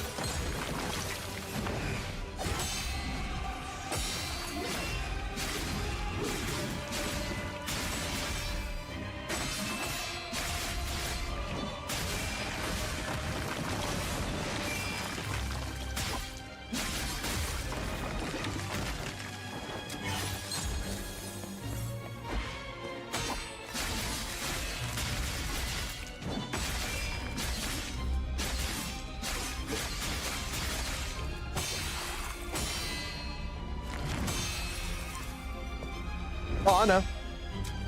That's why like what me and a friend's gonna do, we're gonna actually have an account that we're gonna whale on, but we're gonna do a free-to-play account as well. The one account we're gonna whale on is just for like video creation and stuff like that, but our main account is like for streaming and just playing like we normally would.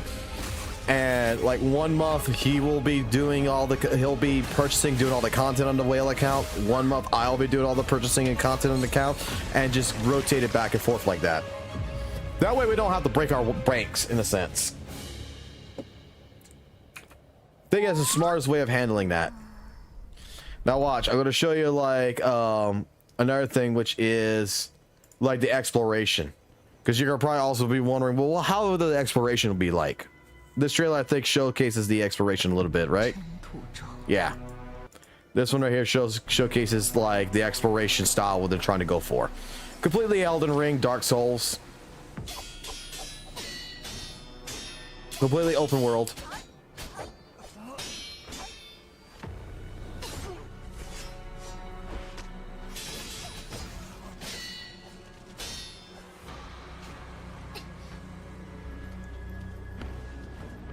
Trust me, when we cover this, I don't give a fuck about anyone in the gacha community. I'm not playing this as a gacha content creator. I'm playing this straight up as a person who plays the game.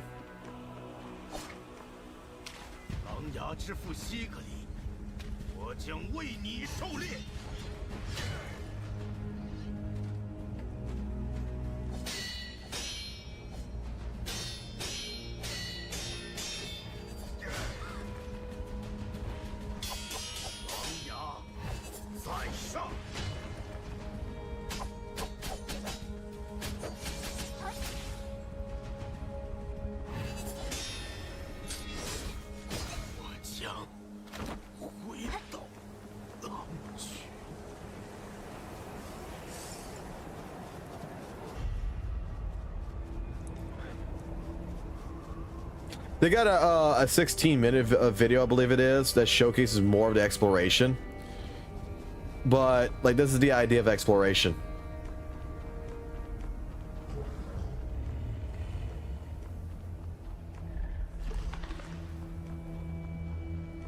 Meet random enemies in the world, just like Elden Ring. Mini bosses. But straight up, this is a clone straight from Elden Ring. This is a definite clone. I forgot what the name of the beast is, but you fight this thing in Elden Ring several times. It's the same exact boss. Just looks different.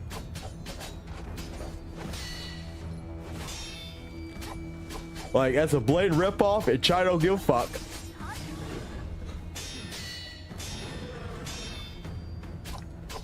It's going to be on PlayStation 5, and it's going to be on Steam, or PC. It's not, they're not looking at putting this on mobile right now. They're going to look at what they're going to do for that, but mobile wise is not what they're focusing on.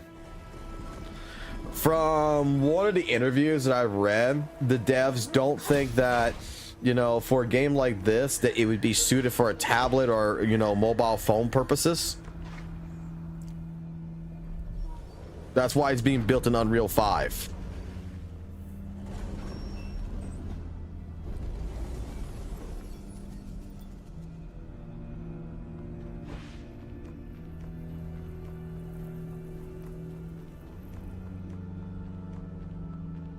But this is another game that I'm looking forward to.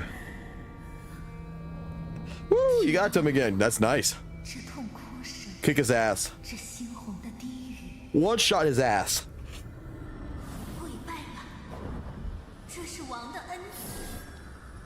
I gotta admit, the Stone Monkey fight, like the actual, when you fight actual Wukong, is actually really a good fight too. Oh, it should be.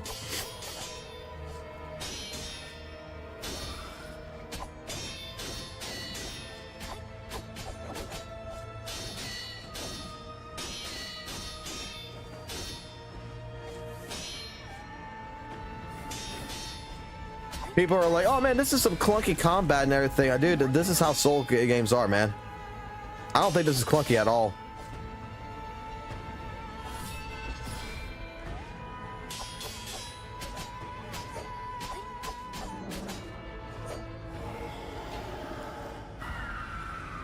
Now, if you're interested, I'm not gonna go any more with that. Now, if you're interested in what's going on with DNF, though, there is something else that's coming up. Maybe you might be interested in. I'll show it to you.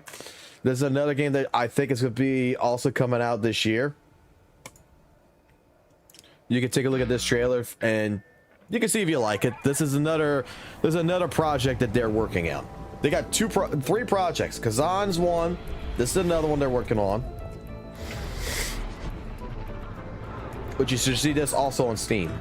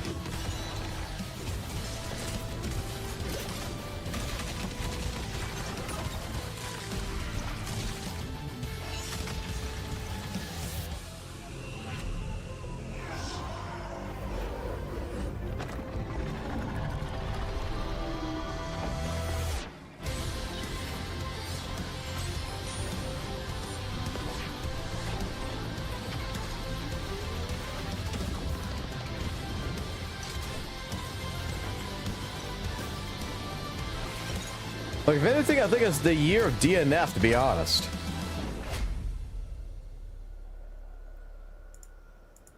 That's coming.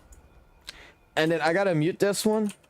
But we also got this is coming. So, enjoy this one. I gotta mute this one because this one got copyright music in it. But welcome to DNF Genshin.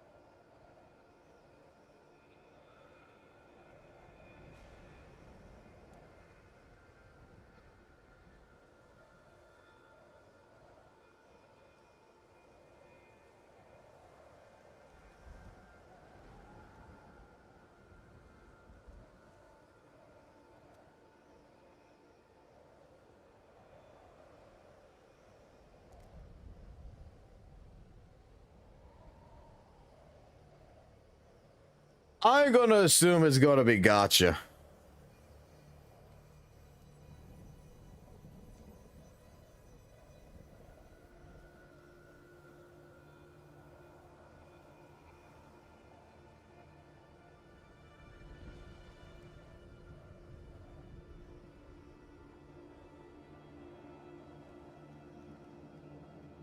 Like this year or whatever with DNF in just general, man, like it's like to me they're putting all their eggs in different baskets.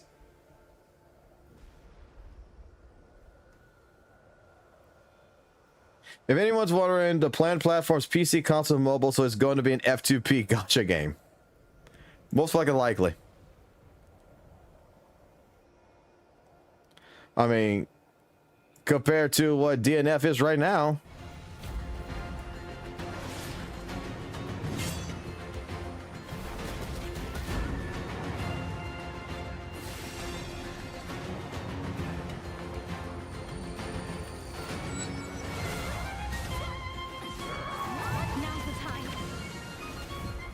to go back.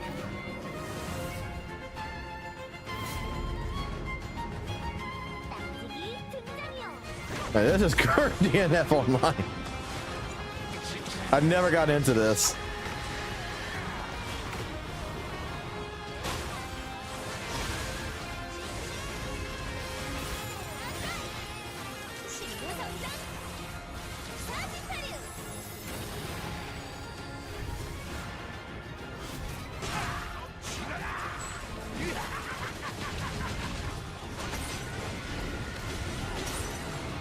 I might actually try this. It was never appealing, but the DNF lore, I'm really wanting to get to understand the lore better. That this might be an actual good game for the month of March to actually go ahead and get into.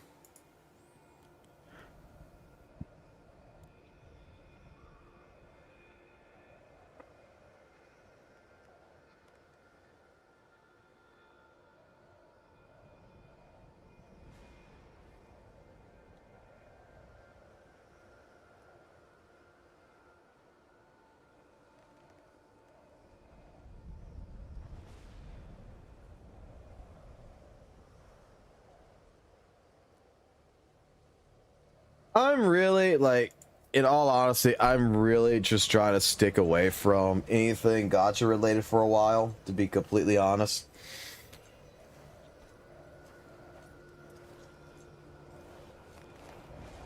And it's not because of, like, oh, like, the money spending or anything like that. It's just, dude, I'm not gonna lie, like,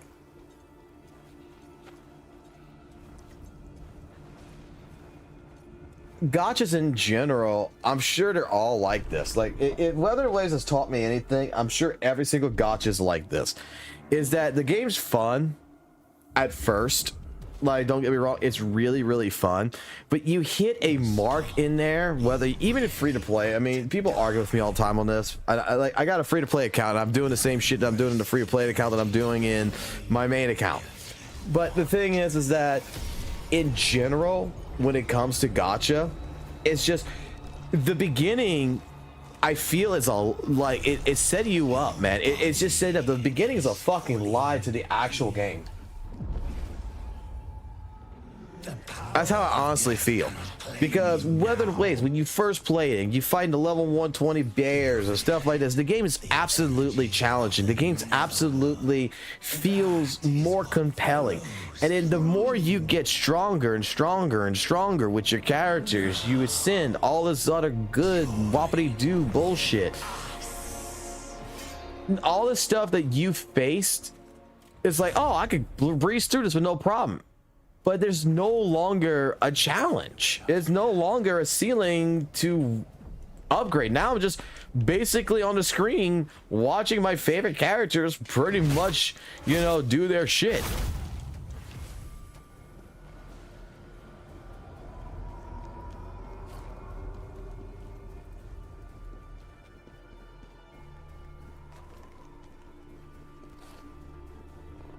Like, look, I had fun with ZZZ, man. I had fun with ZZZ. I thought ZZZ was great. Absolutely fucking thought it was absolutely brilliant. Compared to when I first experienced it, actually giving it a shot. Not just 30 minutes of fucking playing ZZZ be like, this is not for me. Like, when my friend Valk said, actually give ZZZ a shot. Actually play on my account and see what the in-game content's like. And I did that. Dude was right. ZZZ was absolutely a blast, and then I started playing the hell out of it. And then I got to a point to where ZZZ became more or less boring for me. It was, I felt more like the combat. I'm not sure how it is now, but when I experienced it, it was great in the beginning, but then towards the end of me playing ZZZ, the combat really became very repetitive. And it no longer felt as good as I wanted it to be.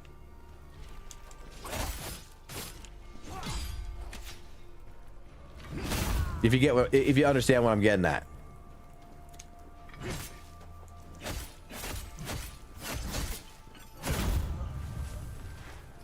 It is basically hit, hit, hit, hit, parry. Hit, hit, hit, hit, hit, parry. Oh no, Yellow light, red light. If it's yellow, I parry. If it's red, I dodge. That's what it became. It became a game of Simon Says, and it became very repetitive. It's cool to see for, you know, the first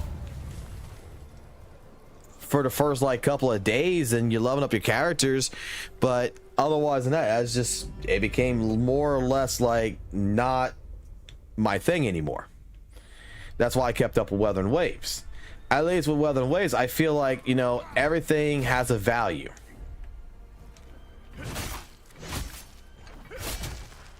Every type of attack or whatever is actually building up, you know, like meter to your forte skills, stuff like this. Every basic attack and all.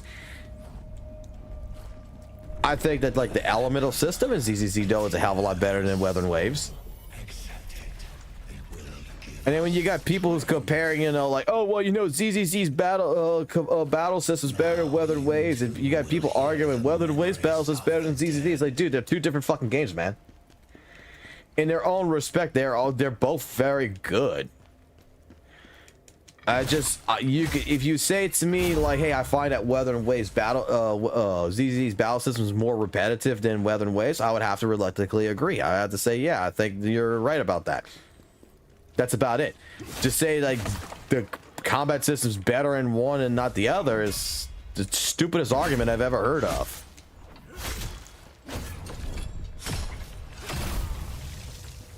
That's like when someone was like the video that I made a long time ago about the person who was fucking telling me that HSR was better than fucking Weather and Waves. It's like, first and foremost, these are two different games.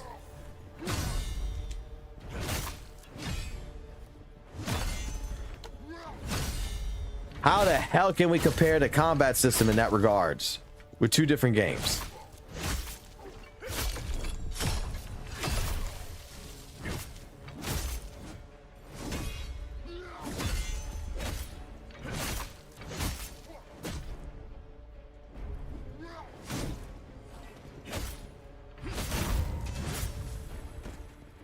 Jeez, this guy had more health than I thought.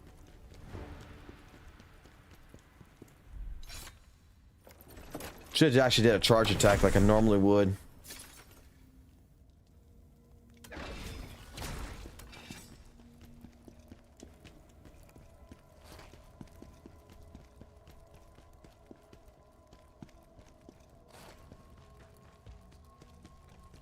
I might give these another shot later.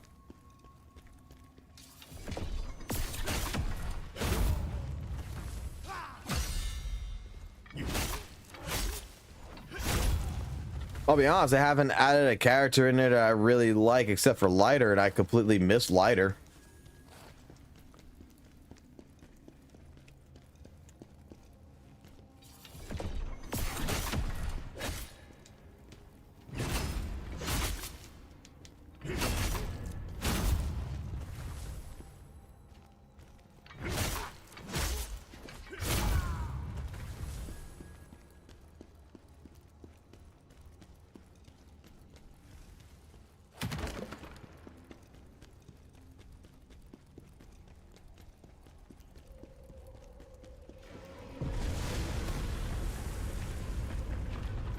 Okay.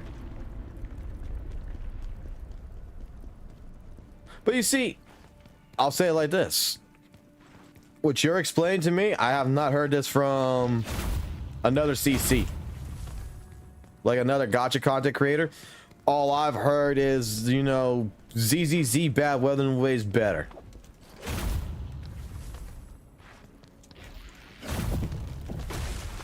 And I think that's and you know what, like we were talking about, like with the gacha community and such earlier, that's what I think is an entire issue. That's what I think the entire issue with, you know, the community is. It's just a fight. It's not people who actually believe it. It's just people who's agreeing to start a fight.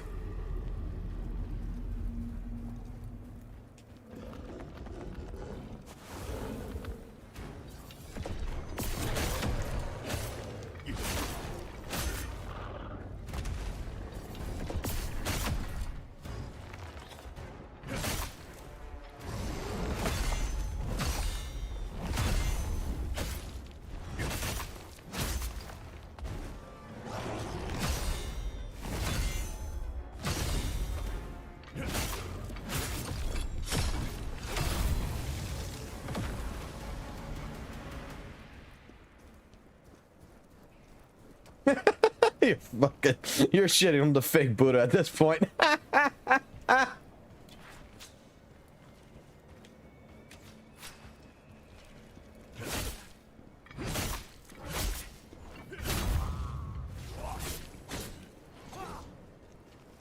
Got stuck on the wall.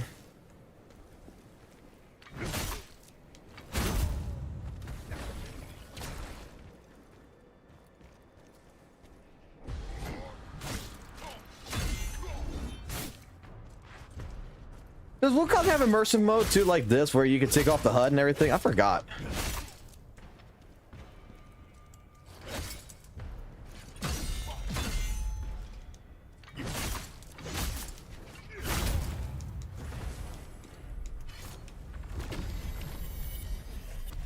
you see that? It was a giant yeti. Ah, yeah, that's right. I didn't even put on the right fucking armor shit for that.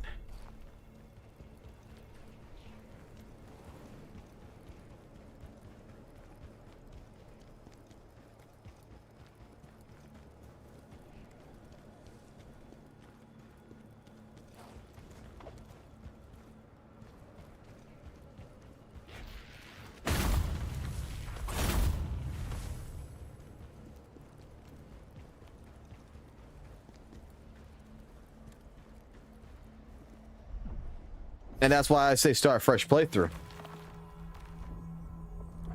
Experience the game in a different way. Experience it like a brand new player.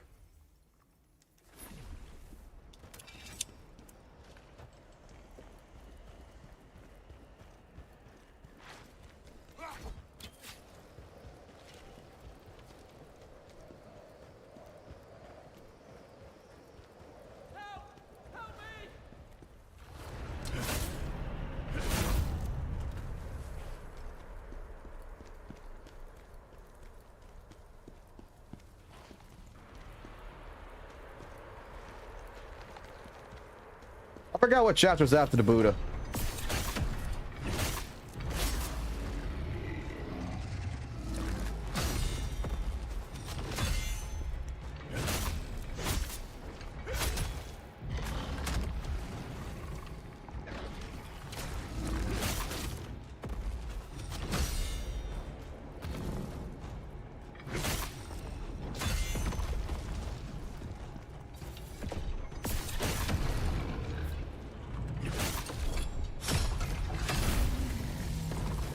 Yes, I fisted the bear in the ass before anyone wants to ask. It does more damage. Doing damage in the back actually does more damage than the enemies.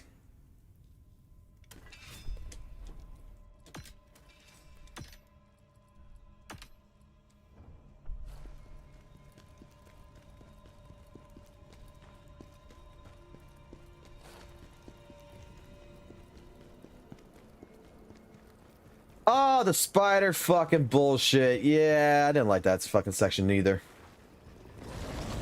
I like the fight against the pig guy, our pig guy, though. I'm not gonna lie. Those fights were actually pretty cool. The spider fight, not so cool.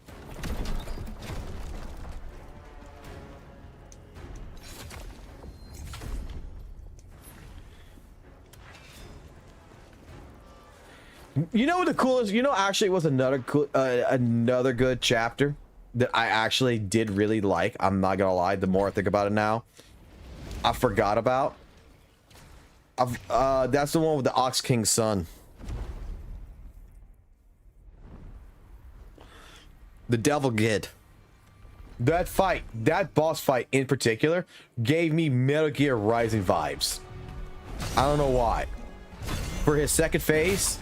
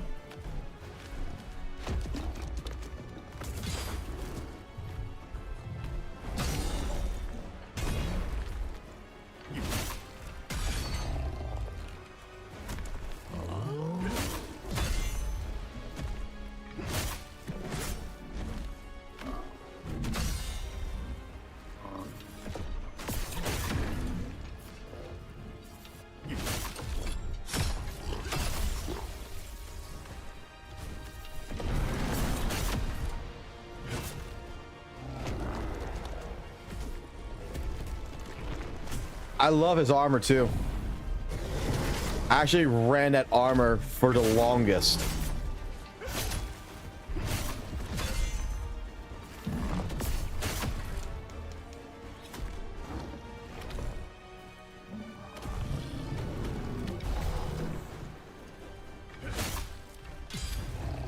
You see how like this boss fight right now is doing this? He hasn't done his ice breath yet.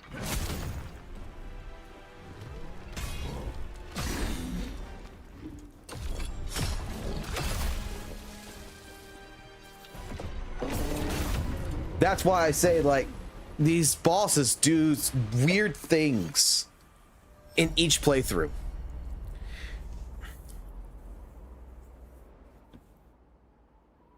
Like, normally after he throws the rock and you do all that shit, he'll jump back, do the ice breath, you gotta run behind him, and then the last couple of runs that we've done in this demo, that's what he's done. And in this one, he never did it once. That's the point of this game, is why I like it so much. Why I see a replayability more than Lords of the Fallen, even like Wukong and such, is that the majority of all those bosses felt more pattern based. I was helpless. I was lucky it was the bad. Like, you are expecting something, and you already know what's going to happen before it happens. And that takes out the thrill of the fight. That takes out the enjoyment of the fight. The same thing can be said for like Weathering Waves with a lot of the tactical hologram bosses. They do the same thing over and over and over again. You get their help at a certain level, they're going to do this, they're going to do that, they're going to do this exact chain on repeat. And it's very rare to see, you know, a boss actually do something completely different. Like Morning Ix, tactical hologram boss. You'll say, oh, it's RNG. But I'm going to tell you, it's the moment he does his Kamehameha wave, his fucking laser beam, is the moment he does the homing missiles right after. So you already know that you need to dodge.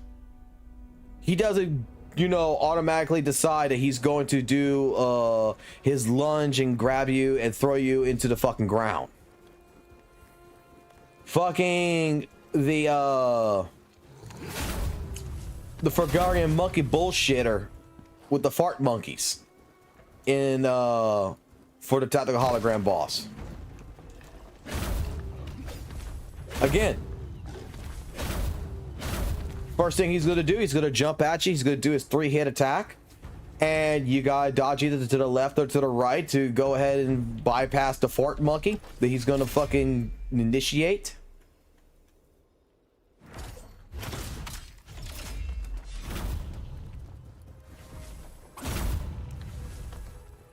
The only one that I'm going to say is RNG based in that entire game is going to be Tempest.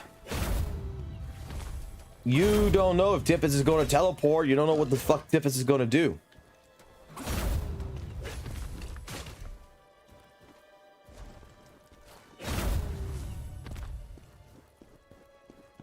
Oh, what I was saying before is that you were answering stuff that I was saying that was like in the past, like maybe like 10 minutes in the past, and I was saying that, you know, after like an ad or something, because we have DNR, the DVR on YouTube, that it's best to always double check and update your stream, because to get to the latest. Otherwise, you're going to be stuck in the past and you're going to be answering things that I said like 30 minutes ago. That was it. And I was asking if you I was gonna ask you if you knew about like gacha games, if you were a gacha game player in a sense, because there is another game that's coming out in the gacha world that is going to be like this, an action RPG style, that's called Unending Dawn. I don't recommend, if you're not into gacha, I would recommend never get into gacha. Those free-to-play games, never really get into, because that's a gambling addiction and a half. I know that for personal experience here with Weathering Waves, but it might be something that if you are interested in gachas and you're looking for a gacha game that you look at. What's up, Arthur? We're playing immersive mode in the demo. No HUD. Level 1.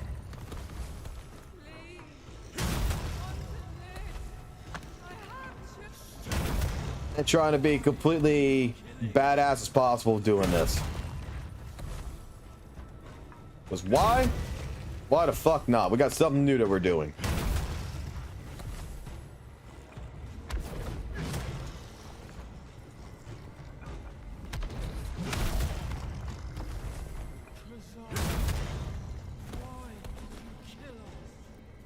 Yeah, get you.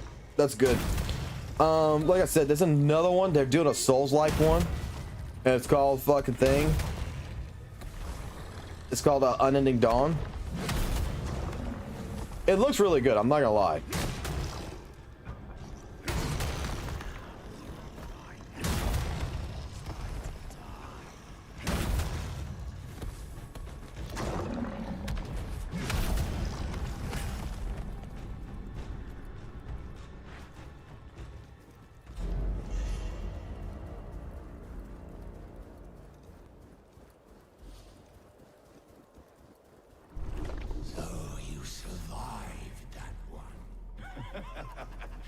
Actually, you know what? We don't need that.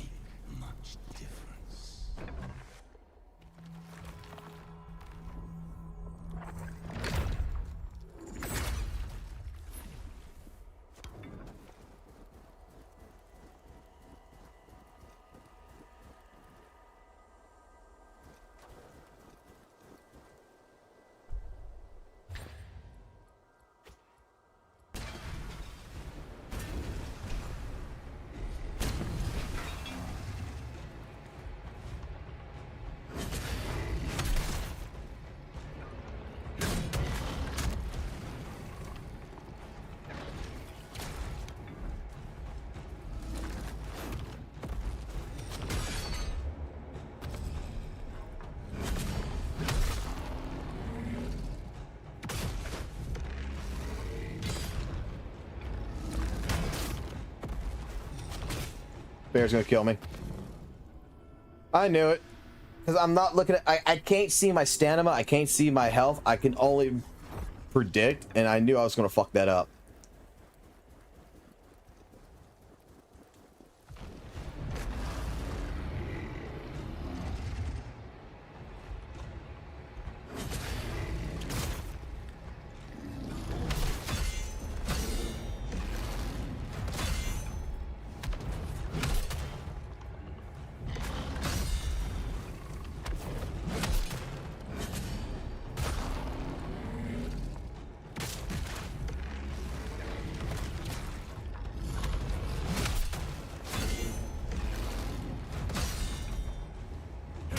I gotta play slow.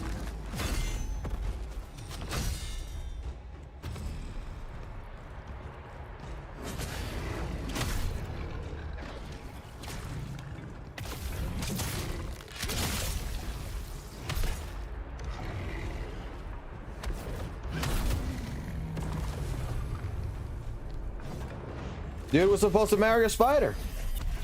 She loves him. He was supposed to fuck the shit out of her. Didn't happen that way. Now she mad.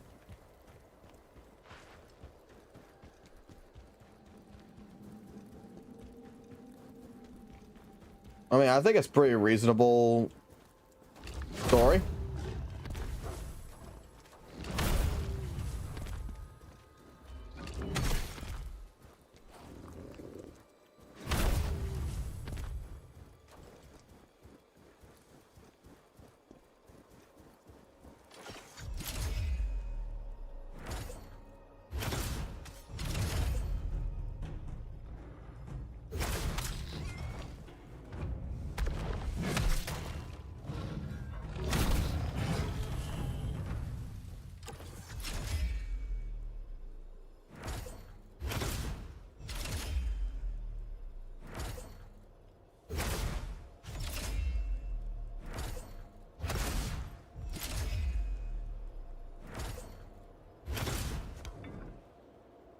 God damn, it took for that long to kill it.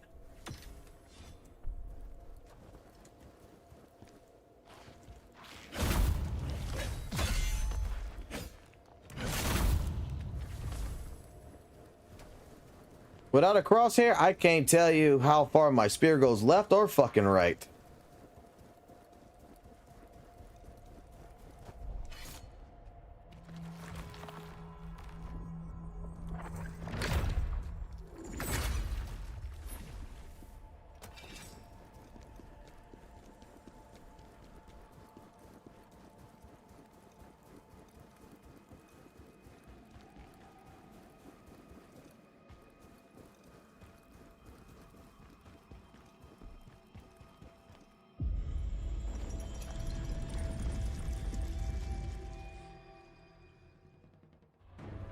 Is it true, General?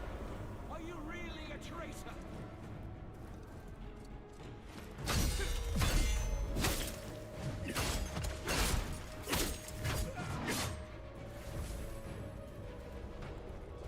All we did was follow your orders. And we know traitors too.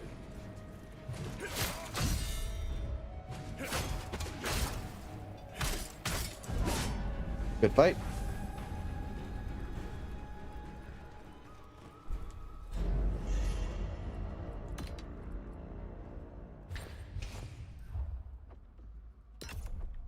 That's what caused you such anguish. Pathetic. Who do you think you are? Some kind of high and mighty hero? Ha!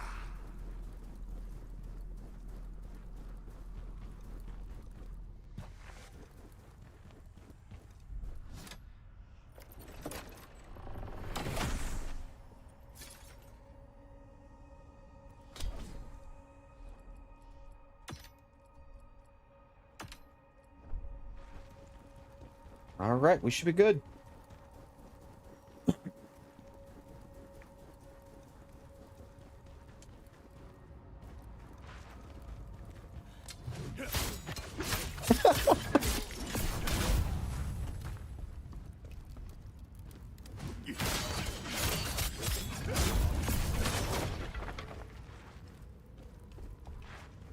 You're kind of not wrong about that.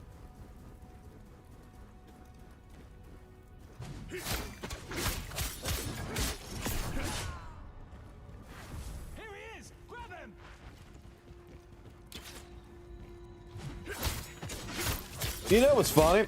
I used to have a fucking friend. Well, more or less an acquaintance, I guess. That was during my Skype days online. That this dude legitimately had a thing. We found out much later in our friend group that we found out he had a thing for John Carpenter's or whatever's fucking Alien. You know, the fucking black thing that fucking has the fucking tongue that sticks out and shit. That has the mouth on it. Yeah, dude had a complete thing for it. Dude fucking loved his aliens, I'm not gonna lie.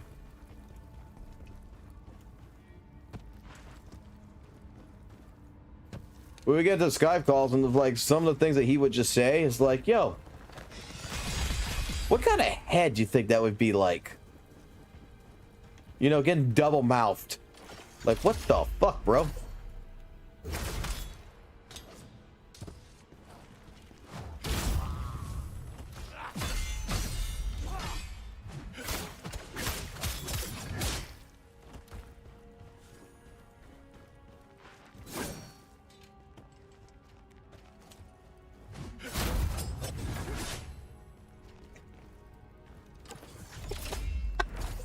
I don't know, man.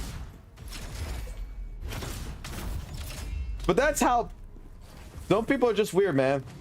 If it's got a hold, they have to figure out if they could do it. I think if you watched the movie, what is it? Jay and Silent Bob Strikes Back or whatever.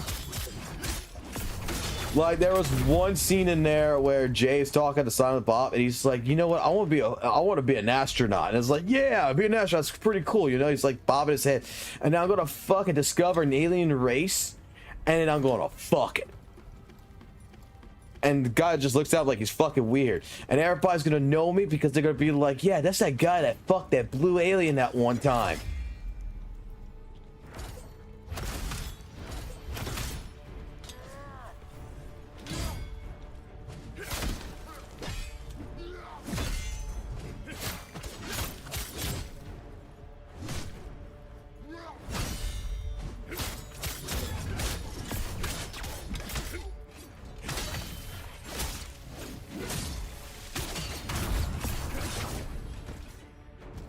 Yo, if it has a hole, it must be fucked. That's where, according to some people, that is the entire thing in this world that needs to happen.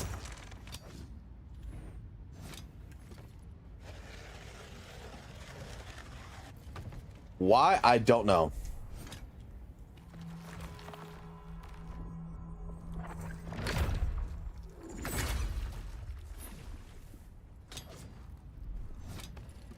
Like, there was a streamer on Twitch, dude. There was a fucking streamer that was on fucking Twitch, bro.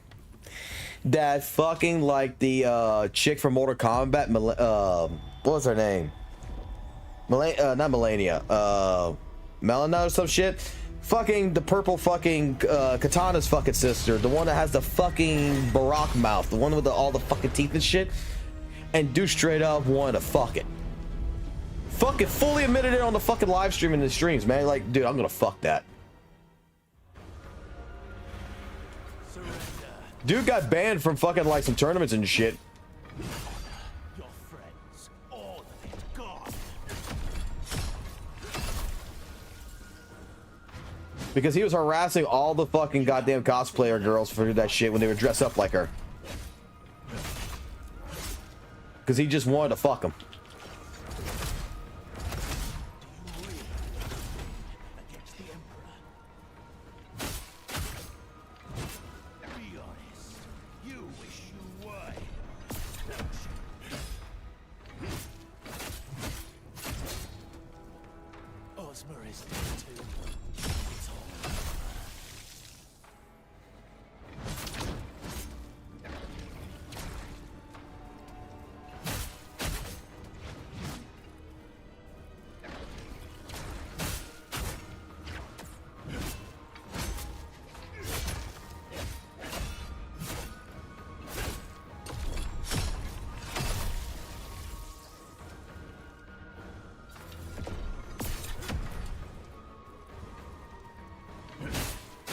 God damn it. Dude actually scared the shit out of me with his aggressiveness. I am not gonna lie, that... I hate not seeing my stamina. I hate not seeing it.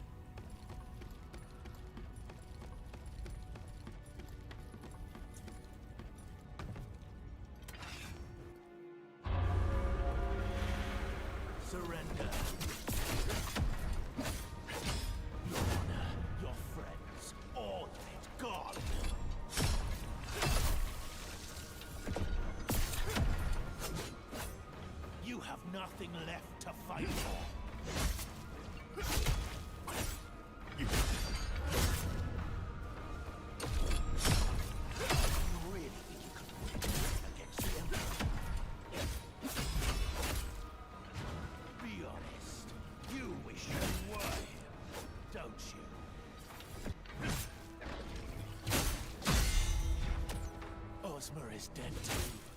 It's all over.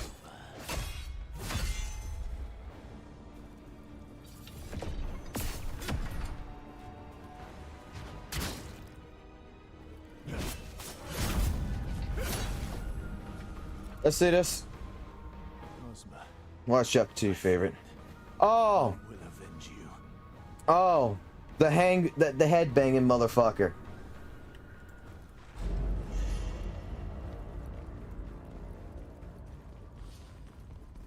You know what chapter I really did not like in the game? I'll be completely fucking honest. The one chapter I hated in Wukong, that's the prison one.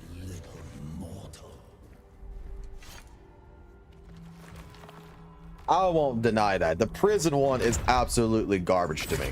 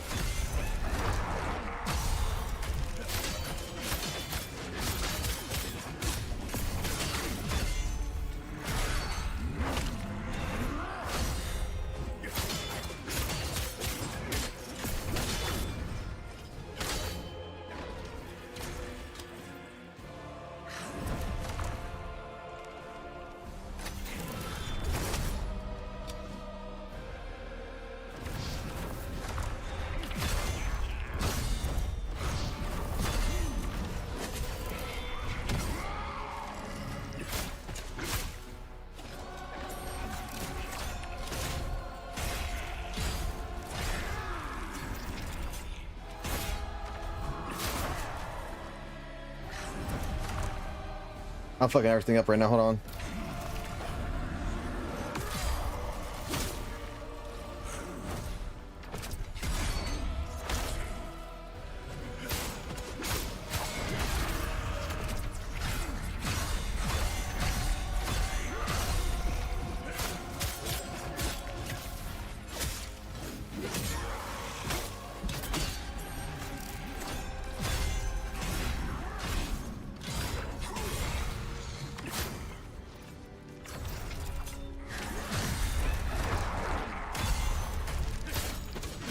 There we go. I had no more healing, no more shit. I was going to fucking die. There was no fucking doubt about it. I do not know how off I was on my fucking health there, but I was fucking scared as shit. I'm not gonna lie. I will not lie. That was actually kind of fucking scary. I will have no masters. You need my body, but I need your strength. We don't need to be enemies. We're gonna do a level 1 challenge run, and we're gonna manage to do this without dying once, and that is a run that I'm going to submit to the devs. We can work together. Cooperate. Completely immersion. You help me. It's gonna take a couple of tries, but we're gonna get it. Very well. This is what is required. We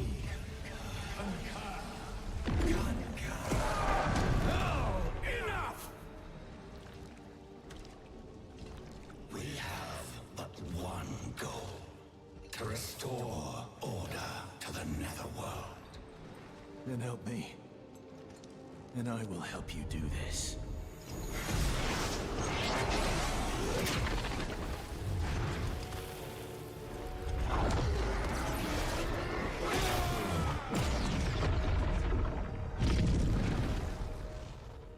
Our alliance is formed. How long it lasts is up to you. Beautiful game, complete masterpiece. I think it's absolutely gorgeous. We're gonna play it again later today. I'm gonna get off for now. I gotta get me a little bit of sleep, not gonna lie.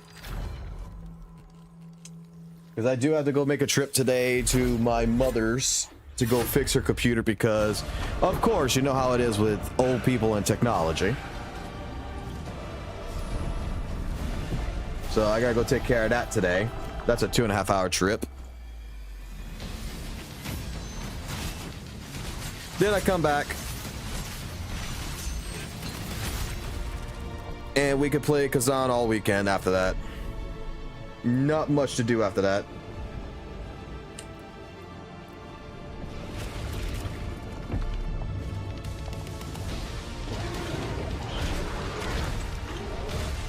Oh, you have a good one too, man. Seriously.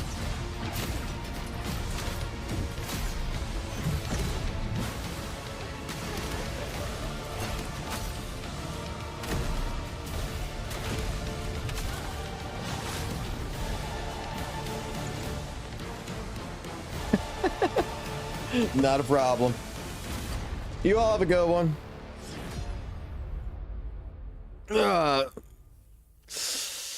More runs later later today when I get back.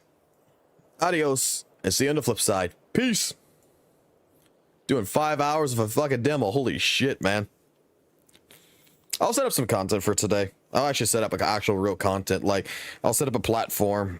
Not just play the demo. We'll actually look at some stuff. Maybe go check out some other people on how they're doing their builds and stuff like that. We'll see.